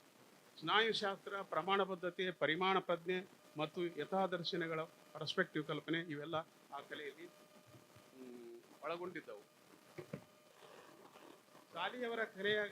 ಸಾಲಿಯವರ ಮಾದರಿ ಕಲಾಕೃತಿಗಳಲ್ಲಿ ಮಾಡುವುದು. ಸ್ನೇಹಿತರೆ, ನಾನು ಯಾವಾಗಲೂ ಹೇಳಿದೆ, ಸಾಲಿಯವರು ಎಷ್ಟು ಎಕ್ಸಿಬಿಷನ್ ಮಾಡಿದರೆ, ಎಷ್ಟು ಕಲಾಕೃತಿ ರಚಿಸಿದರೆ ಅನ್ನೋದು ಮುಖ್ಯ ಅಲ್ಲ. ನಾನೊಂದು ಉದಾಹರಣೆ ಕೊಡ್ತೀನಿ. ಏನಂದರೆ, ಒಂದೇ ಒಂದು ಕಲಾಕೃತಿಯನ್ನು ರಚಿಸಿದವರು ಮಹಾನ್ ಕಲಾವಿದರಾಗಿದ್ದಾರೆ, ಜಗತ್ ಪ್ರಸಿದ್ಧ ಕಲಾವಿದರಾಗಿದ್ದಾರೆ. ಅದಕ್ಕೊಂದು ಉದಾಹರಣೆ ಕೊಡಕ್ಕೆ ಹೇಳ್ತೀನಿ. ಅಮೆರಿಕದ ಕಲಾವಿದ ಗ್ರ್ಯಾಂಟ್ ವುಡ್ ಎಂಬ ನಿದರ್ಶನವಾಗಿದ್ದಾನೆ. ಅವನ ಅಮೆರಿಕನ್ ಗಾಥಿಕ್ ಎಂಬ ಶೀರ್ಷಿಕೆ ಕಲಾಕೃತಿಯು ಪ್ರಬುದ್ಧವಾಗಿ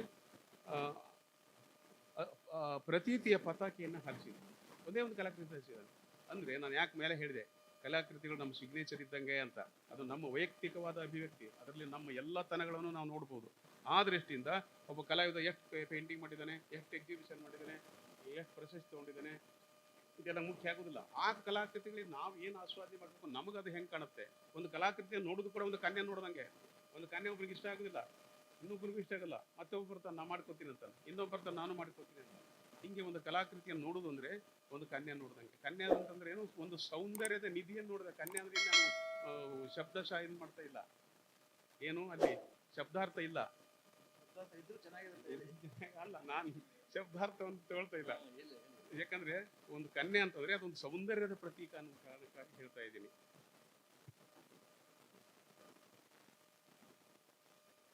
ಹೀಗಿದ್ದಾಗ ಸಾಲಿಯವರು ಎಷ್ಟು ಕಾಲ ಕಲಾರಂಗದಲ್ಲಿ ನಿಂತಿದ್ದರು ಎನ್ನುವುದಕ್ಕಿಂತ ಎಷ್ಟು ಶ್ರೇಷ್ಠ ಕಲಾಕೃತಿಗಳನ್ನು ರಚಿಸಿದ್ದಾರೆ ಎನ್ನುವುದು ಗಣನೀಯ ಸಂಗತಿ ಆಗುತ್ತದೆ. ಸೋಮಶೇಖರ ಸಾಲಿಯವರ ಕಲಾಶಿಕ್ಷಣವನ್ನು ಕಲಾಶಿಕ್ಷಣ ಅಕಾಡೆಮಿಕ್ ಆಗಿ ಅಧ್ಯಯನ ಮಾಡಿದವರು. ಈಗಿನಂಗೆ ನಮ್ಮ ಕಂಟೆಂಪ್ರರಿ ರಂಗ ಅಲ್ಲ, ಅದು ಬಹಳ ಕಷ್ಟ ಇತ್ತು. ಏನೋ ಅಕಾಡೆಮಿಕ್ ಆಗಿ ಸ್ಟಡಿ ಮಾಡುವಂಥದ್ದು. ನಮ್ಮ ಮೇಲೆ ಹೇಳಿದ್ನಲ್ಲ, ಆ ಸಂಖ್ಯೆಗಳೆಲ್ಲ ಅದರಲ್ಲಿ ಇರಬೇಕಾಗಿತ್ತು. ಅವರ ಕಲಾಕೃತಿಗಳಲ್ಲಿ ಶಾಸ್ತ್ರದ ಶಿಸ್ತಿನ ಸೃಜನಶಕ್ತಿಯ ಸೊಬಗು ಮತ್ತು ಸೌಷ್ಠವಗಳು ಸೂಸುತ್ತಿವೆ. ಅಂತೆಯೇ ಅವರು ಸಮೃದ್ಧ ಸಾಧಕ ಸಿಪಾಯಿಗಳಾಗಿ ಶೋಭಿಸುತ್ತಿದ್ದಾರೆ. ಸಾಲಿಯವರ ಕೃತಿಗಳಲ್ಲಿ ಸ್ವಚ್ಛಂದವಾದ ಮತ್ತು ಸ್ವತಂತ್ರವಾದ ಸೃಜನಶೀಲತೆಯ ಸಿದ್ಧಿ ಶ್ರೀಮಂತವಾಗಿ ಶೋಧಿತವಾಗುತ್ತಿದೆ. ಆ ಕಾಲದ ಅವರ ಕಲೆಯ ವ್ಯಾಪ್ತಿ ಮತ್ತು ಪ್ರಾಪ್ತಿಗಳು ಅಂಥ ಆಯಾಮಗಳಿಗೆ ಅನುಸಾರವಾಗಿ ಅರಳಿಕೊಂಡಿವೆ. ಅವರ ವಿರಾಗಿಣಿ ಅಥವಾ ಅಕ್ಕಮಾದೇವಿ ಎಂಬ ಕಲಾಕೃತಿಯಲ್ಲಿ ಕೇಶದ ಕವಚದಿಂದ ಕಾಮ ಮುದ್ರೆಯನ್ನು ಅಕ್ಕ ಮುಚ್ಚಿಕೊಂಡಿಲ್ಲ. ಇದು ಬಹಳ ಗುರುತರವಾದದ್ದು. ಇದು ನನಗೆ ಬಹಳ ಇಷ್ಟ ಆಯ್ತು. ಇದು ನಾನು ಈ ವೇದಿಕೆಯಲ್ಲಿ 2ನೇ ಸರಿ ಅಂದರೆ ಈ ಸಾಲಿಯವ್ರ ಬಗ್ಗೆ 2ನೇ ಸರಿ ನನಗೆ ದಾವಣಗೆರೆ ಒಂದು ಜನ್ಮ ಶತಾಬ್ದಿ ಮಾಡಿದಾಗ ಇವ್ರು ಕರೆದಿದ್ರು, ಇದೇ ಥರ ಸಾಲಿಯವ್ರೆ ನೀವು ಮಾತಾಡ್ಬೇಕು ಸರ್ ಅಂತ. ಅವಾಗೂ ಈ ವಿಷಯ ಹೇಳಿದ್ದೆ ನಾನು, ಬಟ್ ಬೇರೆ ವಿಷಯ ಯಾವತ್ತು ಹೇಳಿದ್ದಿಲ್ಲ. ಈ ಹೊಸ ವಿಷಯ ಮೇಲೆಯೂ ಅಲ್ಲಿ ಬಟ್ಟೆಯನ್ನು ಇವರು ಕೂದಲದ ಇದರಿಂದ ಮೈ ಮುಚ್ಕೊಂಡಿಲ್ಲ ಅಕ್ಕಮಾದೇವಿ, ಬತ್ತಲೇ ಆಗಿದ್ದಾಳೆ. ಅದು ಅವಾಸ್ತವ ಅನ್ನುವಂಥ ಒಂದು ವಾದನೂ ಇದೆ ನಮ್ಮ ಶರಣ ಸಾಹಿತ್ಯದಲ್ಲಿ. ಅಷ್ಟುದ್ದ ಕೂದಲು ಹೆಂಗಿದೋ ಹಾಗೆ ಹೀಗೆ ಅಂತ. ಅದು ಬಹುತೇಕ ಸಾಲಿಯವರ ಚಿಂತನೆಗೆ ಸರಿ ಅನಿಸಿರ್ಬೇಕು. ಆಗೋಸ್ಕರ ಅವ್ರು ಏನು ಮಾಡಿದ್ದಾರೆ, ಅಕ್ಕಮಾದೇವಿಯನ್ನ ಏನು ಕೇಶರಾಶಿಯಿಂದ ಮುಚ್ಕೊಂಡಿಲ್ಲ. ಬದಲಾಗಿ ನಿರ್ವಾಣ ತನುವಿನ ನಿರೂಪಣೆ ಇದೆ ಸಾಲಿಯವರ ಕೃತಿಯಲ್ಲಿ. ಈ ಪ್ರಯೋಗವು ಶರಣ ಸಾಹಿತ್ಯಕ್ಕೆ ಹೊಸ ದಿಕ್ಕು ಮತ್ತು ಧೀಮಂತಿಕೆಯನ್ನು ತಂದುಕೊಟ್ಟಿದೆ. ಸಾಲಿಯವರ ಈ ಪ್ರಯತ್ನ ಬರೇ ನಿಮಗಾದ ಚಿತ್ರ ನೋಡೋರಿಗಷ್ಟಲ್ಲ, ಶರಣ ಸಾಹಿತ್ಯಕ್ಕೆ ಒಂದು ಧೀಮಂತಿಕೆಯನ್ನ, ಒಂದು ಹೊಸ ದಿಕ್ಕನ್ನು ತೋರಿಸಿದೆ. ಇದ್ರ ಬಗ್ಗೆ ಒಂದು ದೊಡ್ಡ ಒಂದು ಇದನ್ನ ಬರೀಬೋದು, ಲೇಖನ ಬರೀಬೋದು. ಸಾಲಿಯವರದು ಯಾಕೆ ಹಿಂಗೆ ಬರ್ದಾರ ಅನ್ನೋದಕ್ಕೆ ಒಂದು ದೊಡ್ಡ ಲೇಖನ ಬರೀಬೋದು. ಅವರು ಮನಸ್ಸನ್ನ ನಾವು ಪರಕಾಯ ಪ್ರವೇಶ ಮಾಡಬೇಕಾಗುತ್ತೆ ಅವಾಗ, ಅಂದ್ರೆ ಅದನ್ನ ಬರೆಯಕ್ಕೆ ಸಾಧ್ಯ ಆಗುತ್ತೆ. ಏಕೆಂದ್ರೆ ಸಾಲಿಯವರು ಲೋಕದ ವಿಷಯಗಳನ್ನು ಅಥವಾ ಲೋಕಾಕೃತಿಗಳನ್ನು ತಮ್ಮ ಮನದಲ್ಲಿ ಮನೋಕೃತಿಯಾಗಿಸಿಕೊಂಡಿದ್ದಾರೆ. ನಂತರ ಅಂತರಂಗದ ಮೂಸೆಯಲ್ಲಿ ಆ ಲೋಕಾಕೃತಿಯನ್ನು ವೈಚಾರಿಕವಾಗಿ ಆವಿರ್ಭವಿಸಿಕೊಂಡು ಸ್ವಂತಿಕೆಯ ಸರಕನ್ನು ಎರಕ ಹೊಯ್ದಿದ್ದಾರೆ. ಅದೇ ಅವರ ಮನೋಕೃತಿಯ ವಿಶೇಷ ಹಾಗೂ ವಿನೂತನ ಸೃಷ್ಟಿಯ ಆವಿಷ್ಕಾರವಾಗಿ ನಿರೂಪಣೆಯಾಗಿದೆ. ಈ ಮನೋಕೃತಿಯ ಅವರ ಚಿತ್ರ ಪಾತಳಿಯಲ್ಲಿ ಕಲಾಕೃತಿಯಾಗಿದೆ. ನಾವು ಸ್ವಾಭಾವಿಕ ಹೇಳ್ತಿರ್ತೀವಿ, ಲೋಕಾಕೃತಿ, ಮನೋಕೃತಿ, ಕಲಾಕೃತಿಯಿಂದ ನಾವು ವಿದ್ಯಾರ್ಥಿ ಪಾಠ ಮಾಡ್ತಿರ್ತೀವಿ. ಒಂದು ಲೋಕಾಕೃತಿ ಒಬ್ಬ ಕಲಾವಿದನಿಗೆ ಮನೋಕೃತಿ ಆಗ್ತದೆ, ಸೀದಾ ಕ್ಯಾನೋಸಿ ಬರೋದಿಲ್ಲ. ಅದು ಮನೋಕೃತಿ ಆದಮೇಲೆ ಕ್ಯಾನೋಸಿ ಟ್ರಾನ್ಸ್ಫರ್ ಆಗುತ್ತೆ, ಅದು ಕಲಾಕೃತಿ ಆಗುತ್ತೆ. ಈ ಹಂತವನ್ನು ಇವರು ನಮ್ಮ ಸೋಮಶೇಖರ್ ಸಾಲಿ ಅವರು ಅವತ್ತೇ ಮುಂದುವರೆಸಿದ್ದಾರೆ. ಇದು ನಮಗೆಲ್ಲ ಹೆಮ್ಮೆ ಪಡಬೇಕಾದ ವಿಷಯ. ಆದ್ದರಿಂದ ನಾನು ಅವ್ರ ಕಲಾಕೃತಿಯನ್ನು ನಮ್ಮದೇ ಆದಂಥ ದೃಷ್ಟಿಯಲ್ಲಿ ನೋಡ್ಕೊಂಡು ಬರ್ತಾ ಇದ್ದೀನಿ. ನಮ್ಮ ಕೆಲವು ಕಲಾವಿದರು ಶೈಕ್ಷಣಿಕ ಹಾಗೂ ನಮ್ಮ ಕಲಾವಿದರು ಕ್ಷಣಿಕ ಹಾಗೂ ಕೃತಕ ಕೀರ್ತಿಗಾಗಿ ಉಟ್ಟ ಬಟ್ಟೆಯ ಚಿತ್ರಗಳು ಉಡುಗೆಗಳನ್ನು ಬಿಚ್ಚಿ ಭತ್ತಿರ ಚಿತ್ರ ಬರೆದು ವಿವಾದದ ಸುಳಿಯಲ್ಲಿ ಮುಳುಗಿ ಹೋಗಿದ್ದಾರೆ. ಅದನ್ನು ಯಾರ್ಯಾರು ಏನು ಅಂತ ಹೇಳಬೇಕಾಗಿಲ್ಲ. ಆದರೆ ಸಾಲಿಯವರು ವಿರಾಗಿಣಿ ಎಂಬ ಕೃತಿಯಲ್ಲಿ ಬಟ್ಟೆಗಿಲ್ಲದ ಶರಣೆಯ ರೂಪದ ಕೇಶಾಂಬರವನ್ನು ಕಿತ್ತೆಸೆದು ಕೀರ್ತಿಸೇನಿಗೆ ಬೆನ್ನು ತೋರಿದ್ದಾರೆ. ಕೀರ್ತಿಸೇನಿ ಜೊತೆ ಹಿಂದೋಗಿಲ್ಲ, ಅವರು ಬೆನ್ನು ತೋರ್ಯಾರ ಕೀರ್ತಿಸೇನಿಗೆ ಸಾಲಿಯವರಲ್ಲಿ. ಇವು ಸಾಲಿಯವರ ಒಳನೋಟದ ತಿಳಿವು ಮತ್ತು ತಿರುಳುಗಳು. ಅಕ್ಕನ ಆಕೃತಿಯಲ್ಲಿ ಚರ್ಚೆಯ ಆದ್ಯತೆಯ ಕಡೆಗೆ ಸರ್ವಹೃದಯರ ಆಸ್ವಾದನೆಯ ಆಸಕ್ತಿಯನ್ನು ಅರಳಿಸಿದ್ದಾರೆ. ನಮಗೊಂದು ಏನು ಕೊಟ್ಟಿದ್ದಾರೆ, ಅವ್ರು ಯಾಕೆ ಹಿಂಗೆ ಮಾಡ್ಯಾರ ಅಂತ ನಾವೆಲ್ಲ ಥಿಂಕ್ ಮಾಡಬೇಕು. ಒಂದು ಕ್ವಶನ್ ಮಾರ್ಕ್ ಹಾಕಿದ್ದಾರೆ, ಅದಕ್ಕೆ ಉತ್ತರ ನಾವು ಕಂಡುಕೋಬೇಕು. ಭಾಳ ಒಬ್ಬ ಕಲಾವಿದನ ಇದರಿಂದ ಭಾಳ ಶ್ರಮ ಇರುತ್ತೆ. ಅದು ನಮ್ಗೆ ಥರದ ಲೋಕವಿಭಿನ್ನಕ್ಕೆ ಅಂತ ನಮ್ಗೊಂದೊಂದು ಥರ ಕಾಣ್ತಿರುತ್ತೆ. ಕೇಶಾಂಬರದ ಇರುವನ್ನು ಇಲ್ಲವಾಗಿಸಿದ ಸಾಲಿಯವರು ಅನುಭೂತಿಯ ಅಮೃತವನ್ನು ವಿವಾದರಹಿತವಾಗಿ ಹಂಚಿದ್ದಾರೆ. ವಿವಾದ ಹುಟ್ಟಿಲ್ಲ ಇಲ್ಲಿವರೆಗೂ. ಇದರಿಂದ ಅಲ್ಲಿ ಅಕ್ಕನ ಬತ್ತಲೆ ಮೈ ಸುತ್ತಿರುವ ಕಲಾತ್ಮಕತೆ, ವೈಚಾರಿಕ ಚರ್ಚೆಯ ವಿವೇಚನೆ, ಇತಿಹಾಸದ ಔನ್ನತ್ಯವನ್ನು ಔಚಿತ್ಯವನ್ನು ಪರಿಪೂರ್ಣಗೊಳಿಸಿದೆ. ಸಾಲಿಯವರು ರಚಿಸಿದ ಕೃತಿಗಳಾದ ಗಿರಿಜಾ ಕಲ್ಯಾಣ, ಚನ್ನಬಸವಣ್ಣನ ಜನ್ಮೋತ್ಸವ, ಕಲಾರಾಧನೆ ಇತ್ಯಾದಿ ಕೃತಿಗಳಲ್ಲಿ ಬಳಸಿದ ರೇಖೆಗಳ ಬದುವುಗಳು ವರ್ಣಗಳಲ್ಲಿ ಸಮತ್ವ ಮತ್ತು ಸಮತೂಕದ ಸಮತೋಲನಗಳನ್ನು ಎದ್ದುಕೊಟ್ಟಿದ್ದಾರೆ. ಇವು ಆಸಕ್ತರ ಅಕ್ಷೀಯ ರಶ್ಮಿಗಳಿಗೆ ಆನಂದದ ಅಮಲನ್ನು ಅನುಗ್ರಹಿಸಿವೆ. ಅದನ್ನು ನೋಡ್ಬೇಕಾದ್ರೆ ನಮಗೇನೋ ಒಂದು ಆನಂದ ಮನಸ್ಸು ಕುಣಿಯುತ್ತೆ. ನಾವು ಕುಣಿದಿಲ್ಲ, ಮನಸ್ಸು ಕುಣಿತಿರ್ತದೆ. ಹಾಗೆಯೇ ಚೆಲುವು ಮತ್ತು ಚಂದೋಭದ್ರತೆಗಳು ಯೋಗದಲ್ಲಿ ಚೆಲ್ಲರಿದು ಸೊಗಸಿನ ಸ್ವರೂಪ ಸಂಪತ್ತಿಗೆ ಸಾಕ್ಷಿಯಾಗಿವೆ. ಇಲ್ಲಿಯ ಭಾವಸ್ತೀಕ್ಷ್ಣತೆ, ಸೌಂದರ್ಯದ ಸುಲಲಿತ ಸಾಗುವಿಕೆಗಳು ರೋಚಕವಾಗಿವೆ. ಕಲ್ಪನಾರಭಸದ ರೂಪ, ರಸ ಮತ್ತು ರುಚಿಗಳು ಪ್ರಸಾದವನ್ನು ಪ್ರಾಪ್ತಿಗೊಳಿಸಿವೆ. ಯಾವ ಪ್ರಸಾದ? ನಮ್ಮ ಕಲೆಯ ಪ್ರಸಾದ, ಕಲೆಯ ನಮಸ್ಕಾರಲ್ಲ ಆ ಪ್ರಸಾದ. ಇವೆಲ್ಲಗಳು ಸಾಲಿಯವರ ಮಾನಸ ವಾರಿಧಿಯಲ್ಲಿ ನಮ್ಮನ್ನು ನಿಧಾನವಾಗಿ ಮತ್ತು ನಿರ್ವಿಕಾರವಾಗಿ ಸಂಚರಿಸುತ್ತವೆ. ಅಲ್ಲಿ ಯಾತ್ರೆ ಮಾಡುತ್ತಲ್ಲ, ಅಲ್ಲಿ ವಾರಿಧಿಯನ್ನು ಸಮುದ್ರ, ಆ ಕಲಾ ಸಮುದ್ರದಲ್ಲಿ ನಮ್ಮನ್ನು ನಿರ್ವಿಕಾರವಾಗಿ ಸಂಚಾರ ಮಾಡಿಸ್ತಾ ಇದ್ದಾರೆ. ಅವರ ನಟರಾಜನ ಚಿತ್ರದಲ್ಲಿಯ ಭೂಮಾಕೃತಿಯು ಭವ್ಯತೆಯ ಬ್ರಹ್ಮಾಂಡದ ಬಯಲಿನಿಂದ ನೋಡುಗನನ್ನು ಕಲಾ ಸಂವಾದದ ಮೋಕ್ಷದ ಕಡೆಗೆ ಮುಖ ಮಾಡಿಸುತ್ತದೆ. ನಟರಾಜನ ಒಂದು ಒಳ್ಳೆ ಬೇರೆ ಡೈಮೆನ್ಷನ್ ಇದೆ, ನಾವು ನೋಡೋದಕ್ಕಿಂತ ಬೇರೆ ಡೈಮೆನ್ಷನ್ ಇದೆ. ಅದು ನಮ್ಮ ಆಳಕ್ಕೆ, ಅನುಭವದ ಆಳಕ್ಕೆ, ನಮ್ಮ ಒಂದು ಚಿಂತನೆಗೆ ನಮಗೆ ಅಪ್ಪಿಟ್ಟು. ನಾನು ನಟರಾಜನ ಬಗ್ಗೆ ಒಂದು ಸಂಶೋಧನೆ ಮಾಡ್ತೀನಿ, ಒಂದು 200 ಪೇಜ್ ಬರ್ದಿದ್ದೀನಿ. ನಟರಾಜನ ಏನು ನಟರಾಜನ ತಾಂಡವ ತಲ್ಲಣದ ತುಡಿತವನ್ನು ಕಲಾ ದುಡಿತದಲ್ಲಿ ಸಾಲಿಯವರು ಕಟ್ಟಿಕೊಟ್ಟಿದ್ದಾರೆ. ಅಲ್ಲಿಯ ಚಿತ್ರಕ ಶಕ್ತಿಯ ಪರಿಪೂರ್ಣ ಕಲಾ ಪ್ರಾಪ್ತಿಯ ಪೌರುಷಕ್ಕೆ ಪ್ರಸನ್ನವಾಗಿದೆ. ಪರುಷ ಅಂತಂದ್ರೆ ಅದಕ್ಕೆ ಏನಾದ್ರು ಮುಟ್ಟಿದ್ರು ಬಂಗಾರ ಆಗ್ತದೆ, ಮುಟ್ಟಿದ್ದು. ಹಾಗೆ ಪರುಷಮಣಿ, ಪರುಷ ಲೋಹ ಅಂತಾರೆ. ಅದಕ್ಕೆ ಯಾವುದೇ ಒಂದು ಲೋಹ ಮುಟ್ಟಿದ್ರು ಸಹಿತ ಅದು ಬಂಗಾರ ಆಗ್ಬಿಡುತ್ತೆ. ಹಂಗೆ ಇವ್ರ ಕೃತಿಗಳು ನಮ್ಮ ಮನಸ್ಸನ್ನು ಬಂಗಾರ ಮಾಡ್ಬಿಟ್ಟು ಸಾಲಿಯವರ ಪೇಂಟಿಂಗ್ ನೋಡಿದಾಗ ನನಗನ್ಸಿತ್ತು, ನಿಮ್ಗನ್ಸಿಟ್ಟಿಲ್ಲ, ನನಗೆ ಗೊತ್ತಿಲ್ಲ. ಎಲ್ಲರಿಗೂ ಹಿಂಗೆ ಅನಿಸ್ಬೇಕು ಅಂತ ಇಲ್ಲ. ನಟರಾಜನ ತಾಂಡವ ತಲ್ಲಣದ ತುಡಿತಗಳನ್ನು ಕಲಾ ದುಡಿತದಲ್ಲಿ ಸಾಲಿಯವರು ಕಟ್ಟಿಕೊಟ್ಟಿದ್ದಾರೆ. ಅಲ್ಲಿಯ ಚಿತ್ರಕ ಶಕ್ತಿಯು ಪರಿಪೂರ್ಣ ಕಲಾ ಪ್ರಾಪ್ತಿಯ ಪರುಷಕ್ಕೆ ಪ್ರಸನ್ನವಾಗಿದೆ. ಹಾಗೆಯೇ ವರ್ಣ ರೇಖೆಗಳ ಯೋಗ ಪ್ರಾವೀಣ್ಯತೆ ಪ್ರಫುಲ್ಲವಾಗಿದೆ. ವರ್ಣರೇಖೆಗಳ ಒಂದು ಯೋಗ ಮಾಡಬೇಕಾದಾಗ ಅದು ಪ್ರಫುಲ್ಲವಾಗಿದೆ. ಇವುಗಳಿಗೆಲ್ಲ ಆಸ್ವಾದಕನನ್ನು ಅಲೌಕಿಕ ಆರೋಹಣಕ್ಕೆ ಆಹ್ವಾನಿಸುವ ಸೋಪಾನವಾಗಿದೆ.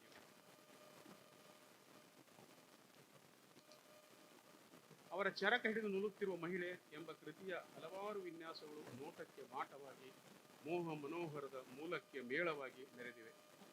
ಸಾಲಿಯವರ ರಚನೆಯ ಭಾವಚಿತ್ರಗಳು ತಾಂತ್ರಿಕ ಹಿಡಿತದ ಹಿತ ಮತ್ತು ಮಿತ ಹೇತುವನ್ನು ಹೆಕ್ಕಿ ತೆಗೆದಿವೆ. ಅಲ್ಲಿಯ ತದ್ರೂಪತೆಯ ತದ್ರೂಪತೆ ನಾವು ಲೈಕ್ನೆಸ್ ಅಂತ ಹೇಳ್ತೀವಲ್ಲ, ಅದು ತದ್ರೂಪತೆಯ ತನಗಳು ಸ್ನಾಯುಶಾಸ್ತ್ರದ ಸಮ್ಮಿಳಿತಗಳು, ಸಮಯವನ್ನು ಸೆರೆ ಹಿಡಿದ ಸಾಧಕತೆ, ಸಂಭ್ರಮಗಳನ್ನು ಸಾಧಿಸಿವೆ. ಪರಿಮಾಣಗಳ ಪರಿಕಲ್ಪನೆಗಳು ಭಾವ ಸಿದ್ಧಾಂತಗಳ ಗತಿ ಮತ್ತು ಗತ್ತುಗಳಲ್ಲಿ ಶ್ರೀಮಂತವಾಗಿ ಸೂರೆಗೊಂಡಿವೆ. ನಾವು ಇಂದಿನ ಕಲಾರಂಗದಲ್ಲಿ ನಿಂತೂ ಕೂಡ, ನಾ ಮೊದಲು ಹೇಳಿದೆ ನಾವು ಹಿಂಗೆ ನೋಡಬಾರದು, ಆದರೂ ಕೂಡ ನೋಡಬಹುದು ಅಂತ ಹೇಳ್ತೀನಿ.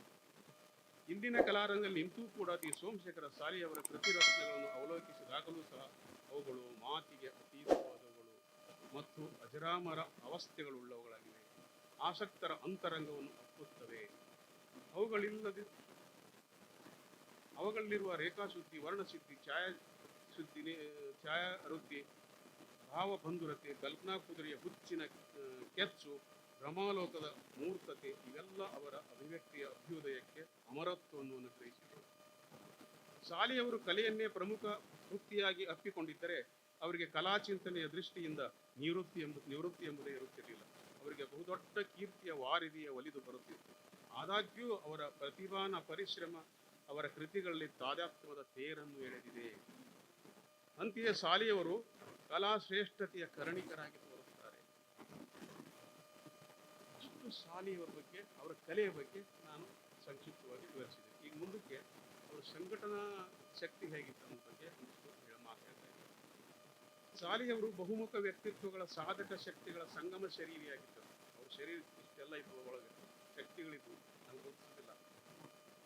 ಅವರು ಕೇವಲ ಕಲಾವಿದರು ಮಾತ್ರ ಆಗಿರದೆ ಕವಿಗಳಾಗಿದ್ದರು, ಜೊತೆಗೆ ಉದ್ಯಮಿಗಳಾಗಿದ್ದರು. ಹತ್ತಿ ಅರಳಿಗಳ ವ್ಯಾಪಾರ ಮಾಡುತ್ತಿದ್ದರು. ಅಲ್ಲಿಯೂ ಅವರು ಜನಾನುರಾಗಿ ಹಾಗೂ ಅನ್ವಯಿಕ ಸಾಧಕರಾಗಿದ್ದೆಂಬುದಕ್ಕೆ ಅವರು ಚೇಂಬರ್ ಆಫ್ ಕಾಮರ್ಸ್ದ ಅಧ್ಯಕ್ಷರಾಗಿದ್ದರು. ಇವರ ಬಹುಮುಖ ವ್ಯಕ್ತಿತ್ವಕ್ಕೆ ಇದು ತೆರೆದ ಪುರಾವೆಯಾಗಿದೆ. ಹಾಗೆಯೇ ಅವರ ಅನೇಕ ಗೌರವ ಹುದ್ದೆಗಳನ್ನು ಹೊಂದಿದ್ದರು. ಬಾಗಲಕೋಟೆಯ ಬಸವೇಶ್ವರ ಕಾಲೇಜಿನ ವಿದ್ಯಾವರ್ಧಕ ಸಂಘದ ಉಪಾಧ್ಯಕ್ಷರಾಗಿದ್ದರು. ಬೆಂಗಳೂರಿನ ಚಿತ್ರಕಲಾ ಪರಿಷತ್ತಿನ ಉಪಾಧ್ಯಕ್ಷರಾಗಿದ್ದರು. ಹಾಗೆಯೇ 1984ರಿಂದ 87ರವರೆಗೆ ಕರ್ನಾಟಕ ಲಲಿತಕಲಾ ಅಕಾಡೆಮಿಯ ಅಧ್ಯಕ್ಷರು ಸಹ ಆಗಿದ್ದರೆಂಬುದು ನಮಗೆಲ್ಲ ಹೆಮ್ಮೆಯ ವಿಷಯ. ಅದೇ ರೀತಿ ಸಾಲಿಯವರು ರಾಜಕೀಯದಲ್ಲಿಯೂ ನಿಷ್ಫಲಾಪೇಕ್ಷೆಯ ಸೇವೆ ಸಲ್ಲಿಸುತ್ತಿದ್ದರು. ಆದರೆ ಅವರು ಶುದ್ಧ ಹಸ್ತದ ಸಚ್ಚಾರಿತ್ರ್ಯದ ಆದರ್ಶ ರಾಜಕಾರಣಿಯಾಗಿದ್ದರು. ಇವತ್ತಿನ ರಾಜಕಾರಣಿಗಳು ಇರಲಿಲ್ಲ ಅವರು. ಹೀಗೆ ದಿ ಸಾಲಿಯವರು ಹಲವಾರು ಕ್ಷೇತ್ರಗಳಲ್ಲಿ ತಮ್ಮ ಹೆಜ್ಜೆಯ ಗುರುತುಗಳನ್ನು ಅಚ್ಚು ಮೂಡಿಸಿದ ಅಪರೂಪದ ಮಾನವತಾವಾದಿ ಆಧುನಿಕ ಯುಗದ ಮಹಾನ್ ಶರಣರಾಗಿದ್ದರು. ಅವರಿಗೆ ಸಂದ ಗೌರವದ ಬಗ್ಗೆ ಕಲಾಕ್ಷೇತ್ರಕ್ಕೆ ಸಾಲಿಯವರು ಸಲ್ಲಿಸಿದ ಅನನ್ಯ ಸೇವೆಯನ್ನು ಅನುಲಕ್ಷಿಸಿ ದೆಹಲಿಯ all India fine arts and craft ಸಂಸ್ಥೆಯು ಅವರಿಗೆ ಭಾರತ ಭಾಷಾಭೂಷಣ ಎಂಬ ಬಿರುದನ್ನಿತ್ತು ಗೌರವಿಸಿದೆ. ಬೆಂಗಳೂರಿನ ಶ್ರೀ ಕೊಳದಮಠ ಸಂಸ್ಥಾನದ ಆಶ್ರಯದಲ್ಲಿ ಜರುಗಿದ ಕರ್ನಾಟಕ ಭಾಷಾಭೂಷಣ ಪರಿಷತ್ತು ಅವರಿಗೆ ಚಿತ್ರಕಲಾ ರತ್ನ ಎಂಬ ಬಿರುದನ್ನು ಕೊಟ್ಟು ಸನ್ಮಾನಿಸಿದೆ. ಶ್ರೀಶೈಲ ಸೂರ್ಯ ಸಿಂಹಾಸನಾಧೀಶ್ವರ ಜಗದ್ಗುರು ಜಯಚನಿಯವರು ಲಲಿತ ಕಲಾ ಸುಧಾಕರ ಎಂಬ ಬಿರುದನ್ನು ಇಟ್ಟು ಅವರನ್ನು ಗೌರವಿಸಿದ್ದಾರೆ. ಗದಗ ವಿಜಯ ಕಲಾ ಮಂದಿರ ಅಂದರೆ ವಿಜಯ ಕಲಾ ಸಂಸ್ಥೆ, ಅದು ಸಂಸ್ಥೆಯು ಪ್ರಶಸ್ತಿ ಪತ್ರದೊಂದಿಗೆ ಅವರನ್ನು ಗೌರವಿಸಿದೆ. ಹಾಗೆಯೇ ನಾಡಿನ ಅನೇಕ ಕಲಾ ಸಂಸ್ಥೆಗಳು, ಅಭಿಮಾನಿಗಳು ಅವರನ್ನು ಸನ್ಮಾನಿಸಿ ಗೌರವಿಸಿದ್ದಾರೆ. ಇದು ನಮ್ಮೆಲ್ಲರಿಗೂ ಹೆಮ್ಮೆಯ ವಿಷಯ. ಚರಿತ್ರೆಯೂ ಕೂಡ ಇದು ಹೆಮ್ಮೆಯ ವಿಷಯ. ಉಪಸಂಹಾರ ಅಂತ ಒಂದು 4 ನುಡಿಗಳು. ಜನಸಾಮಾನ್ಯರಿಗೆ ಆಕಾಶದಲ್ಲೂ ಎಲ್ಲ ನಕ್ಷತ್ರಗಳು ಒಂದೇ ಥರ ಕಾಣ್ತವೆ, ಆದರೆ ನಮಗರಿಗೂ ಒಂದೇ ಥರ ಕಾಣ್ತವೆ. ಆದರೆ ವಿಜ್ಞಾನಿಗಳು ಅವುಗಳನ್ನು ಬೇರೆ ಬೇರೆಯಾಗಿ ಕಾಣ್ತವೆ. ಪೀಕ, ಭರಣಿ, ರೋಹಿಣಿ, ಅನುರಾಧ, ಅರುಂಧತಿ, ಅಶ್ವಿನಿ, ಆಶ್ವೇಜ, ಸ್ವಾತಿ, ಪುನರ್ವಸು, ಪುಷ್ಯ ಇತ್ಯಾದಿ. ಹಾಗೆ ಸಾಲಿಯವರ ಕಲಾಕೃತಿಗಳನ್ನು ನಾವು ನೋಡಬೇಕಾದಾಗ, ಆಸ್ವಾದಿಸಬೇಕಾದಾಗ ಏನಿರಬೇಕು, ಕಲೆಯಲ್ಲಿ ಶಕ್ತಿ ಇರಬೇಕು. ಅಂದಾಗ ಮಾತ್ರ ನಮ್ಗೆ ಆ ಕಲೆ ಆಸ್ವಾದನ ಆಗುತ್ತೆ. ಅವರು ಉಕ್ಕಿನ ಕಡಲೆ ಆಗುತ್ತೆ. ನಮ್ಗೆ ಕಲೆ ಬಗ್ಗೆ ಏನು ಜ್ಞಾನ ಇಲ್ಲ ಅನ್ನೋದು. ಅವರ ಅಧ್ಯಯನದ ನೋಟದಲ್ಲಿ ಮತ್ತು ನೈಪುಣ್ಯತೆಯಲ್ಲಿ ಅವು ಹಾಗೆ ಕಾಣುತ್ತವೆ. ಹಾಗೆ ದಿ ಸೋಮಶೇಖರ ಸಾಲಿಯವರನ್ನು ಖಗೋಳಶಾಸ್ತ್ರದ ಶುಕ್ರಗ್ರಹವಾಗಿ ನಾವು ಕಾಣುತ್ತಿದ್ದೇವೆ.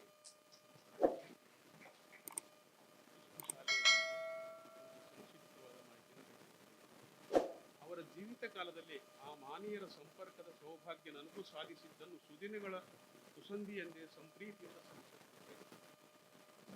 ಇಲ್ಲಿವರೆಗೆ ತಾಳ್ಮೆಯಿಂದ ಕೇಳಿದ ತಮಗೆಲ್ಲರಿಗೂ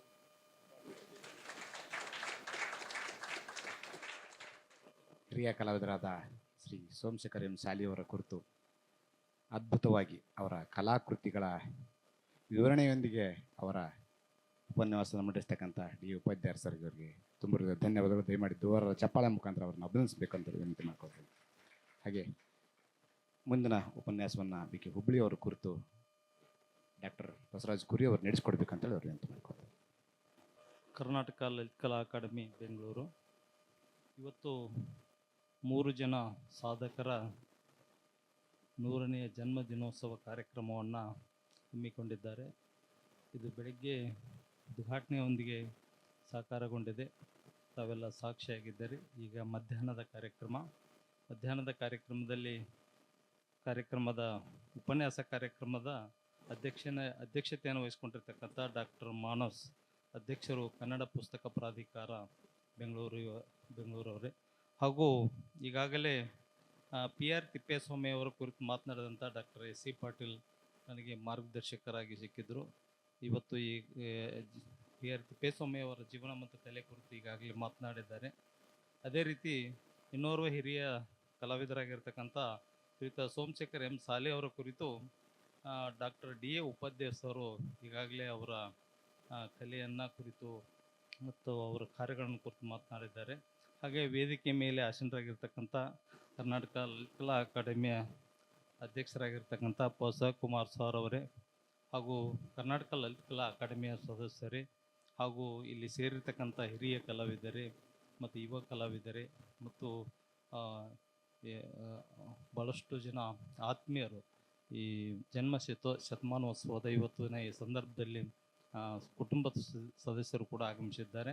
ಅವರೆಲ್ಲರಿಗೂ ನಾನು ವಂದಿಸುತ್ತಾ, ಇವತ್ತು ನನಗೆ ನೀಡಿರ್ತಕ್ಕಂಥ ವಿಷಯ ಕಲಾವಿದ BK ಹುಬ್ಳಿಯವರ ಕುರಿತು, ಅವರ ಕಲಾಕೃತಿಗಳನ್ನು ಕುರಿತು ಮಾತನಾಡೋದಿದೆ. ಅವರು ನನಗೇನು ಪರಿಚಯ ಇರಲಿಲ್ಲ. ಯಾಕಂತ ಕೇಳಿದರೆ ನಾನು ಭಾಳ ಈಗಿನ ತಲೆಮಾರಿನ ಯುವ ಕಲಾವಿದ. ಅವರು ತುಂಬ ಸ್ವತಂತ್ರ ಪೂರ್ವದಲ್ಲಿ ಅಧ್ಯಯನ ಮಾಡಿ ಓದಿ ಒಳ್ಳೆಯ ಸಾಧನೆಯನ್ನು ಮಾಡಿದಂಥ ಒಬ್ಬ ಅಪ್ಪಟ ಭಾರತೀಯ ಸೊಗಡಿನ ಗ್ರಾಮೀಣ ಬದುಕಿನ ಚಿತ್ರಗಳನ್ನು ರೂಢಿಸಿಕೊಂಡು ಈ ಕಲಾ ಜಗತ್ತಿಗೆ ಉತ್ತಮವಾಗಿರತಕ್ಕಂಥ ಕಲಾಕೃತಿಗಳು ನೀಡಿದಂಥ ಅದ್ಭುತ ಕಲಾವಿದರು. ಇವರು ಕಲಾವಿದ BK ಹುಬ್ಳಿಯವರು ಬೆಳಗಾವಿ ಜಿಲ್ಲೆಯ ಬೈಲಹೊಂಗಲ ತಾಲೂಕಿನ MK ಹುಬ್ಳಿ ಗ್ರಾಮದಲ್ಲಿ ಹುಡ್ತಾರೆ. ಅವರ ತಂದೆ ಕರವೀರಪ್ಪನವರು, ತಾಯಿ ಸುಂದರಾಬಾಯಿ. ಇವರು ಹೆಸರು ಬಾಲಕೃಷ್ಣ. ಅದಕ್ಕೆ BK ಹುಬ್ಳಿಯವರಂತ ಇವರು ಜಾಸ್ತಿ BK ಹುಬ್ಳಿಯವರಂತಲೇ ಚಿರಪರಿಚಿತರು. ತುಂಬ ಸರಳ ಜೀವನ, ಸಾದಾ ಜೀವನ. ಈಗಾಗಲೇ ನಾವು ಭಾಳಷ್ಟು ಜನ ಕಲಾವಿದರನ್ನ ಅವ್ರ ಬಗ್ಗೆ ನಾನು ಮಾಹಿತಿಯನ್ನು ತೆಗೆದುಕೊಂಡು ಈ ಸಂದರ್ಭದಲ್ಲಿ ಮಾತನಾಡ್ತಿದ್ದೇನೆ. ಅಂಥ ಅದ್ಭುತ ಕಲಾವಿದರು 1922 ನವೆಂಬರ್ 10ರಂದು ತಾಯಿ ತವ್ರ ಮನೆಯಾಗಿರ್ತಕ್ಕಂಥ ಬೆಳಗಾವಿ ಹತ್ರ ಎಳ್ಳೂರಿನಲ್ಲಿ ಅವ್ರ ಜನನ ಆಗುತ್ತೆ. ತಂದೆಯವರು ಅಕ್ಕಸಾಲಿಗ ಕುಟುಂಬದ ಈ ಪತ್ತಾರಿಕೆ ಅಂತ ಹೇಳ್ತೀವಲ್ಲ, ಪತ್ತಾರಿಕೆ ಕೆಲಸ ಮಾಡ್ಕೊಂಡಿರ್ತಕ್ಕಂಥವ್ರು. ಆಗಿನ ಕಾಲದಲ್ಲಿ ಕರವೀರಪ್ಪನವರು ತುಂಬ ಅದ್ಭುತ ಬಂಗಾರ ಮತ್ತು ಬೆಳ್ಳಿಯ ಸಾಮಗ್ರಿಗಳನ್ನು ಮಾಡ್ತಿರ್ತಾರೆ. ಅಂತ ಏನು ಕುಲಕಸಬು ಏನಿರುತ್ತಲ್ಲ, ಇದು ಬಾಲಕೃಷ್ಣವರ ಮೇಲೆ ತುಂಬ ಪರಿಣಾಮವನ್ನು ಉಂಟು ಮಾಡುತ್ತೆ. ಹಾಗಾಗಿ ಕಲಾವಿದರಾಗೋದಕ್ಕೆ ಕುಲಕಸಬುಗಳು ಮತ್ತು ಮನೆಯಲ್ಲಿ ಏನು ಕೆಲಸ ಮಾಡ್ತಿರ್ತಾರೆ ಹಿರಿಯರ ಅದರ ಪ್ರಭಾವ ಮಕ್ಕಳ ಮೇಲೆ ಆಗುತ್ತೆ ಅನ್ನೋದಕ್ಕೆ ಅದೊಂದು ಕಾರಣ. ಹೀಗಾಗಿ ಅವರು ಚಿಕ್ಕವರಿರುವಾಗಲೇ ಕಲೆಯನ್ನು ರೂಢಿ ಮಾಡ್ಕೊಳ್ತಾ ಒಬ್ಬ ಕಲಾವಿದರಾಗೋದಕ್ಕೆ ಅವ್ರಿಗೆ ಅನುಕೂಲ ಆಗುತ್ತೆ ಅನ್ನುವಂಥದ್ದು. ಮುಂದೆ ಅವರು ಪ್ರಾಥಮಿಕ ಶಿಕ್ಷಣವನ್ನು ಅವರ ತಾಯಿ ಊರಾಗಿರ್ತಕ್ಕಂಥ ಎಳ್ಳೂರಿನಲ್ಲಿನ ಪ್ರಾರಂಭ ಮಾಡ್ತಾರೆ. ನಂತರ ಆ ಸಂದರ್ಭದಲ್ಲಿ ತಮಗೆಲ್ಲ ಗೊತ್ತಿರಬೇಕು, ಯಾಕಂದರೆ ಬೆಳಗಾವಿ ಏನಂತಂದ್ರೆ 1922 ಅಂದ್ರೆ ಈ ನಮ್ಮ ಧಾರವಾಡ ಇಟ್ಕೊಂಡು ಈ ಕಡೆ ಬೆಳಗಾವಿ ಎಲ್ಲ ಮರಾಠಿಮಯ, ಕನ್ನಡ ಶಾಲೆಗಳು ತುಂಬ ವಿರಳ. ಕನ್ನಡ ಅಂತಂದರೆ ಅದು ಈ ಭಾಗದಲ್ಲಿ ಎಲ್ಲೂ ಇರಲಿಲ್ಲ. ಹಾಗಾಗಿ ಮರಾಠಿ ಶಾಲೆಯಲ್ಲಿ ಅವರು ಅಧ್ಯಯನ ಮಾಡಬೇಕಾಗತ್ತೆ, ಮರಾಠಿ ಭಾಷೆಯನ್ನು ಓದಬೇಕಾಗತ್ತೆ. ಹಾಗಾಗಿ ಬೆಳಗಾವಿಯಲ್ಲಿ ಅವರು ಪ್ರಾಥಮಿಕ ಶಿಕ್ಷಣವನ್ನು ಪೂರೈಸಿಕೊಂಡು ಮುಂದೆ ಬೆಳಗಾವಿಯಲ್ಲಿನ ಪ್ರೌಢ ಶಿಕ್ಷಣವನ್ನು ಅವರು ಪ್ರಾರಂಭ ಮಾಡ್ತಾರೆ. ಪ್ರೌಢ ಶಿಕ್ಷಣದಲ್ಲಿ ಅವರಿಗೆ ಗುರುಗಳಾಗಿರ್ತಕ್ಕಂಥವರು ಪವಾರ್ ಸರ್ ಅವರು. ಅವರಿಗೆ ಪ್ರೌಢಶಾಲೆಯಲ್ಲಿ ಇರುವಾಗ ಏನು ಚಿತ್ರಕಲೆಯ ಅಭಿರುಚಿಯನ್ನು ಹುಟ್ಟಿಸಿದಂಥವ್ರು. ಮೊದಲೇ ತಂದೆ ಗುರುವಾಗಿ ಸಿಕ್ಕರೂ ಕೂಡ ನಂತರದಲ್ಲಿ ಚಿತ್ರಕಲೆಯನ್ನು ಅಭಿರುಚಿ ಹುಟ್ಟಿಸೋದಕ್ಕಾಗಿ, ಚಿತ್ರಗಳನ್ನು ರೂಢಿ ಮಾಡಿಸೋದಕ್ಕಾಗಿ ಪ್ರಾಥಮಿಕ ಶಾಲೆ ಮತ್ತು ಪ್ರೌಢಶಾಲೆಯಲ್ಲಿ ಓದುವಾಗ ಪ್ರೌಢಶಾಲೆಗಳಲ್ಲಿ ಚಿತ್ರದ ಅನೇಕ ಆಯಾಮಗಳನ್ನು ಅವ್ರು ಹೇಳ್ಕೊಡ್ತಾರೆ. ಪವಾರ್ ಸರ್ ಅವ್ರು ಹೇಳ್ಕೊಡ್ತಾರೆ. ಒಂದು ಸತಿ ಏನಾಗುತ್ತೆ ಅಂತಂದರೆ, ಭಾಳಷ್ಟು ಜನರಿಗೆ, ಭಾಳಷ್ಟು ವಿದ್ಯಾರ್ಥಿಗಳು ಇರುವಾಗ ಅಲ್ಲಿ ಹೈಯರ್ ಗ್ರೇಡ್ ಮತ್ತು ಲೋವರ್ ಗ್ರೇಡ್ ಎಕ್ಸಾಮ್ಗಳು ಬರ್ತವೆ. ಆ ಸಂದರ್ಭದಲ್ಲಿ ಅವ್ರು ಏನಾಗುತ್ತೆ, ಊರಿಗೆ ಹೋಗಿರ್ತಾರೆ. ಪವಾರ್ ಸರು ಈ ವಿದ್ಯಾರ್ಥಿಯಲ್ಲಿರ್ತಕ್ಕಂಥ ಕಲೆಯನ್ನು ಮನಗಂಡಿರ್ತಾರೆ. ಏನಾದರೂ ಮಾಡಿ ಈ ವಿದ್ಯಾರ್ಥಿಗೆ ನಾವು ಗ್ರೇಡ್ ಎಕ್ಸಾಮಿಗೆ ಕುಳಿಸ್ಬೇಕು ಅಂತ. ಆದರೆ ತುಂಬ ಬಡತನ, ತಿಂಡಿಗೆ ಮತ್ತು ಊಟಕ್ಕಂತ ತಂದೆ ತಾಯಿ ಏನು ದುಡ್ಡು ಕಳಿಸಿರ್ತಾರ ಅದೆಲ್ಲ ಅದಕ್ಕಾಗಿ ಖರ್ಚಾಗತ್ತೆ. ಮತ್ತು ಚಿತ್ರಕ್ಕಾಗಿ ಒಂದಿಷ್ಟು ಅವರು ಪೇಪರ್ಸು ಪೆನ್ಸಿಲ್ಸು ಅದೆಲ್ಲ ಖರ್ಚು ಮಾಡಿ ಉಪಯೋಗಿಸ್ಕೋತಾರೆ. ಅದರ ಪರೀಕ್ಷೆ ಕಟ್ಟೋದಕ್ಕೆ ದುಡ್ಡು ಇರೋಲ್ಲ. ಆವಾಗ ಪವಾರ್ ಗುರುಗಳು ಅವರಿಗೆ ಆಯ್ತಪ್ಪ ಈ ಹುಡುಗನ ಹೆಂಗಾರ ಮಾಡಿ ಚೆನ್ನಾಗಿ ವರ್ಕ್ ಮಾಡ್ತಾನೆ, ಇವನು ಪರೀಕ್ಷೆ ಕಟ್ಟಿಸ್ಬಿಡೋಣ ಅಂತ ಪರೀಕ್ಷೆ ಕಟ್ಟಿಸ್ತಾರೆ. ಆ ವರ್ಷ ಆ ಪರೀಕ್ಷೆಯಲ್ಲಿ ಪ್ರಥಮ ಸ್ಥಾನ ಪಡೆದು ಇಡೀ ಸೆಂಟ್ರಿಗೆ ಹೆಸರನ್ನು ತರ್ತಾನೆ.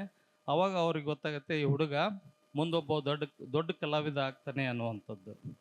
ಹೀಗಾಗಿ ಅವ ಮುಂದೆ ಏನು ಮಾಡ್ತಾನೆ ಅಂತಂದರೆ, ಹಾಗಾದರೆ SSLC ಮುಗಿಯುತ್ತೆ ಮರಾಠ ಮಂಡಳ ಸ್ಕೂಲಲ್ಲಿ.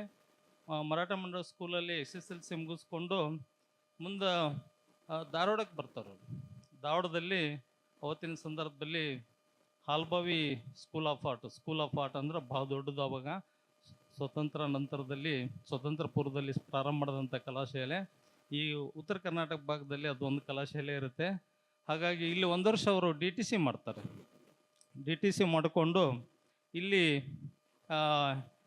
ಇಲ್ಲಿಂದ ಅವರು DTC ಮಾಡಬೇಕಾದ್ರೆ ಹಾಲ್ಬಾವಿ ಗುರುಗಳು ಅವರಿಗೆ ಮಾರ್ಗದರ್ಶಕರಾಗಿರ್ತಾರೆ. ಅವತ್ತಿನ ಸಂದರ್ಭದಲ್ಲಿ ಚಿತ್ರಕಲೆಯದಂತಂದ್ರೆ ಅದು ಒಂಥರ ಏನಪ್ಪ ಕಲಾವಿದರಾಗ್ತಾರಂತಂದ್ರೆ ಮನೆಯಲ್ಲಿ ಅಥವಾ ಸಮಾಜದಲ್ಲಿ ಒಂದು ರೀತಿಯಲ್ಲಿ ಬೇರೆಯೇ ಇರುತ್ತದು. ಅದರ ಮಧ್ಯದಲ್ಲೂ ಕೂಡ ಅವರು ಚಿತ್ರಕಲೆಯನ್ನು ಅಧ್ಯಯನ ಮಾಡ್ತಾರೆ. ಇಲ್ಲಿ ಕಲ್ತಾದ್ಮೇಲೆ ಪರೀಕ್ಷೆಗಾಗಿ ಅವರು ಮುಂಬೈಗೆ ಹೋಗಬೇಕಾಗತ್ತೆ.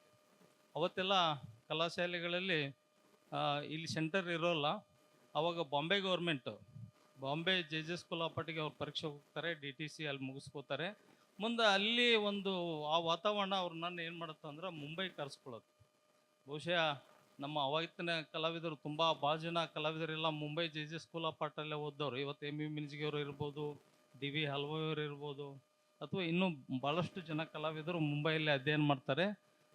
ಆ ಸಂದರ್ಭದಲ್ಲಿ ಇವರು ಬೆಳಗಾವದಲ್ಲಿ ಒಂದಿಷ್ಟು ಕಲಾವಿದರ ಪರಿಚಯ ಆಗುತ್ತೆ.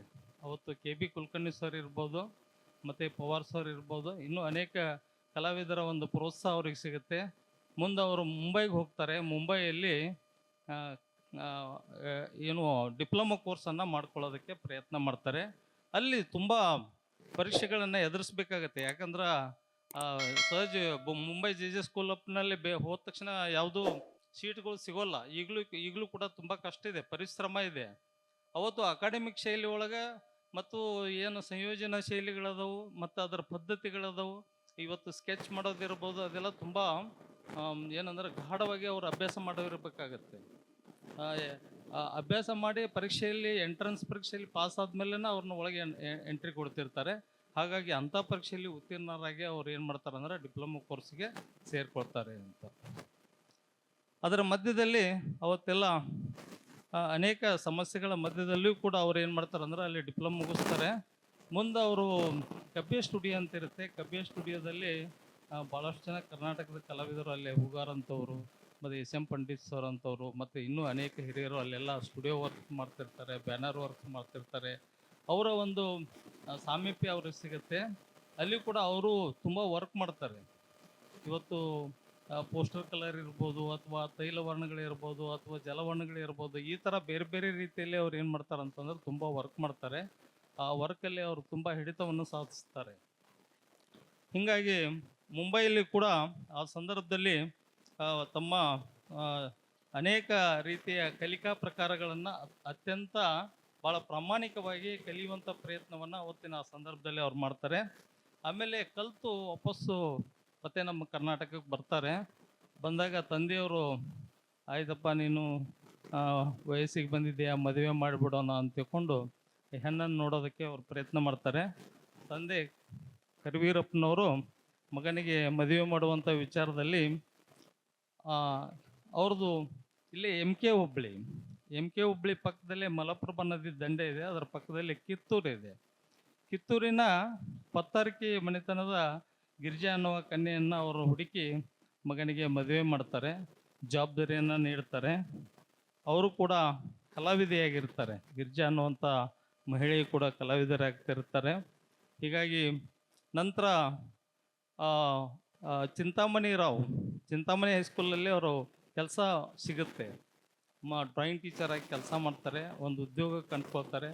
ಒಳ್ಳೆ ಕುಟುಂಬಸ್ಥರಾಗಿ, ಸಂಸಾರಿಗಳಾಗಿ, ಮತ್ತು ಒಬ್ಬ ಶಿಕ್ಷಕರಾಗಿ ಅವತ್ತು ಮರಾಠಮಯವಾಗಿರ್ತಕ್ಕಂಥ ವಾತಾವರಣದಲ್ಲಿ ಅವರು ಒಳ್ಳೆಯ ಅದ್ಭುತ ಕಲಾವಿದರಾಗಿ ಕಲಾ ಶಿಕ್ಷಕರಾಗಿ ಕೆಲಸ ಮಾಡ್ತಾರೆ.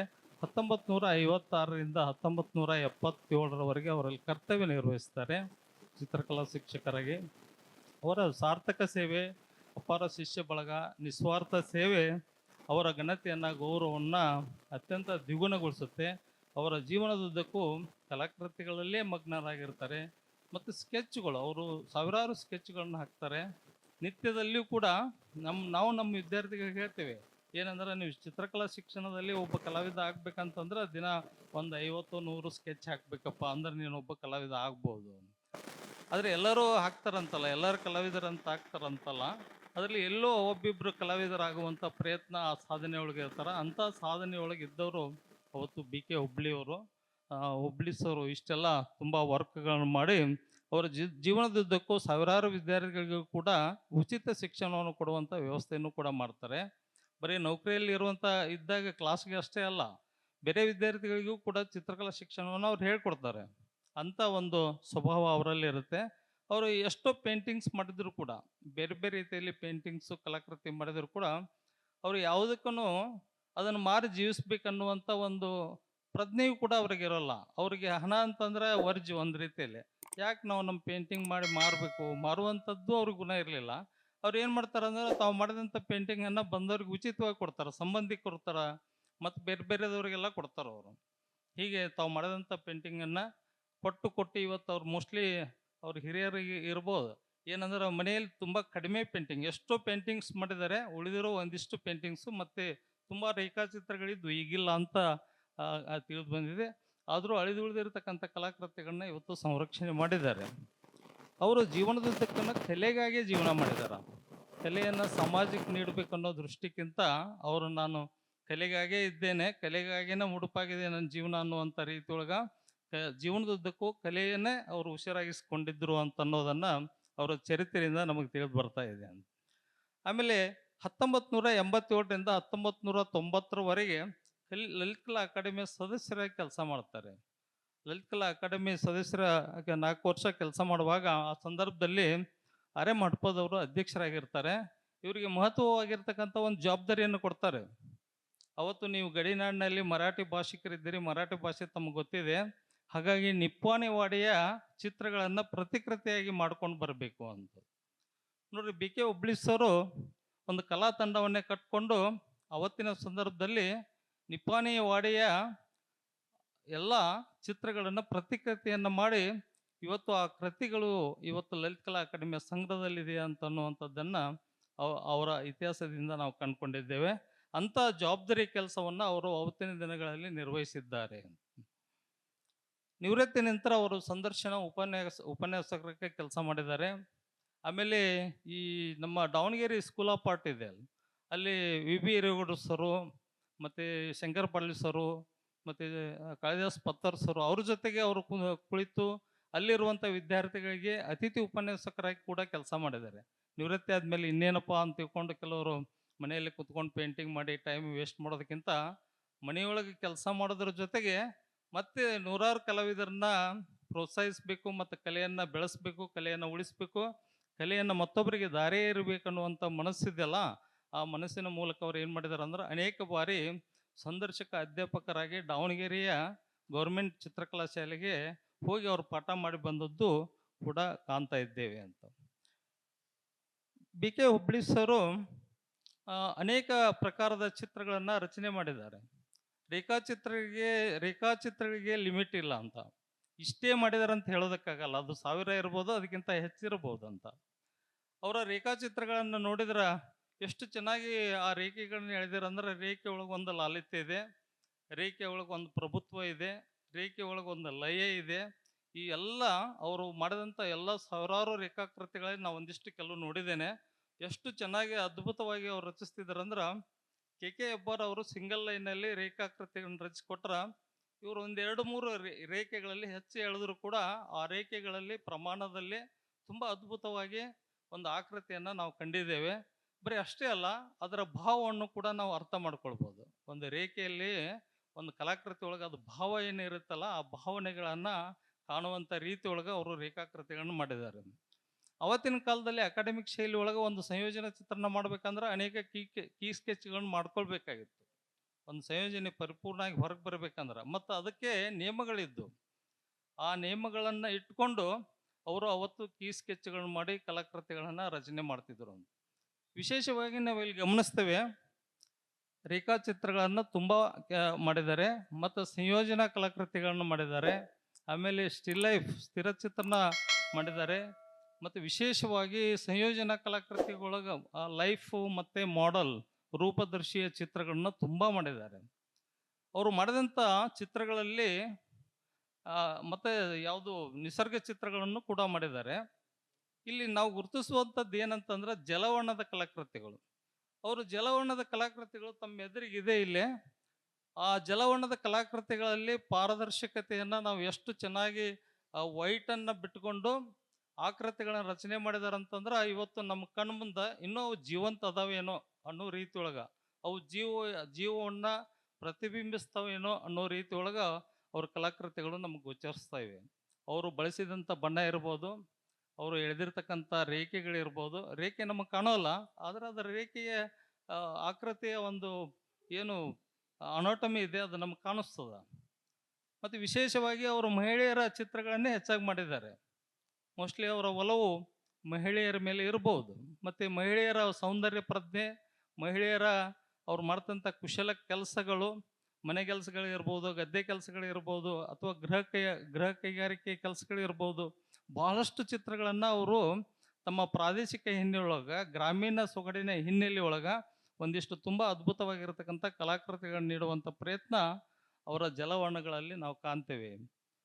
ಜಲವರ್ಣ ಅಂದ ತಕ್ಷಣ ನಮಗೆ ಗೊತ್ತಾಗುತ್ತೆ, ಭಾಳಷ್ಟು ಜನ ಜಲವರ್ಣದಲ್ಲಿ ಕೆಲಸ ಮಾಡೋದಂತಂದ್ರೆ ತುಂಬ ಕಠಿಣವಾಗಿರ್ತಕ್ಕಂಥದ್ದು. ಇವತ್ತು ತೈಲವರ್ಣದಲ್ಲಿ ಭಾಳ ಜನ ಕಲಾವಿದರು ಕೆಲಸ ಮಾಡ್ತಾರೆ. ಅದು ಉಪೆಕ್ ಕಲರನ್ನು ಹಾಕಿ ಮಾಡ್ಬೋದು, ಮಿಕ್ಸ್ ಮಾಡ್ಕೋಬೋದು. ಅಲ್ಲಿ ಇದು ಇರುತ್ತೆ ಆಯಿಲ್ ಕಲರ್ ತೈಲವರ್ಣದಲ್ಲಿ. ಆದರೆ ಜಲವರ್ಣದಲ್ಲಿ ಏನು ವೈಟ್ ಬಿಟ್ಕೊಂಡು ಕೆಲಸ ಮಾಡ್ಕೊತ ಕಲರನ್ನು ಹಾಕೋದಿದೆಯಲ್ಲ, ಅದು ಭಾಳ ಜಾಣ್ಮೆ ಇರಬೇಕು ಮತ್ತು ಅದಕ್ಕೆ ಪರಿಶ್ರಮ ಇರಬೇಕು. ಅದು ಇಲ್ಲದೆ ಹೋದರೆ ಆ ಕಲಾಕೃತಿಗೆ 3D ಡೈಮೆನ್ಷನಲ್ ಕೊಡೋದಕ್ಕೆ ಸಾಧ್ಯತೆ ಇಲ್ಲ. ಅಂಥ ಅದ್ಭುತ ನೆರಳು ಬೆಳಕಿನ ಆಟವನ್ನು ಅವ್ರ ಕಲಾಕೃತಿಗಳಲ್ಲಿ ಇವತ್ತಿಗೂ ಕೂಡ ಗಮನಿಸ್ತೇವೆ. ಎಷ್ಟೋ ವರ್ಷ ಆದರೂ ಕೂಡ ಆ ಕಲಾಕೃತಿಗಳು ತನ್ನತನವನ್ನು ಇವತ್ತು ಬಣ್ಣಗಳನ್ನು ಕಳೆದುಕೊಂಡಿಲ್ಲ. ವರ್ಣಗಳ ವೈವಿಧ್ಯತೆ ಮತ್ತು ಆ ರೇಖಾಕೃತಿ ಸಂಯೋಜನೆ ತುಂಬ ಅದ್ಭುತವಾಗಿರ್ತಕ್ಕಂಥದ್ದು. ಆಮೇಲೆ ಅವರು ವಿದ್ಯಾರ್ಥಿ ದಶೆಯಲ್ಲಿ ಇರುವಾಗನ ಅನೇಕ ಕಲಾಕೃತಿಗಳಿಗೆ ಬಹುಮಾನಗಳನ್ನು ಪಡೆದುಕೊಂಡಿದ್ದಾರೆ. ಅವರೊಬ್ಬ ಉತ್ತಮ ಕಲಾವಿದರ ಅಂತ ಅನಿಸ್ಕೊಳ್ಳುವಾಗ ಪ್ರೌಢಶಾಲೆಯಲ್ಲಿ ಇರುವಾಗ ಅನೇಕ ಚಿತ್ರಗಳನ್ನು ಸ್ವಂತನ ಚಿತ್ರಗಳನ್ನು ಬರೆದು ಹೆಸರು ಮಾಡಿದ್ರು ಅಂತ ಅನ್ನೋದನ್ನು ನಾವು ಗಮನಿಸ್ತೇವೆ. ಅದೇ ರೀತಿ ಒಳಗೆ ಕರ್ನಾಟಕ ಲಲಿತಕಲಾ ಅಕಾಡೆಮಿ ಅನೇಕ ಅವತ್ತು ಪ್ರದರ್ಶನಕ್ಕೆ ಕಲಾಕೃತಿಗಳನ್ನು ಕಳಿಸಿದಾಗ ಅವರು ಈ ಅನೇಕ ಕಲಾಕೃತಿಗಳು ಕೂಡ 2-3 ಸರಿ ಆಯ್ಕೆಯಾಗಿ ಪ್ರಶಸ್ತಿಯನ್ನು ಕೂಡ ಅವು ತಂದುಕೊಟ್ಟಿದೆ. ಅದು ಕೂಡ ಇತಿಹಾಸದಲ್ಲಿ ದಾಖಲೆಯಾಗಿದೆ ಅಂತ.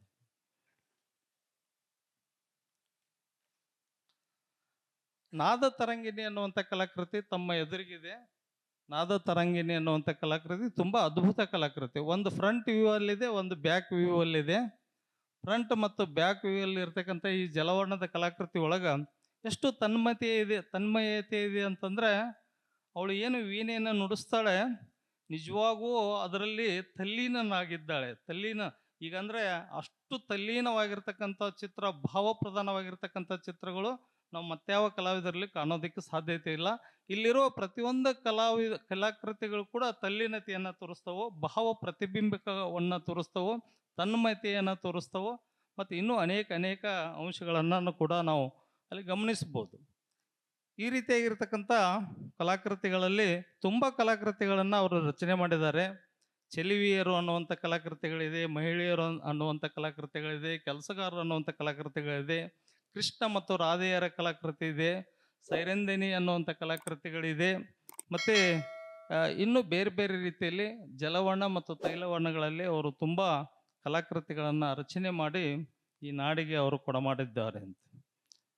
ಇದಲ್ಲದೆ ಇನ್ನೂ ಕೃಷಿ ಒಳಗೆ ಕೆಲಸ ಮಾಡ್ತಕ್ಕಂಥ ಮಹಿಳೆಯರ ಚಿತ್ರಗಳಿದೆ, ಮನೆಯಲ್ಲಿ ಕೆಲಸ ಮಾಡ್ತಕ್ಕಂಥದ್ದು, ಬುಟ್ಟಿಯನ್ನು ಹೊತ್ಕೊಂಡಿರ್ತಕ್ಕಂಥದ್ದು, ನೀರನ್ನು ತರುವಂಥದ್ದು, ಆಮೇಲೆ ನಿರೀಕ್ಷಣೆಯನ್ನು ಮಾಡ್ತಕ್ಕಂಥದ್ದು, ಯೋಚನೆಯನ್ನು ಮಾಡ್ತಕ್ಕಂಥ ಅನೇಕ ಮಹಿಳೆಯರ ಚಿತ್ರಗಳನ್ನು ಅವರು ಸ್ತ್ರೀ ಸಂವೇದನೆಯ ಚಿತ್ರಗಳಂತ ನಾವು ಹೇಳ್ಬೋದು. ಸ್ತ್ರೀಯ ಅನೇಕ ಆಲೋಚನೆಗಳನ್ನು ಅವರ ಕಲಾಕೃತಿಗಳಲ್ಲಿ ನಾವು ಕಾಣ್ತಾ ಇದ್ದೇವೆ. ಅಂಥ ಮಹತ್ವದ ಗುಣಗಳನ್ನು ಹಿಡಿದಿಡುವಂಥ ಕಲೆಯನ್ನು ಅವ್ರ ಕಲಾಕೃತಿಗಳಲ್ಲಿ ಕಂಡಿದ್ದೇವೆ ಅಂತ. ಇಷ್ಟೆಲ್ಲ ಕೆಲಸ ಮಾಡ್ತಾ ಇದ್ದರೂ ಕೂಡ ಎಂದೂ ಅವರು ಪ್ರಶಸ್ತಿಗಾಗಿ ಬೆನ್ನು ಹತ್ತವರಲ್ಲ. ಪ್ರಶಸ್ತಿ ನನಗೆ ಸಿಗುತ್ತಂತ ಎಂದು ಊಹೆಯನ್ನು ಇಟ್ಕೊಂಡವರಲ್ಲ. ಕೆಲಸ ಮಾಡ್ತಾ ಹೋದಾಗ ಕರ್ನಾಟಕ ಲಲಿತಕಲಾ ಅಕಾಡೆಮಿ ಅವರು ಏನು ಕಲಾಕೃತಿ ಕಳಿಸಿದ್ರು 1968, ಬಹುಶಃ 68 ಆಗ್ತಾನೆ ನಾವು ಕಂಡುಬಿಟ್ಟಿದ್ವಿ. ನಮಗೆ 1 ವರ್ಷ 2 ವರ್ಷ ವಯಸ್ಸು ಅಷ್ಟೇ. 68ರಲ್ಲಿ ಅವರು ನಾದ ತರಂಗಿಣಿ ಕಲಾಕೃತಿಗೆ ಕರ್ನಾಟಕ ಲಲಿತಕಲಾ ಅಕಾಡೆಮಿ ಪ್ರಶಸ್ತಿಯನ್ನು ನೀಡಿ ಗೌರವಿಸಿದೆ. ಹಾಗೆ 1982ರಲ್ಲಿ ಹಳ್ಳಿ ಗ್ರಾಮೀಣ ಕಲಾಕೃತಿ, ಹಳ್ಳಿ ಅನ್ನುವಂಥ ಕಲಾಕೃತಿಗೆ ಮತ್ತೊಂದು ಅಕಾಡೆಮಿ ಪ್ರಶಸ್ತಿ ಅವರಿಗೆ ಲಭಿಸಿದೆ. ನೋಡ್ರಿ, ಅಕಾಡೆಮಿ ಪ್ರಶಸ್ತಿಗಳಂತಂದರೆ ಬಹಳ ಅಕಾಡೆಮಿಕ್ ಆಗಿ ಬಹಳ ಉತ್ತಮವಾಗಿರ್ತಕ್ಕಂಥ ಅತ್ಯುತ್ತಮ ಕಲಾಕೃತಿಗಳನ್ನ ಆಯ್ಕೆ ಮಾಡೋದಕ್ಕಾಗಿ ಒಂದು ಟೀಮ್ ಇರುತ್ತೆ. ಅಂಥದ್ರಲ್ಲಿ BK ಹುಬ್ಳೀಸ್ ಅವರು ಅವತ್ತಿನ ದಿನಗಳಲ್ಲಿ ಆ ಪ್ರಶಸ್ತಿಯನ್ನು ಪಡೆದು ಹೆಸರನ್ನು ಮಾಡಿದ್ದಾರೆ ಅಂತ. ಅವರ ಇನ್ನಷ್ಟು ಸಾಧನೆಗಳನ್ನ ಗುರುತಿಸಿದಂಥ ಅಕಾಡೆಮಿ ಏನು ಮಾಡುತ್ತೆ ಅಂತಂದ್ರೆ 1992ರಲ್ಲಿ ಕರ್ನಾಟಕ ಲಲಿತಕಲಾ ಅಕಾಡೆಮಿ ಗೌರವ ಪ್ರಶಸ್ತಿಯನ್ನು ನೀಡಿ ಗುರುತಿಸಿದೆ. ಅವರ ಜೀವಮಾನ ಸಾಧನೆಗಾಗಿ, ಈ ಕಲೆಗಾಗಿಯೇ ಜೀವನವನ್ನು ಮುಡುಪಾಗಿಟ್ಟಿದ್ದಕ್ಕಾಗಿ ಕರ್ನಾಟಕ ಲಲಿತಕಲಾ ಅಕಾಡೆಮಿ ಅವರಿಗೆ ಗೌರವ ಪ್ರಶಸ್ತಿಯನ್ನು ಕೊಡ್ತಾ ಇದೆ ಅಂತ. ನಾನು ಈಗಾಗಲೇ ಹೇಳಿದ್ದೇನೆ, ಭಾಳಷ್ಟು ಜನ ಕಲಾವಿದರು ಪ್ರಶಸ್ತಿ ಯಾರೂ ಬೆನ್ನತ್ತಿ ಹೋಗಲ್ಲ. ಆದರೆ ಇತ್ತಿತ್ತಲಾಗಿ ಅದು ಬೇರೆ ರೂಪವನ್ನು ತಾಳ್ತಿದೆ. ಆದರೆ ಅವತ್ತಿನ ದಿನಗಳಲ್ಲಿ ಯಾರೂ ಕಲಾವಿದರು ಅದರ ಬೆನ್ನತ್ತಿ ಹೋಗ್ತಿರ್ಲಿಲ್ಲ ಅಂತ. 1996ರಲ್ಲಿ ಕರ್ನಾಟಕ ಸರ್ಕಾರ ಅವರಿಗೆ ರಾಜ್ಯೋತ್ಸವ ಪ್ರಶಸ್ತಿಯನ್ನು ನೀಡಿ ಗೌರವಿಸಿದೆ. ನೋಡ್ರಿ, ವಿಶೇಷವಾಗಿರ್ತಕ್ಕಂಥ ಕಲಾವಿದರಿಗೆ ಇಂಥ ರಾಜ್ಯೋತ್ಸವ ಪ್ರಶಸ್ತಿ ಸಿಗೋದು ತುಂಬ ವಿರಳ.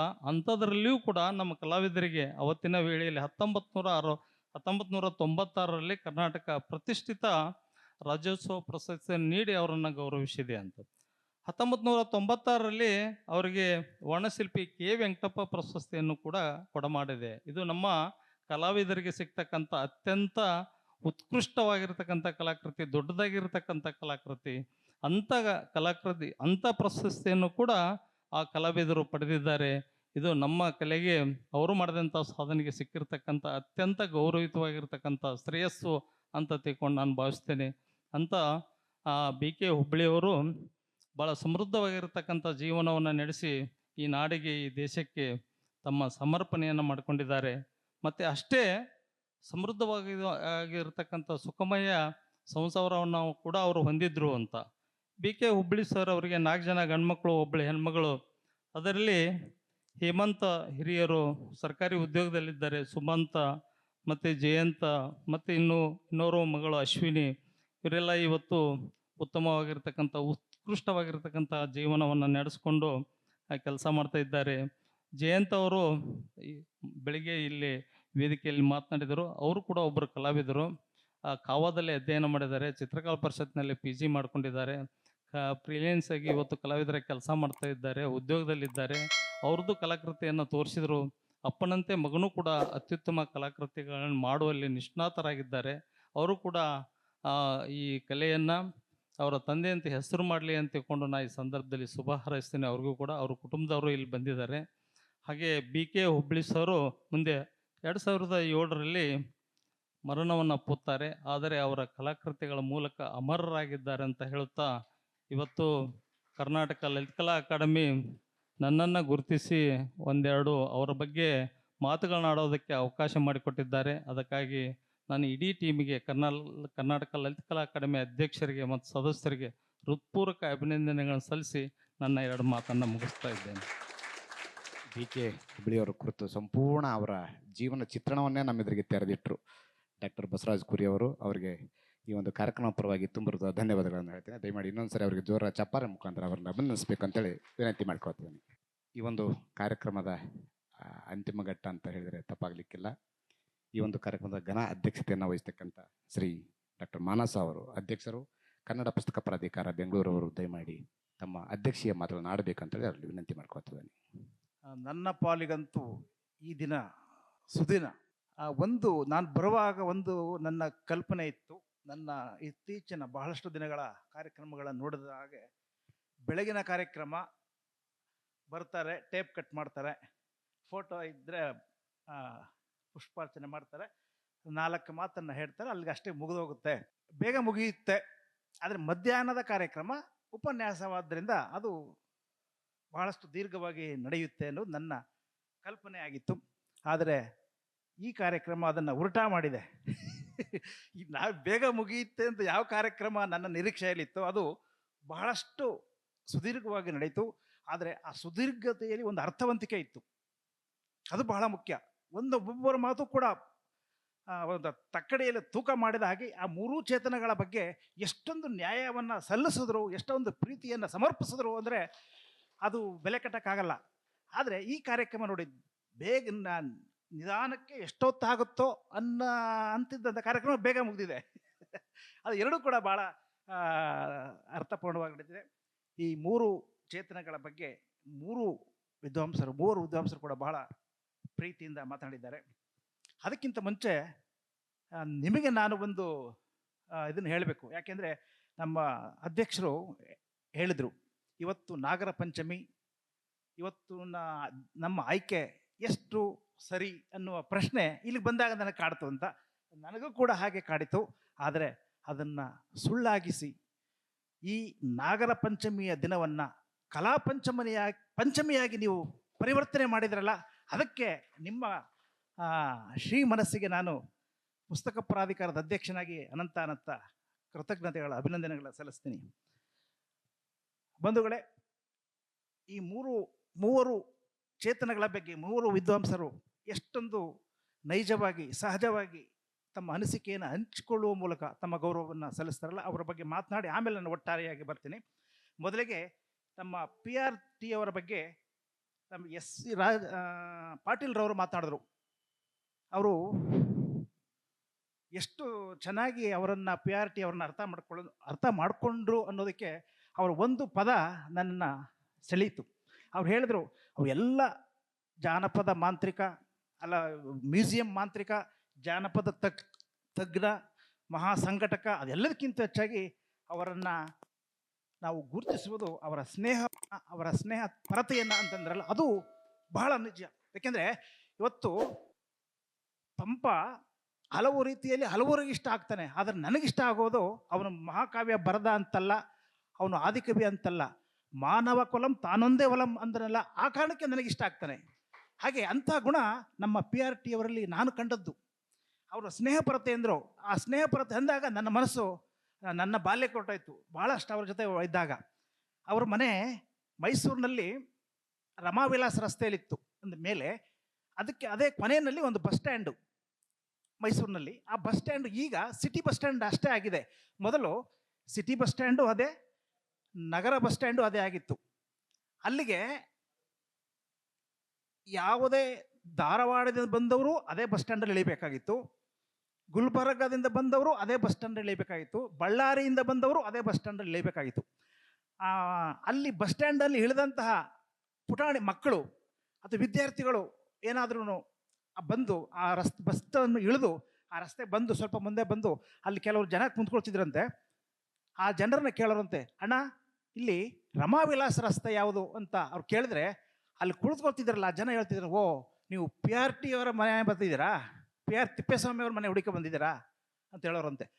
ಇವ್ರು ಅಷ್ಟೇ ಕೇಳ್ತಿದ್ದು ಜನ. ಆದರೆ ಬಂದವರು PRT ಅವರ ಸಹಾಯವನ್ನು ಹರಸಿ ಬಂದ ಮಕ್ಕಳು, ಬಂದ ವಿದ್ಯಾರ್ಥಿಗಳು ಅವ್ರು ಕೇಳ್ತಿದ್ದಿಷ್ಟೇ, ಅಣ್ಣ ಇಲ್ಲಿ ರಮಾವಿಲಾಸ್ ರಸ್ತೆ ಅಂತ ಇದೆಯಲ್ಲ ಯಾವುದು ಅಂತ ಕೇಳಿದ್ರೆ, ಅಲ್ಲಿ ಜನ, ಓ ನೀವು PR ತಿಪ್ಪೇಸ್ವಾಮಿ ಅವ್ರನ್ನ ಹುಡುಕೊಂಡು ಬಂದಿದ್ದೀರಾ, ಅವ್ರ ಅಡ್ರೆಸ್ ಬೇಕಾ ಅಂತ ಅವರೇ ಹೇಳಿದ್ರಂತೆ. ಇವ್ರಿಗೆ ಆಶ್ಚರ್ಯ, ಹೌದಾ ಅದೇನು ಗೊತ್ತಾಗೋಯ್ತು ಇವ್ರಿಗೆ ಅಂತ. ಆ ಮಕ್ಕಳಿಗೆ PR ತಿಪ್ಪೇಸ್ವಾಮಿ ಅವ್ರ ಹತ್ರ ನೀವು ಯಾವುದೋ ಕಾಲೇಜಿಗೆ ಸೇರಬೇಕಾ, ಮತ್ತೆ ಮಾತು PR ತಿಪ್ಪೇಸ್ವಾಮಿ ಅವ್ರ ಕಡೆಯಿಂದ ನಿಮ್ಗೆ ಯಾವ ವಿದ್ಯಾರ್ಥಿ ವೇತನಕ್ಕೆ ಅರ್ಜಿ ಹಾಕ್ಸೋಕೆ ಬಂದಿದ್ದೀರಾ, ರೆಕಮೆಂಡ್ ಮಾಡ್ಸೋಕೆ ಬಂದಿದ್ದೀರಾ, ಹೀಗೆ ಅದು ಒಂದು ವರ್ಗ ಮಕ್ಕಳಿಗೆ.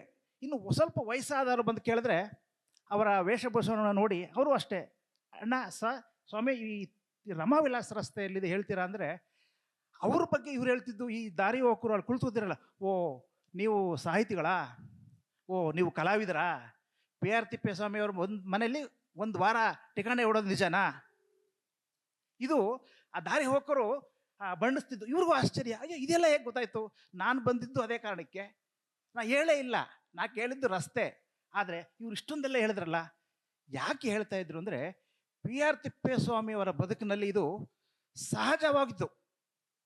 365 ದಿವಸ ಕೂಡ ನಡೀತಿದ್ದಿದೆ ಕೆಲಸ. ಯಾವ ಕರ್ನಾಟಕದ ಯಾವುದೇ ಮೂಲೆಯಲ್ಲಿರಲಿ, ಮೈಸೂರಿನಲ್ಲಿ ನೆಲೆ ನಿಲ್ಲಬೇಕು ಅಂದರೆ ಅವ್ರಿಗೆ ಯಾರ ಹೆಸರು ಅವ್ರ ಮನಸ್ಸಲ್ಲಿ ಬರ್ತಾ ಇರಲಿಲ್ವಂತ. ಓನ್ಲಿ ಪಿ ಆರ್ ತಿಪ್ಪೇಸ್ವಾಮಿ ಅಂದರೆ ಅವ್ರ ಹತ್ರ ಹೋಗಿದ್ರೆ ಏನಾದ್ರು ಒಂದು ಮಾಡ್ತಾರೆ, ಏನಾದರೂ ಒಂದು ಸಹಾಯ ಮಾಡ್ತಾರೆ. ಯಾವ ಸಹಾಯ ಇಲ್ಲದೆ ಇದ್ರೂ ಒಬ್ಬರ ಪಕ್ಕದಲ್ಲಿ ಒಬ್ಬ ಒಂದು 10-15 ಜನ ಮಲಗಿಸಿ ಒಂದು ಊಟ ಆದರೂ ಕೊಡ್ತಾರೆ. ಇಷ್ಟು ಆತ್ಮೀಯತೆ, ಇಷ್ಟೊಂದು ಜನಪರತೆ ಅವರಲ್ಲಿತ್ತು. ಆ ಕಾರಣಕ್ಕೋಸ್ಕರವಾಗಿಯೇ ನಾವು ಎಲ್ಲರೂ ಕೂಡ ಪಿ ಆರ್ ಟಿ ಅಂದರೆ ನಾವು ಪ್ರೀತಿಸೋದು. ಪಿ ಆರ್ ಟಿ ಅವರು ಏನೇ ಆಗಿರಲಿ, ಇವರು ನಮ್ಮ ರಾಜಶೇಖರ್ ಅವರು ಹೇಳಿದಾಗ ನನಗೆ ತಟ್ಟನೆ ಆ ಒಂದು ನೆನಪಾಯಿತು.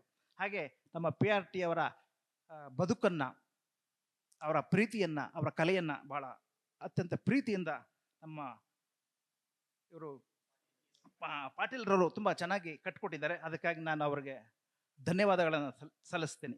ಹಾಗೆಯೇ ಇನ್ನು ಸೋಮಶೇಖರ ಶಾಲೆಯವರ ಬಗ್ಗೆ ನಮ್ಮ ಉಪಾಧ್ಯಾಯ ಅವರು ಹೇಳಿದ್ರು.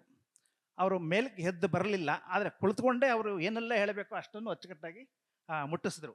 ಅವ್ರು ಹೇಳಿದ್ರು, ಶಾಲೆಯವರ ಕಲೆಯ ಅವರು ಎಂಥ ಪ್ರಶ್ನೆ ಎತ್ತಿದ್ರು ಅಂದರೆ, ಕಲೆಯನ್ನ ಮಾತಿನಲ್ಲಿ ಕಟ್ಟಿಕೊಡಬಹುದೇ ಅನ್ನೋ ಪ್ರಶ್ನೆಯ ಮೂಲಕ ಹೇಳಿದವರು. ಕಲೆಯನ್ನ ಮಾತಿನ ಮೂಲಕ ಕಟ್ಟಿಕೊಡಬಹುದೇ ಅನ್ನೋ ಪ್ರಶ್ನೆ ಎತ್ತಿಯೇ ಮಾತಿನ ಮೂಲಕ ಕಲೆಯನ್ನಷ್ಟೇ ಅಲ್ಲ, ಕಲಾವಿದನ ಬದುಕನ್ನು ಕೂಡ, ಕಲಾವಿದನ ಚಿಂತನೆಯನ್ನು ಕೂಡ, ಕಲಾವಿದನ ಮನಸ್ಸನ್ನು ಕೂಡ ತೆರೆದು ಕಟ್ಟಿಕೊಡಬಹುದು ಅನ್ನುವುದನ್ನು ಅತ್ಯಂತ ಸಮಗ್ರವಾಗಿ ಮಾಡಿದ್ರು. ಅವ್ರು ಹೇಳಿದ್ರು, ಕಲಾಕೃತಿಗಳು ಒಬ್ಬ ಕಲಾವಿದನ ಸಿಗ್ನೇಚರ್. ಹೌದು, ನಿಜ. ಅದು ಆ ಸಿಗ್ನೇಚರ್ ಅಂತಂದ್ರಲ್ಲ, ಅದು ಶಾಲೆಯವರ ಒಟ್ಟಾರೆ ಕಲಾಕೃತಿಗಳಿಗೆ ಅವರು ಕೊಟ್ಟಂಥ ಒಂದು ಭಾರಿ ಬಹುಮಾನ ಅಂತ ನಾನಾದರೂ ಕೂಡ ಭಾವಿಸ್ತೇನೆ. ಹಾಗೆಯೇ ಕೊನೆಗೆ ಬಿ ಕೆ ಹುಬ್ಬಳ್ಳಿಯವರ ಬಗ್ಗೆ ಮಾತನಾಡ್ತಾ ನಮ್ಮ ಕುರಿಯರ್ ಅವರು ಹೇಳಿದರು, ಒಬ್ಬ ಮನುಷ್ಯನಿಗೆ ಬಾಲ್ಯ ಹಾಗೂ ಬದುಕು ಎಷ್ಟು ಮುಖ್ಯ. ನಾವೊಂದು ಮಾತಿದೆ, ಬಾಲ್ಯ ಬದುಕಿನುದ್ದಕ್ಕೂ ಇರುತ್ತೆ ಅಂತಾರೆ. ಒಬ್ಬ ಮನುಷ್ಯನ ಬಾಲ್ಯ ಅವನ ಬದುಕಿನುದ್ದಕ್ಕೂ ಹೇಗೆ ನಿಲ್ಲುತ್ತೆ, ಅದು ಕಲೆ ಆಗಿರ್ಬೋದು, ಕಾವ್ಯ ಆಗಿರ್ಬೋದು, ಸಂಗೀತ ಆಗಿರ್ಬೋದು, ಎಲ್ಲದರ ಮೇಲೂ ಕಲೆ ಅನ್ನೋದ್ರ ಮೇಲೆ ಹೆಚ್ಚಿಗೆ ಹೇಗೆ ಬಾಲ್ಯ ಬೀರುತ್ತೆ, ಪ್ರಭಾವ ಬೀರುತ್ತೆ, ಬಾಲ್ಯ ಹೆಜ್ಜೆ ಹೆಜ್ಜೆಗೂ ಆ ಮನುಷ್ಯನನ್ನು ಹೇಗೆ ಬೆಳೆಸುತ್ತೆ ಅನ್ನೋದನ್ನು ಭಾಳ ಅಚ್ಚುಕಟ್ಟಾಗಿ ಹುಬ್ಬಳ್ಳಿಯವರ ಕಲೆಯಲ್ಲಿ ಅವರು ಕಟ್ಟಿಕೊಟ್ರು. ಆ ಹುಬ್ಬಳ್ಳಿಯವರ ನಾನು ಏನೇನು ನೋಡಿದ್ನಲ್ಲ, ಅವರ ಕೃತಿಗಳು ನನ್ನ ಮನಸ್ಸಿನಲ್ಲಿ ಯಾವ ಭಾವನೆಗಳು ಮೂಡಿದ್ರು ಅದೇ ಭಾವನೆಯನ್ನು ಅವರು ತುಂಬ ಅರ್ಥಪೂರ್ಣವಾಗಿ ಕಟ್ಟಿಕೊಟ್ಟಿದ್ದಾರೆ. ಹಾಗಾಗಿ ಈ ಮೂರೂ ವಿದ್ವಾಂಸರುಗಳು, ಈ ಮೂರೂ ಮಹಾನ್ ಚೇತನಗಳ ಬಗ್ಗೆ ಇಷ್ಟೊಂದು ಶ್ರದ್ಧಾ ಭಕ್ತಿಯಿಂದ, ಹಾಗಂತ ಅವರು ಯಾರನ್ನೂ ಕೂಡ ಓಲೈಸಲಿಲ್ಲ, ಮೆರೆಸಲಿಲ್ಲ. ಕಲೆಗಷ್ಟೇ ಅವರು ಬೆಲೆ ಕೊಟ್ಟರು, ಅವರ ಪ್ರೀತಿಗಷ್ಟೇ ಅವರು ಮಾನ್ಯತೆ ಕೊಟ್ಟರು. ಈ ರೀತಿ ಇದು ಬೇಕಾಗಿರೋದು ನಮಗೆ, ಇಂಥ ಒಂದು ಅದ್ಭುತವಾದ ಕಾರ್ಯ. ಬಂಧುಗಳೇ, ಬೆಳಗ್ಗೆ ನಡೆದಂತಹ ಕಾರ್ಯಕ್ರಮದಿಂದಲೂ ಕೂಡ ನಾನು ಇದ್ದೇನೆ. ಆ ಕಾರ್ಯಕ್ರಮ ಎಷ್ಟು ಅಂದವಾಗಿ, ಅರ್ಥಪೂರ್ಣವಾಗಿ ತನ್ನ ಟೇಕಪ್ಪನ್ನು ತೆಗೆದುಕೊಳ್ತು, ತನ್ನ ಪ್ರಾರಂಭವನ್ನು ತಾನೇ ಪಡ್ಕೊಳ್ತು ಅನ್ನೋದನ್ನು ನಾವು ಕಣ್ಣಾರೆ ಕಂಡವನಾಗಿ, ಒಂದು ರೀತಿಯಲ್ಲಿ ಸಮಾರೋಪ ಭಾಷಣದ ರೀತಿ ನಾನು ಆಗಬೇಕು ಅಂತ ಅಂದ್ಕೊಂಡಿದ್ದೀನಿ. ಯಾಕೆಂದರೆ ಎಲ್ಲವನ್ನು ನೋಡಿದ್ದೇನೆ. ನೋಡಿ, ಇಲ್ಲಿ ಒಂದು ಕಲೆ ಬಗ್ಗೆ ಒಂದು ಮಾತಿದೆ. ಕಲಾದೇವಿ ಎಲ್ಲರಿಗೂ ಮುಕ್ತವಾಗಿ ಆಹ್ವಾನ ಕೊಡ್ತಾಳಂತೆ, ಬನ್ನಿ ಬನ್ನಿ ಬನ್ನಿ ಅಂತ. ಹಾಗೆ ಅವಳ ಪ್ರೀತಿಪೂರ್ವಕವಾದ ಕಲೆಗೆ, ಮಾತಿಗೆ, ಸ್ವಾಗತಕ್ಕೆ ಮರುಳಾಗಿ ಮನ್ನಣೆ ಕೊಟ್ಟು ಬಂದವರ ಹಲವಾರು ಜನ ಹೋಗ್ತಾರಲ್ಲ, ಅವರಲ್ಲಿ ಕೆಲವರನ್ನಷ್ಟೇ ಅವಳು ಆಯ್ಕೆ ಮಾಡ್ಕೋತಾಳಂತೆ. ಹಾಗೆ ಆ ಆಯ್ಕೆ ಮಾಡಿಕೊಂಡ ಆ ಹಲವರಲ್ಲಿ ಕೆಲವರನ್ನು ಮಾತ್ರ ಅವಳು ಒಪ್ಪಿಕೊಳ್ತಾಳಂತೆ. ಆ ಕೆಲವರಲ್ಲಿ ಇನ್ನೂ ಕೆಲವರನ್ನು ಮಾತ್ರ ಅವಳು ಒಪ್ಪಿಕೊಳ್ತಾಳಂತೆ. ಹೀಗೆ ನಮ್ಮ ಕಲಾದೇವಿಯ ಆಹ್ವಾನಕ್ಕೆ ಪರವಶರಾಗಿ, ಆ ಕಲಾದೇವಿಯ ಒಪ್ಪಿಗೆಯಿಂದ ಒಪ್ಪಿಕೊಳ್ಳುವವರ ಒಂದು ಪ್ರಕ್ರಿಯೆಗೆ ಒಳಗಾಗಿ, ಆನಂತರ ಅಪ್ಪಿಕೊಂಡ ಕಲಾವಿದರು ಈ ಮೂರೂ ಜನ ಮಹಾತ್ಮರು. ಯಾಕೆ ನಾನು ಈ ಮಾತನ್ನು ಹೇಳ್ತೀನಿ ಅಂದರೆ, ಇದು ಅಷ್ಟು ಸುಲಭವಲ್ಲ. ಇವರು ಈ ಮೂರು ಕೂಡ ಬಂದ್ರಲ್ಲ ಈ ಭೂಮಿಗೆ, ಅವಾಗ ಯಾವ ಸವಲತ್ತಿತ್ತು? ಅಲ್ವಾ? ಏನಾದರೂ ಸವಲತ್ತಿತ್ತ ಈ ಭೂಮಿ ಮೇಲೆ? ಪ್ರತಿ ಹೆಜ್ಜೆ ಹೆಜ್ಜೆಗೂ ಎದುರಿಸಿದವರು ಅವ್ರ ಬದುಕನ್ನು, ಹೆಜ್ಜೆ ಹೆಜ್ಜೆಗೂ ವಿರೋಧಗಳನ್ನು. ಅವ್ರು ಕಲಾವಿದರಾಗೋದಿರಲಿ, ಬದುಕನ್ನು ಕಟ್ಕೊಳ್ಳೋದೇ ಕಷ್ಟ ಆಗಿತ್ತು. ಒಂದೊತ್ತಿನ ಊಟ ಕಟ್ಕೊಳ್ಳೋದು ಕಷ್ಟ ಆಗಿತ್ತು. ಒಂದು ಒಳ್ಳೆ ನೀರು ಸಿಗ್ತಿರ್ಲಿಲ್ಲ ಅಲ್ವಾ? ಇಂತಹ ಹೊತ್ತಿನಲ್ಲಿ ಎಂತೆಲ್ಲ ಸಾಧನೆ ಮಾಡಿದ್ರು ಅಂದರೆ ಇವ್ರನ್ನ ನಾವೇನು ಅನ್ಬೇಕು? ಇವ್ರಿಗೆ ನಾವು ಏನು ಕೊಡ್ಬೇಕು? ಅವಾಗ ಯಾವ ಪ್ರಶಸ್ತಿ ಆದರೂ ಇತ್ತ? ಯಾವ ಪ್ರಶಸ್ತಿಗೋಸ್ಕರನೂ ಇವರು ಕೆಲಸ ಮಾಡಲಿಲ್ಲ. ಏನೋ ಒಂದು ಇವರು ನೋಡಿ, ಬದುಕಿನಲ್ಲಿ ಎರಡು ಥರ ಇದೆ. ಒಂದು ಬದುಕನ್ನು ಸವಿಯುವುದು ಮತ್ತು ಬದುಕನ್ನು ಸವೆಸುವುದು. ಯಾರು ಬದುಕನ್ನು ಸವಿಯುವ ಸಲುವಾಗಿ ಬರ್ತಾರೆ ಅವರಿಂದ ಮಾತ್ರ ಇಂಥ ಕೆಲಸ ಆಗುತ್ತೆ. ಯಾರು ಬದುಕನ್ನು ಸವೆಸುವ ಸಲುವಾಗಿ ಮಾಡ್ತಾರೆ ಅವರ ಬದುಕು ಅಲ್ಲೇ ಉಳಿಯುತ್ತೆ. ಏಕೆಂದ್ರೆ ಇವ್ರ ಜೊತೆ ಇದ್ದರು ಅಲ್ವಾ? ಇವರು ಮೂವರು ನಮಗೆ ಮಾನ್ಯರು, ಇವರು ಮೂವರು ನನಗೆ ಪೂಜ್ಯರು, ಇವರು ಮೂವರು ನಮಗೆ ಕಲಾ ಪುರುಷರು. ಆದರೆ ಇವರ ಜೊತೆಗಿದ್ರಲ್ಲ, ಇವರ ಸ್ನೇಹಿತರು ಇರ್ಬೋದು, ಇವರ ಸಹಪಾಠಿಗಳಿರ್ಬೋದು, ಅವ್ರು ಯಾರೂ ನಮಗೆ ನೆನಪಿಲ್ಲ. ಯಾಕೆಂದರೆ ಅವರು ಬದುಕನ್ನು ಸವಿದವರಲ್ಲ, ಬದುಕನ್ನು ಸವೆಸಿದವರು. ಬದುಕು ಎಂಥ ಅವಕಾಶವನ್ನು ಕೊಡುತ್ತೆ, ನಮ್ಮ ಬದುಕು ಅವಕಾಶವನ್ನು ಕೊಡುತ್ತೆ. ಆದರೆ ನಾವು ಬದುಕೋದಿಲ್ಲ, ಬರೀ ಸವಿಸ್ತೀವಿ. ಬದುಕನ್ನು ಯಾರು ಬದುಕ್ತಾರೋ, ಯಾರು ಪ್ರೀತಿಸ್ತಾರೋ, ಯಾರು ಬದುಕನ್ನು ಸವಿತಾರೋ ಅವ್ರು ಮಾತ್ರ ಯಾವತ್ತೂ ಉಳ್ಕೊಳ್ತಾರೆ. ಅವರಿಗೆ ಯಾವ ಕಷ್ಟವೂ ಕೂಡ ಕಷ್ಟ ಆಗೋದಿಲ್ಲ, ಯಾವ ನೋವು ಕೂಡ ನೋವಾಗೋದಿಲ್ಲ. ನೋವನ್ನು ಅವರು ನಲಿವನ್ನಾಗಿಸ್ಕೊಳ್ತಾರೆ, ಕಷ್ಟವನ್ನು ಅವರು ಇಷ್ಟವನ್ನಾಗಿಸ್ಕೊಳ್ತಾರೆ. ಯಾಕೆ ಆಗಿಸ್ಕೊಳ್ತಾರೆ ಅಂದರೆ, ನನ್ನ ಅಂಥ ಕಷ್ಟ ಅಂದ ಬಂದಾಗ ನನಗೆ ಬೇಂದ್ರೆಯವರು ತಟ್ಟನೆ ನೆನಪಾಗ್ತಾರೆ. ಇಲ್ಲಿ ಅವರು ನೋಡಿ, ಅವರು ಅಲ್ಲಿ ನಮ್ಮ ಕುವೆಂಪು ಅವರು ಪ್ರಕೃತಿ ಆರಾಧಕರು. ಸೂರ್ಯೋದಯ ಚಂದ್ರೋದಯ ದೇವರ ದಯೆ ಕಾಣುವಂಥ ಪದ್ಯವನ್ನು ಬರೆದರು. ಅವರ ಪ್ರೀತಿಗೆ ಅನುಗುಣವಾಗಿ, ಅವರ ಮನಸ್ಥಿತಿಗೆ ಅನುಗುಣವಾಗಿ ಪ್ರಕೃತಿಯ ಆರಾಧನೆಯ ಮೇಲೆ ಅವರು ಪದ್ಯವನ್ನು ಬರೆದರು. ಆದರೆ ಇಲ್ಲಿ ಬೇಂದ್ರೆಯವರು ಅದಕ್ಕೆ ವಿರುದ್ಧವಾಗಿ ಬರೀತಾರೆ. ಹೇಗೆ ಅಂದರೆ, ನಾನು ಬಡವಿ ಆತ ಬಡವ, ಒಲವೇ ನಮ್ಮ ಬದುಕು, ಬಳಸಿಕೊಂಡ ಅದನ್ನು ನಾವು ಅದಕ್ಕೂ ಇದಕ್ಕೂ ಎದಕ್ಕೂ. ನೋಡಿ, ಬದುಕನ್ನು ಸವಿಯುವುದು. ಅವರು ಬಡತನ ಅಂತ ಏನಾದ್ರೂ ಅವರು ಬದುಕನ್ನು ಸವಿಯದೇ ಹೋಗಿದ್ರೆ ಇವತ್ತು ನಮಗೆ ಅವರು ಹೊರಕವಿ ಆಗ್ತಿರಲಿಲ್ಲ.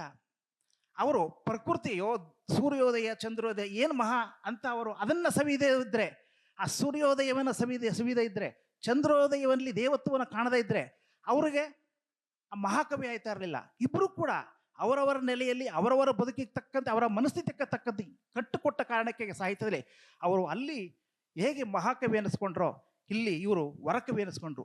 ಪ್ರಕೃತಿ ನೋಡಿ, ಇಬ್ಬರನ್ನೂ ಕೈ ಬಿಡಲಿಲ್ಲ, ಇಬ್ಬರಿಗೂ ಜ್ಞಾನಪೀಠ ಪ್ರಶಸ್ತಿಯನ್ನು ಕೊಡ್ತು. ಇದು ಬದುಕನ್ನು ಸವಿಯುವ ಕಲೆ, ಬದುಕನ್ನು ನೋಡುವ ದೃಷ್ಟಿ. ಈ ಬದುಕನ್ನು ಸವಿಯುವ ಸಲುವಾಗಿಯೇ, ಬದುಕನ್ನು ನೋಡುವ ಸಲುವಾಗಿಯೇ ನೀವೆಲ್ಲ ಸೇರಿದ್ದೀವಿ. ಅದಕ್ಕಾಗಿ ನಿಮಗೆ ನಾನು ಮೊಟ್ಟ ಮೊದಲಿಗೆ ಅಭಿನಂದನೆಗಳನ್ನ ಸಲ್ಲಿಸಿದೆ.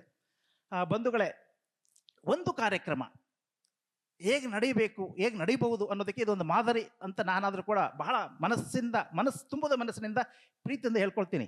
ಯಾಕೆ ಅಂದರೆ ನೋಡಿ, ಮೂರು ಜನ ಒಂದೇ ಸಮಕಾಲೀನರು, ಒಂದೇ ಸಮ ಮನೋಧರ್ಮದವರು ಮತ್ತು ಸಮ ಸಾಧಕರು. ಆ ಮೂರೂ ಜನಗಳನ್ನು ಆಯ್ಕೆ ಮಾಡ್ಕೊಂಡಿರೋದು ಕೂಡ ಇದು ಆಯ್ಕೆ ಮಾಡ್ಕೊಂಡು ಏನು ಮಾಡಿದ್ರು, ಮೂರೂ ಜನರ ಸಾಧನೆಯನ್ನು ತೆರೆದಿಟ್ರು. ಇದು ಅವರ ಸಾಧನೆ, ಇದು ಅವರ ಕಲೆ ನೋಡಿ ಅಂತ ಹೇಳಿದ್ರು ನಮ್ಮ ಲಲಿತ ಕಲಾ ಅಕಾಡೆಮಿ. ಆಮೇಲೆ ಅಷ್ಟಕ್ಕೆ ಬಿಟ್ಟರೆ ಮೂರೂ ಜನನ ಭಾವಚಿತ್ರಕ್ಕೆ ನೀವು ಪ್ರೀತಿಯನ್ನು ಸಮರ್ಪಿಸಿ ಅವ್ರಿಗೆ ಇನ್ನೇನು ನಾವು ಕೊಡೋಕ್ಕೆ ಸಾಧ್ಯ ಅಲ್ವಾ? ಅದನ್ನು ಮಾಡಿದ್ರು.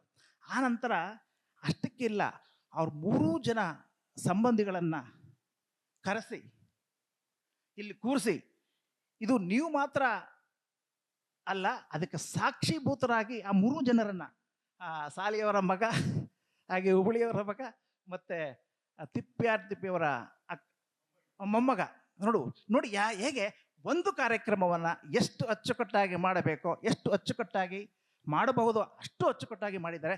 ಮತ್ತು ಆ ದೀಪ ಬೆಳಗಿಸುವಾಗ ನಾನು ಗಮನಿಸ್ತಾ ಇದ್ದೆ ಕುಳಿತು, ನಮ್ಮ ಇವರು ಬೆಲ್ಲದವರು ಎಲ್ಲ ದೀಪಗಳನ್ನು ಹಚ್ಚಿದ್ರು. ಇನ್ನು ಒಂದು ಬತ್ತಿ ಖಾಲಿ ಇತ್ತು. ಆ ಒಂದು ಬತ್ತಿಯನ್ನು ಹಚ್ಚಿಸ್ಬೇಕು ಅನ್ನೋದಕ್ಕೋಸ್ಕರ ಅವರು ನಮ್ಮ ರಿಜಿಸ್ಟ್ರು ನಿಂತಿದ್ರು. ಅವ್ರಿಗೆ ಯಾಕೋ ಮುಜುಗರ, ಅವ್ರು ಬರಲಿಲ್ಲ ಮುಂದಕ್ಕೆ. ಆದರೆ ನಮ್ಮ ಬೆಲ್ಲದವರು ಬಿಡಲಿಲ್ಲ ನೀಲಮ್ಮ ಅವ್ರನ್ನ, ಬನ್ನಿ ಬನ್ನಿ ಬನ್ನಿ ಅಂತ, ನೀವು ಹಚ್ಚಿ ಅಂತ. ಅವ್ರ ಮನಸ್ಥಿತಿ ನೋಡಿದೆ ನಾನು. ಆ ಮಹಿಳೆಯಿಂದ ಆ ಕೊನೆಯ ಬತ್ತಿಯನ್ನು ಹಚ್ಚಿಸ್ಬೇಕು ಅನ್ನೋದು ಅವರ ಪ್ರೀತಿ. ಆದರೆ ಆ ಜವಾಬ್ದಾರಿಯನ್ನು ಬೇಡ ಅಂತ ತೆಗೆದುಕೊಂಡಂತಹ ನಮ್ಮ ರಿಜಿಸ್ಟ್ರಾರ್ ಅವರು ಮಾಡಿದ್ದು ಏನು ಅಂದರೆ, ತಾವೊಬ್ಬರೇ ಹಿಡಿಲಿಲ್ಲ, ಇಲ್ಲಿ 4 ಜನ ಮಹಿಳೆಯರಿದ್ರು, ಅವರಷ್ಟನ್ನು ಕರೆದ್ರು, ಬನ್ನಿ ಬನ್ನಿ ಬನ್ನಿ ಅಂತ. ಇದು ಕಾಗೆಯ ಮನಸ್ಸು.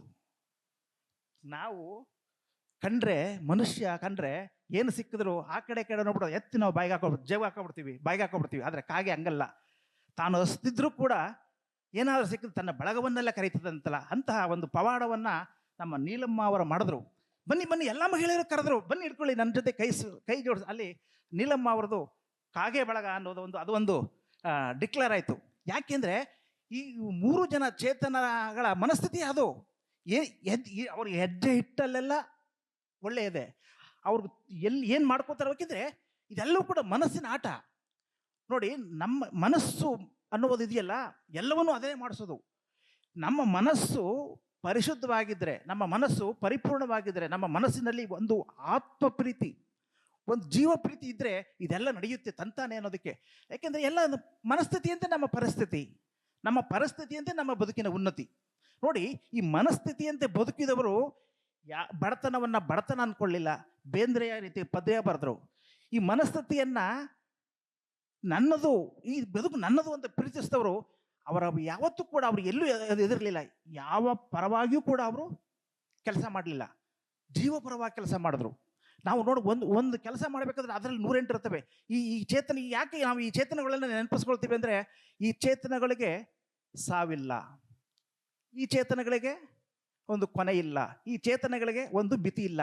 ನಾವು 100 ವರ್ಷ ತುಂಬಿದ ಮೇಲೂ ನಾವು ನೆನೆಸ್ಕೊಳ್ತೀವಿ ಅಂದರೆ, ಏಕೆಂದರೆ ನೋಡಿರ್ಬೋದು, ಇವತ್ತಿನ ದಿವಸ ಎಷ್ಟೋ ಜನ ಬದುಕಿದ್ದು ಸತ್ತಿರ್ತಾರೆ ಅಲ್ವಾ? ಬದುಕಿದ್ದು ಸತ್ತಿರ್ತಾರೆ. ಅವರು ಟಿ ವಿಲಿ ಬಂದಾಗ ಗೊತ್ತಾಗುತ್ತೆ ನಮಗೆ, ಅಯ್ಯೋ ಇವನು ಇನ್ನೂ ಬದುಕಿದ್ನ ಅಂತ ನಾವು ಅನ್ಕೋತೀವಿ ಅಲ್ವಾ? ಅವ್ರ ಬದುಕನ್ನು ಸವಿಸಿದವರು, ಸವಿದವರಲ್ಲ. ಆದರೆ ನೋಡಿ, 100 ವರ್ಷದ ಹಿಂದೆ ಹುಟ್ಟಿದಂಥವರನ್ನು ಇವತ್ತು ನಾವು ಈ ಇಂಥ ನಾಗರ ಪಂಚಮಿಯ ದಿನ ಇಷ್ಟೊಂದು ಪ್ರೀತಿಪೂರ್ವಕವಾಗಿ ಒಪ್ಪಿಕೊಳ್ತೀವಿ. ಅವರ ಕಲೆಗಳನ್ನು ನೋಡ್ತೀವಿ. ಇವ್ರ ಬಗ್ಗೆ ಇವರು ಈ ಕಲೆ ಹಿಂಗಿದೆ, ಆ ಕಲೆ ಹಂಗಿದೆ ಅಂತ ಮಾತಾಡ್ತಾರೆ. ಆದರೆ ಅವರು ಹಿಂಗೆ ಮಾತಾಡ್ತಾರೆ ಅಂತ ಅನ್ನೋ ಕಲ್ಪನೆ ಕೂಡ ಅವ್ರಿಗಿರಲಿಲ್ಲ. ನನಗಿಂಥ ಪ್ರಶಸ್ತಿ ಕೊಡುತ್ತೆ, ವೆಂಕಟಪ್ಪ ಪ್ರಶಸ್ತಿ ಅನ್ನೋದು ಪ್ರಾರಂಭ ಆಗುತ್ತೆ, ಲಲಿತ ಕಲಾ ಅಕಾಡೆಮಿ ಇಂಥ ಒಂದು ಕಾರ್ಯಕ್ರಮ ಮಾಡುತ್ತೆ, ನೀವೆಲ್ಲರೂ ಅನ್ನೋ ಕಲ್ಪನೆನೇ ಇರಲಿಲ್ಲ ಅವ್ರಿಗೆ. ಅವ್ರು ಕೊಟ್ಟಿದ್ದು ಒಂದೇ, ಏನನ್ನೋ ಕೊಡಬೇಕು, ಸಮಾಜಕ್ಕೆ ಕೊಡಬೇಕು. ಯಾಕಂದರೆ ಸಮಾಜಕ್ಕೆ ನನ್ನ ಜನ್ಮ ಕೊಟ್ಟಿದ್ದೆ ಸಮಾಜಕ್ಕೆ ನಾನೇನಾದ್ರು ಕೊಡಬಲ್ಲ ಅಂತ ಆಲೋಚನೆ ಮಾಡಿದ ಕಾರಣಕ್ಕೆ ಅವರು ಬದುಕನ್ನು ಸವಿದ್ರು, ಬದುಕಿನಲ್ಲಿ ಬೆಳೆದ್ರು, ಬದುಕಿನಲ್ಲಿ ಉಳಿದ್ರು. ಆ ಕಾರಣಕ್ಕಾಗಿ ಯಾವತ್ತೂ ಕೂಡ ಇಂತಹ ಮಹಾನ್ ಚೇತನಗಳು ಉಳಿತಾರೆ, ಬೆಳೀತಾರೆ. ನಮ್ಮೆಲ್ಲರ ತನ್ಮೂಲಕ ನಮ್ಮೆಲ್ಲರ ಬದುಕನ್ನು ಬೆಳಗಿಸ್ತಾರೆ, ಬಾಳಿಸ್ತಾರೆ ಅಂತ ಹೇಳಿ ಈ ಉಪನ್ಯಾಸ ಕಾರ್ಯಕ್ರಮದಲ್ಲಿ ಅತ್ಯಂತ ಜವಾಬ್ದಾರಿಯುತವಾಗಿ ಈ 3 ಜನ ಮಹಾನ್ ಚೇತನಗಳಿಗೆ ನ್ಯಾಯ ಸಲ್ಲಿಸುವ ರೀತಿಯಲ್ಲಿ ಪ್ರೀತಿಪೂರ್ವಕವಾಗಿ ಮಾತನಾಡಿದ ಈ ಎಲ್ಲರನ್ನು ಗೌರವಿಸುತ್ತಾ, ಈ ಎಲ್ಲದಕ್ಕೂ ಸಾಕ್ಷಿ ಪ್ರಜ್ಞೆಯಿಂದ ಈ ಸಮಾರಂಭವನ್ನು, ಇವತ್ತಿನ ಈ ಕಾರ್ಯಕ್ರಮವನ್ನು ಅತ್ಯಂತ ಪುನೀತಗೊಳಿಸಿದ ನಿಮ್ಮೆಲ್ಲ ಶ್ರೀಮನಸ್ಸಿಗೂ ವಂದಿಸಿ ನನ್ನ ಅಧ್ಯಕ್ಷ ಮಾತುಗಳನ್ನು ಮುಗಿಸ್ತಾ ಇದ್ದೀನಿ. ಜೈ ಹಿಂದ್, ಜೈ ಕರ್ನಾಟಕ. ಅಧ್ಯಕ್ಷೀಯ ಮಾತುಗಳನ್ನು ನಡೆತಕ್ಕಂಥ ಡಾಕ್ಟರ್ ಮಾನಸ ಸರ್ ಅವರಿಗೆ ತುಂಬ ಧನ್ಯವಾದಗಳು. ಈ ಒಂದು ಕಾರ್ಯಕ್ರಮದ ವಂದನಾರ್ಪಣೆ ಕಾರ್ಯಕ್ರಮವನ್ನು ದಯಮಾಡಿ ನಮ್ಮ ಮಾದೇವ್ ಶೆಟ್ಟರು, ಸದಸ್ಯರು, ಕರ್ನಾಟಕ ಲಲಿತ ಕಲಾ ಅಕಾಡೆಮಿ ಬೆಂಗಳೂರು ಅವರು ನಡೆಸಿಕೊಡ್ಬೇಕಂತೇಳಿ ಅವ್ರು ವಿನಂತಿ ಮಾಡ್ಕೊಳ್ತಿದ್ದೇನೆ. ಎಲ್ರಿಗೂ ನಮಸ್ಕಾರ. ಇವತ್ತು ಕರ್ನಾಟಕ ಲಲಿತ ಕಲಾ ಅಕಾಡೆಮಿ ಒಂದು ಅರ್ಥಪೂರ್ಣವಾದಂಥ, ಸುಂದರವಾದಂತಹ ಕಾರ್ಯಕ್ರಮವನ್ನು ನಡೆಸಿದೆ ಅಂತ ಹೇಳಿ ನಾನು ಭಾವಿಸ್ತೀನಿ. ಇವತ್ತು PR ತಿಪ್ಪೇಸ್ವಾಮಿಯವರು, ಸಾಲಿ ಸರ್ ಅವರು, ಹುಬ್ಳಿ ಸರ್ ಅವರಿಗೆ ಒಂದು ಶತಮಾನೋತ್ಸವ ಅಂಗವಾಗಿ ಒಂದು ತುಂಬ ನಮ್ಮ ಬಸಕುಮಾರ್ ಸರ್ ಅವರಿಗೆ ಅಕಾಡೆಮಿ ಅಧ್ಯಕ್ಷರಾದ ತಕ್ಷಣವೇ ಬಂದ ಆಲೋಚನೆ ಅಂದರೆ ಇವರು 3 ಜನಕ್ಕೆ ಒಂದು ಒಳ್ಳೆಯ ಕಾರ್ಯಕ್ರಮವನ್ನು ನಮ್ಮ ಅಕಾಡೆಮಿ ವತಿಯಿಂದ ಮಾಡಬೇಕು ಅನ್ನೋದು. ಆ ನಿಟ್ಟಿನಲ್ಲಿ ಯೋಚನೆ ಮಾಡಿದಾಗ ನಮ್ಮ ಅಕಾಡೆಮಿನಲ್ಲಿ ಎಲ್ಲಿ ಮಾಡೋದು ಅಂತ ಬಂದಾಗ ಅಷ್ಟೊತ್ತಿಗಾಗಲೇ ಅವರು ಮಾನಸಿಕವಾಗಿ ಕಮಿಟ್ ಆಗಿದ್ದರು, ಧಾರವಾಡದಲ್ಲೇ ಮಾಡಬೇಕು ಅಂತ. ಅದು ಒಂದು ಒಳ್ಳೆ ಡಿಸಿಷನ್ ನಮ್ಮ ಬಸಕುಮಾರ್ ಸರ್ ತಗೊಂಡಿದ್ರು. ಆ ನಿಟ್ಟಿನಲ್ಲಿ ಇವತ್ತು ಈ 3 ಜನ ಕಾರ್ಯಕ್ರಮ, ಜನ್ಮಶತಮಾನೋತ್ಸವ ಕಾರ್ಯಕ್ರಮವನ್ನು ಒಂದು ಒಳ್ಳೆ ದಿನ, ಒಳ್ಳೆ ಜಾಗದಲ್ಲಿ ನಡೆದಿದೆ ಅನ್ನೋ ಒಂದು ಭಾವನೆ ನನ್ನದು. ಅದೇ ರೀತಿ ಇವತ್ತು ಈ 3 ಜನಗಳ ಬಗ್ಗೆ ಇಷ್ಟೋ ತನಕ 3 ಜನ ವಿದ್ವಾಂಸರನ್ನು ಕರೆಸಿ ಒಂದು ಅರ್ಥಪೂರ್ಣವಾದಂಥ ಅವರ ಸಾಕಷ್ಟು ವಿಚಾರಗಳನ್ನು ಎಷ್ಟೋ ವಿಷಯಗಳು ಗೊತ್ತಿರಲಿಲ್ಲ, ಕೆಲವರಿಗೆ ಕೆಲವು ವಿಷಯಗಳು ಗೊತ್ತಿರಲಿಲ್ಲ, ಅಂಥ ವಿಷಯಗಳನ್ನೆಲ್ಲ ಅವರು ನಮಗೆ ಮನದಟ್ಟು ಮಾಡಿದ್ದಾರೆ. ಇದು ಮತ್ತೆ ಅದು ಮುಂದಿನ ಜನ್ರೇಷನ್ಗೆ, ಮುಂದಿನ ತಲೆಮಾರಿಗೆ ಆ ವಿಷಯ ದಾಟಿಸುವಂಥ ಕೆಲಸ ನಾವೆಲ್ಲರೂ ಮಾಡಬೇಕಾಗುತ್ತೆ. ಆ ನಿಟ್ಟಿನಲ್ಲಿ ಎಲ್ಲರೂ ಕೆಲಸ ಮಾಡೋಣ ಅಂತ ಹೇಳಿಬಿಟ್ಟು ಈ ಕಾರ್ಯಕ್ರಮದ ಅಧ್ಯಕ್ಷತೆಯನ್ನು ವಹಿಸ್ಕೊಂಡಿರ್ತಕ್ಕಂಥ ಕನ್ನಡ ಪುಸ್ತಕ ಪ್ರಾಧಿಕಾರದ ಅಧ್ಯಕ್ಷರಾಗಿರ್ತಕ್ಕಂಥ ಹಾಗೂ ನಮ್ಮ PR ತಿಪ್ಪೇಸ್ವಾಮಿ ಟ್ರಸ್ಟಿನ ಒನ್ ಆಫ್ ದಿ ಟ್ರಸ್ಟಿ ಆಗಿರ್ತಕ್ಕಂಥ ಮತ್ತು ಸಾಹಿತ್ಯ ತನುಮನ ಪ್ರಕಾಶನ ಅಂತ ಹೇಳಿ ಒಂದು ದೊಡ್ಡ ಸಂಸ್ಥೆ ಇದೆ. ಆ ಸಂಸ್ಥೆಯ ನಿರ್ಮಾಪಕರು ಅವರು ಡಾಕ್ಟರ್ ಮಾನಸ ಅವರು ಒಂದು ಅರ್ಥಪೂರ್ಣವಾದಂಥ ಅಧ್ಯಕ್ಷೀಯ ಭಾಷಣವನ್ನು ಮಾಡಿದರು. ಈ ಒಂದು ಕಾರ್ಯಕ್ರಮಕ್ಕೆ ಕರ್ನಾಟಕ ಲಲಿತ ಕಲಾ ಅಕಾಡೆಮಿ ಮತ್ತು ತಮ್ಮೆಲ್ಲರ ಪರವಾಗಿ ಹೃತ್ಪೂರ್ವಕವಾದಂಥ ವಂದನೆಗಳನ್ನು ಸಲ್ಲಿಸ್ತೀನಿ. PR ತಿಪ್ಪೇಸ್ವಾಮಿಯವರ ಜೀವನ ಮತ್ತು ಕಲೆ ಕುರಿತು ತಮಗೆಲ್ರಿಗೂ ಗೊತ್ತಿರೋ ಹಾಗೆ ನಮ್ಮ ಡಾಕ್ಟರ್ SC ಪಾಟೀಲ್ ಸರ್ ಅವರು ತುಂಬ ಆತ್ಮೀಯತೆಯಿಂದ ನಮ್ಮ PR ತಿಪ್ಪೇಸ್ವಾಮಿಯವರ ಬಗ್ಗೆ ಮಾತಾಡಿದ್ದಾರೆ. ಅವ್ರಿಗೂ ಸಹಿತ ತಮ್ಮೆಲ್ಲರ ಪರವಾಗಿ ಹೃತ್ಪೂರ್ವಕವಾದಂಥ ಸ್ವಾಗತವನ್ನು ಕೋರ್ತೇನೆ. ನಮ್ಮ ಉಪಾಧ್ಯಾಯ ಸರ್ ಬಗ್ಗೆ ತಮಗೆಲ್ಲ ಗೊತ್ತಿದೆ. ನಾನು ಅವ್ರನ್ನ ನೋಡೋ ದೃಷ್ಟಿಕೋನನೇ ಬೇರೆ. ಯಾಕಂದ್ರೆ ನಾನು ಅವ್ರ ಜೊತೆ ಮಾಸ್ಟರ್ ಡಿಗ್ರಿ ಅಂದರೆ MVA ಮಾಡಬೇಕಾದ್ರೆ ಕನ್ನಡ ವಿಶ್ವವಿದ್ಯಾನಿಲಯದಲ್ಲಿ ಅವರಲ್ಲಿದ್ದಂಥ ವಿದ್ವತ್ತನ್ನು ನಾನು ಇವತ್ತವರೆಗೂ ನಾವು ನಮ್ಮ ಕರ್ನಾಟಕದ ನಾಡಿನಲ್ಲಿ ಯಾರಲ್ಲೂ ಕಂಡಿಲ್ಲ. ಅಂಥ ಒಂದು ವಿದ್ವತ್ತು ನಮ್ಮ ಉಪಾಧ್ಯಾಯ ಸರಲ್ಲಿ ಇದೆ. ಆದರೆ ನಮ್ಮ ದುರ್ದೈವ, ನಮ್ಮ ಕಲಾ ಸಾಹಿತ್ಯದಲ್ಲಿ ನಮ್ಮ ಕಲಾವಿದರು ಅದನ್ನು ಅವರಲ್ಲಿರೋ ವಿದ್ವತ್ತನ್ನು ಪೂರ್ಣ ಪ್ರಮಾಣದಲ್ಲಿ ನಾವು ದಕ್ಕಿಸ್ಕೊಳಕ್ಕೆ ಆಗ್ತಾ ಇಲ್ಲ ಅನ್ನೋದೇ ಒಂದು ಕೊರಗು ನಮ್ಮದು. ಅಂಥ ಒಬ್ಬ ಮಹಾನ್ ಕಲಾ ಸಂಶೋಧಕ ಅಂತಲೇ ಹೇಳ್ಬೋದು. ಅಂಥವರು ನಮ್ಮ ಸೋಮಶೇಖರ್ ಸಾಲಿ ಸರ್ ಬಗ್ಗೆ ತುಂಬ ಚೆನ್ನಾಗಿ ಮಾತಾಡಿ ನಮಗೆ ಸಾಕಷ್ಟು ವಿಷಯಗಳನ್ನ ಮನದಟ್ಟು ಮಾಡಿಕೊಟ್ಟಿದ್ದಾರೆ. ಅವ್ರಿಗೂ ಸಹಿತ ತಮ್ಮೆಲ್ಲರ ಪರವಾಗಿ ಅಕಾಡೆಮಿ ಪರವಾಗಿ ಹೃತ್ಪೂರ್ವಕವಾದಂಥ ಸ್ವಾಗತವನ್ನು ಕೋರ್ತೇನೆ. ನಮ್ಮ BK ಹುಬ್ಳಿ ಸರ್ ಬಗ್ಗೆ ಸಾಕಷ್ಟು ವಿಷಯಗಳನ್ನು ನಮ್ಮ ಕುರಿ ಸರ್ ಅವರು ಹೇಳಿದರು. ನಾನು ಅವ್ರನ್ನ ನೋಡಿಲ್ಲ, ಆದರೆ ಅವ್ರ ಬಗ್ಗೆ ಸ್ವಲ್ಪ ತಿಳ್ಕೊಂಡಿದ್ದೀನಿ. ಆಮೇಲೆ ಈ ವಿಷಯ ಕೊಟ್ಟಾಗ ಅವರು ತುಂಬ ರಿಸರ್ಚ್ ಮಾಡಿ ಎಲ್ಲ ವಿಷಯ ಕಲೆಕ್ಟ್ ಮಾಡಿ ಅದನ್ನು ಎಷ್ಟು ಚೆನ್ನಾಗಿ ಅವ್ರು ನಮಗೆ ಮನದಟ್ಟು ಮಾಡಿಕೊಟ್ರು ಅಂದರೆ ತುಂಬ ಖುಷಿಯಾಯಿತು. ಹುಬ್ಳಿ ಸರ್ ಬಗ್ಗೆ ನಮಗೆ ಸಾಕಷ್ಟು ವಿಷಯಗಳನ್ನ ಇಲ್ಲಿ ತಿಳಿಸ್ಕೊಟ್ರು. ಹಾಗಾಗಿ ಡಾಕ್ಟರ್ ಕುರಿ ಸರ್ ಅವರಿಗೆ ತಮ್ಮೆಲ್ಲರ ಪರವಾಗಿ ಹೃತ್ಪೂರ್ವಕವಾದಂಥ ಸ್ವಾಗತವನ್ನು ಕೋರ್ತೇನೆ. ಇವತ್ತು ಈ ಕಾರ್ಯಕ್ರಮ ಇಷ್ಟು ಯಶಸ್ವಿಯಾಗಿ ನಡೀಲಿಕ್ಕೆ ನಮ್ಮ ಕರ್ನಾಟಕ ಲಲಿತ ಕಲಾ ಅಕಾಡೆಮಿ ಅಧ್ಯಕ್ಷರಾಗಿರ್ತಕ್ಕಂಥ ಬಸವಕುಮಾರ್ ಸರ್ ಅವರು ಈ ಇಳಿ ವಯಸ್ಸಲ್ಲಿ ಲಾಂಗ್ ಜರ್ನಿ ಮಾಡಬೇಕಂದ್ರೆ ಒಂದು ಸ್ವಲ್ಪ ಅವರಿಗೆ ಕಷ್ಟ. ಅವ್ರ ಮನೆಯಲ್ಲಂತೂ ಬಿಡೋದೇ ಇಲ್ಲ, ನೀವು ಅಷ್ಟು ದೂರ ಆದರೆ ಹೋಗಲೇಬೇಡಿ ಅಂತ. ಆದರೂ ಅವ್ರಿಗೆ ಉತ್ಸಾಹ ಇದೆ, ಎಲ್ಲ ಭಾಗದ ಕಲಾವಿದರನ್ನ ನೋಡಬೇಕು, ಇಲ್ಲಿ ಕಲಾ ಚಟುವಟಿಕೆಗಳಲ್ಲಿ ಭಾಗವಹಿಸಬೇಕು ಅಂತೇಳಿ. ಆದರೂ ಇಂಥ ಸುಸಂದರ್ಭವನ್ನು ಅವರು ನಮಗೆ ವ್ಯವಸ್ಥೆ ಮಾಡಿಕೊಟ್ಟಿದ್ದಾರೆ. ಈ ಕಾರ್ಯಕ್ರಮ ಸಕ್ಸಸ್ ಆಗೋದಕ್ಕೆ ನಮ್ಮ ಬಸವಕುಮಾರ್ ಸರ್ ಅವರು ಕಾರಣೀಭೂತರಾಗಿದ್ದಾರೆ. ಅವ್ರಿಗೂ ಸಹಿತ ಈ ತಮ್ಮೆಲ್ಲರ ಪರವಾಗಿ ಹೃತ್ಪೂರ್ವಕವಾದಂಥ ವಂದನೆಗಳನ್ನ ಸಲ್ಲಿಸ್ತೀನಿ. ಅದೇ ರೀತಿ ನಮ್ಮ ನೀಲಮ್ಮ ಮೇಡಮ್ ಅವರು ನಮ್ಮ ಕರ್ನಾಟಕ ಲಲಿತ ಕಲಾ ಅಕಾಡೆಮಿ ಸದಸ್ಯರುಗಳು, ಹಾಗೆ ಇಲ್ಲಿ ಈ ಭಾಗದ ಎಲ್ಲ ಕಲಾವಿದರು, ಹಿರಿಯ ಕಿರಿಯ ಕಲಾವಿದರು, ಹಾಗೂ ನಮ್ಮ ರಾಜಶೇಖರ್ ಕದಂಬ, ನಮ್ಮ PR ತಿಪ್ಪೇಸ್ವಾಮಿ ಟ್ರಸ್ಟ್ನ ರಾಜಶೇಖರ್ ಕದಂಬ ಸರ್ ಅವರು, ನಮ್ಮ ರುದ್ರಣ್ಣ ಅರ್ತಿಕೋಟೆಯವರು, ಹಾಗೂ ಇಲ್ಲಿರ್ತಕ್ಕಂಥ ಎಲ್ಲ ನಮ್ಮ ಬಾಳಿಕಾಯಿ ಸರ್ನ ನೋಡಿದರೆ ಒಂದು ಪೂಜ್ಯ ಭಾವನೆ ಬಂದೇ ಬರುತ್ತೆ. ನಮ್ಮ ಕಡಿಮನಿ ಸರ್ ಅವರು, ಸಾಲಿ ಸರ್ ಅವರು ಮಗ ಅವರು ಎಲ್ಲರೂ ಇದ್ದೀರಾ. ಒಟ್ಟಾರೆ ಈ ಕಾರ್ಯಕ್ರಮ ಸಕ್ಸಸ್ ಮಾಡಿದ್ದಕ್ಕೆ ಎಲ್ಲರದ್ದು ಪಾತ್ರ ಇದೆ ಅಂತ ತಿಳ್ಕೊಂಡು ತಮ್ಮೆಲ್ಲರಿಗೂ ಹೃತ್ಪೂರ್ವಕವಾದಂಥ ವಂದನೆಗಳನ್ನ ಸಲ್ಲಿಸಿ ಕಾರ್ಯಕ್ರಮ ಮುಗಿಸ್ತೀನಿ. ನಮಸ್ಕಾರ. ಈ ಕಾರ್ಯಕ್ರಮ ಮುಗಿದ ನಂತರ ಟಿ ವಿ ವ್ಯವಸ್ಥೆ ಇದೆ, ದಯಮಾಡಿ ಎಲ್ಲರೂ ಟೀಯನ್ನು ಸ್ವೀಕಾರ ಮಾಡಬೇಕಂತೇಳಿ ವಿನಂತಿ ಮಾಡ್ಕೊಳ್ತೇನೆ. ಹಾಗೆಯೇ ವಿಶೇಷವಾಗಿ ಈ ಒಂದು ಕಾರ್ಯಕ್ರಮದ ತೆರೆಮರೆಯಲ್ಲಿ ದುಡಿದಂಥ ಹಲವಾರು ವ್ಯಕ್ತಿಗಳಿದ್ದಾರೆ. ಈ ಕಲಾಶಾಲೆಯ ವಿದ್ಯಾರ್ಥಿಗಳು ವಿಶೇಷವಾಗಿ ಇಲ್ಲಿ ಡಿಸ್ಪ್ಲೇ ಆಗಬೇಕಂತೇಳಿದ್ರೆ, ಬ್ಯಾನರ್ ಕಟ್ಟಬೇಕಂತೇಳಿದ್ರೆ, ಇಲ್ಲೇ ನಿಮಗೆ ಅಂದ ಚಂದ ಎಲ್ಲ ಕಾಣಿಸ್ತೈತಿ. ಅದರ ಶ್ರಮ ಏನಿದ್ರೆ ಈ ಕಲಾಶಾಲೆಯ ವಿದ್ಯಾರ್ಥಿಗಳು ಅವರಿಗೆ ನನ್ನ ಅಕಾಡೆಮಿ ವತಿಯಿಂದ ಮತ್ತು ನನ್ನ ವೈಯಕ್ತಿಕ ಪರವಾಗಿ ಸಹ ನಾನು ತುಂಬ ಧನ್ಯವಾದಗಳನ್ನು ಸಲ್ಲಿಸ್ತೇನೆ.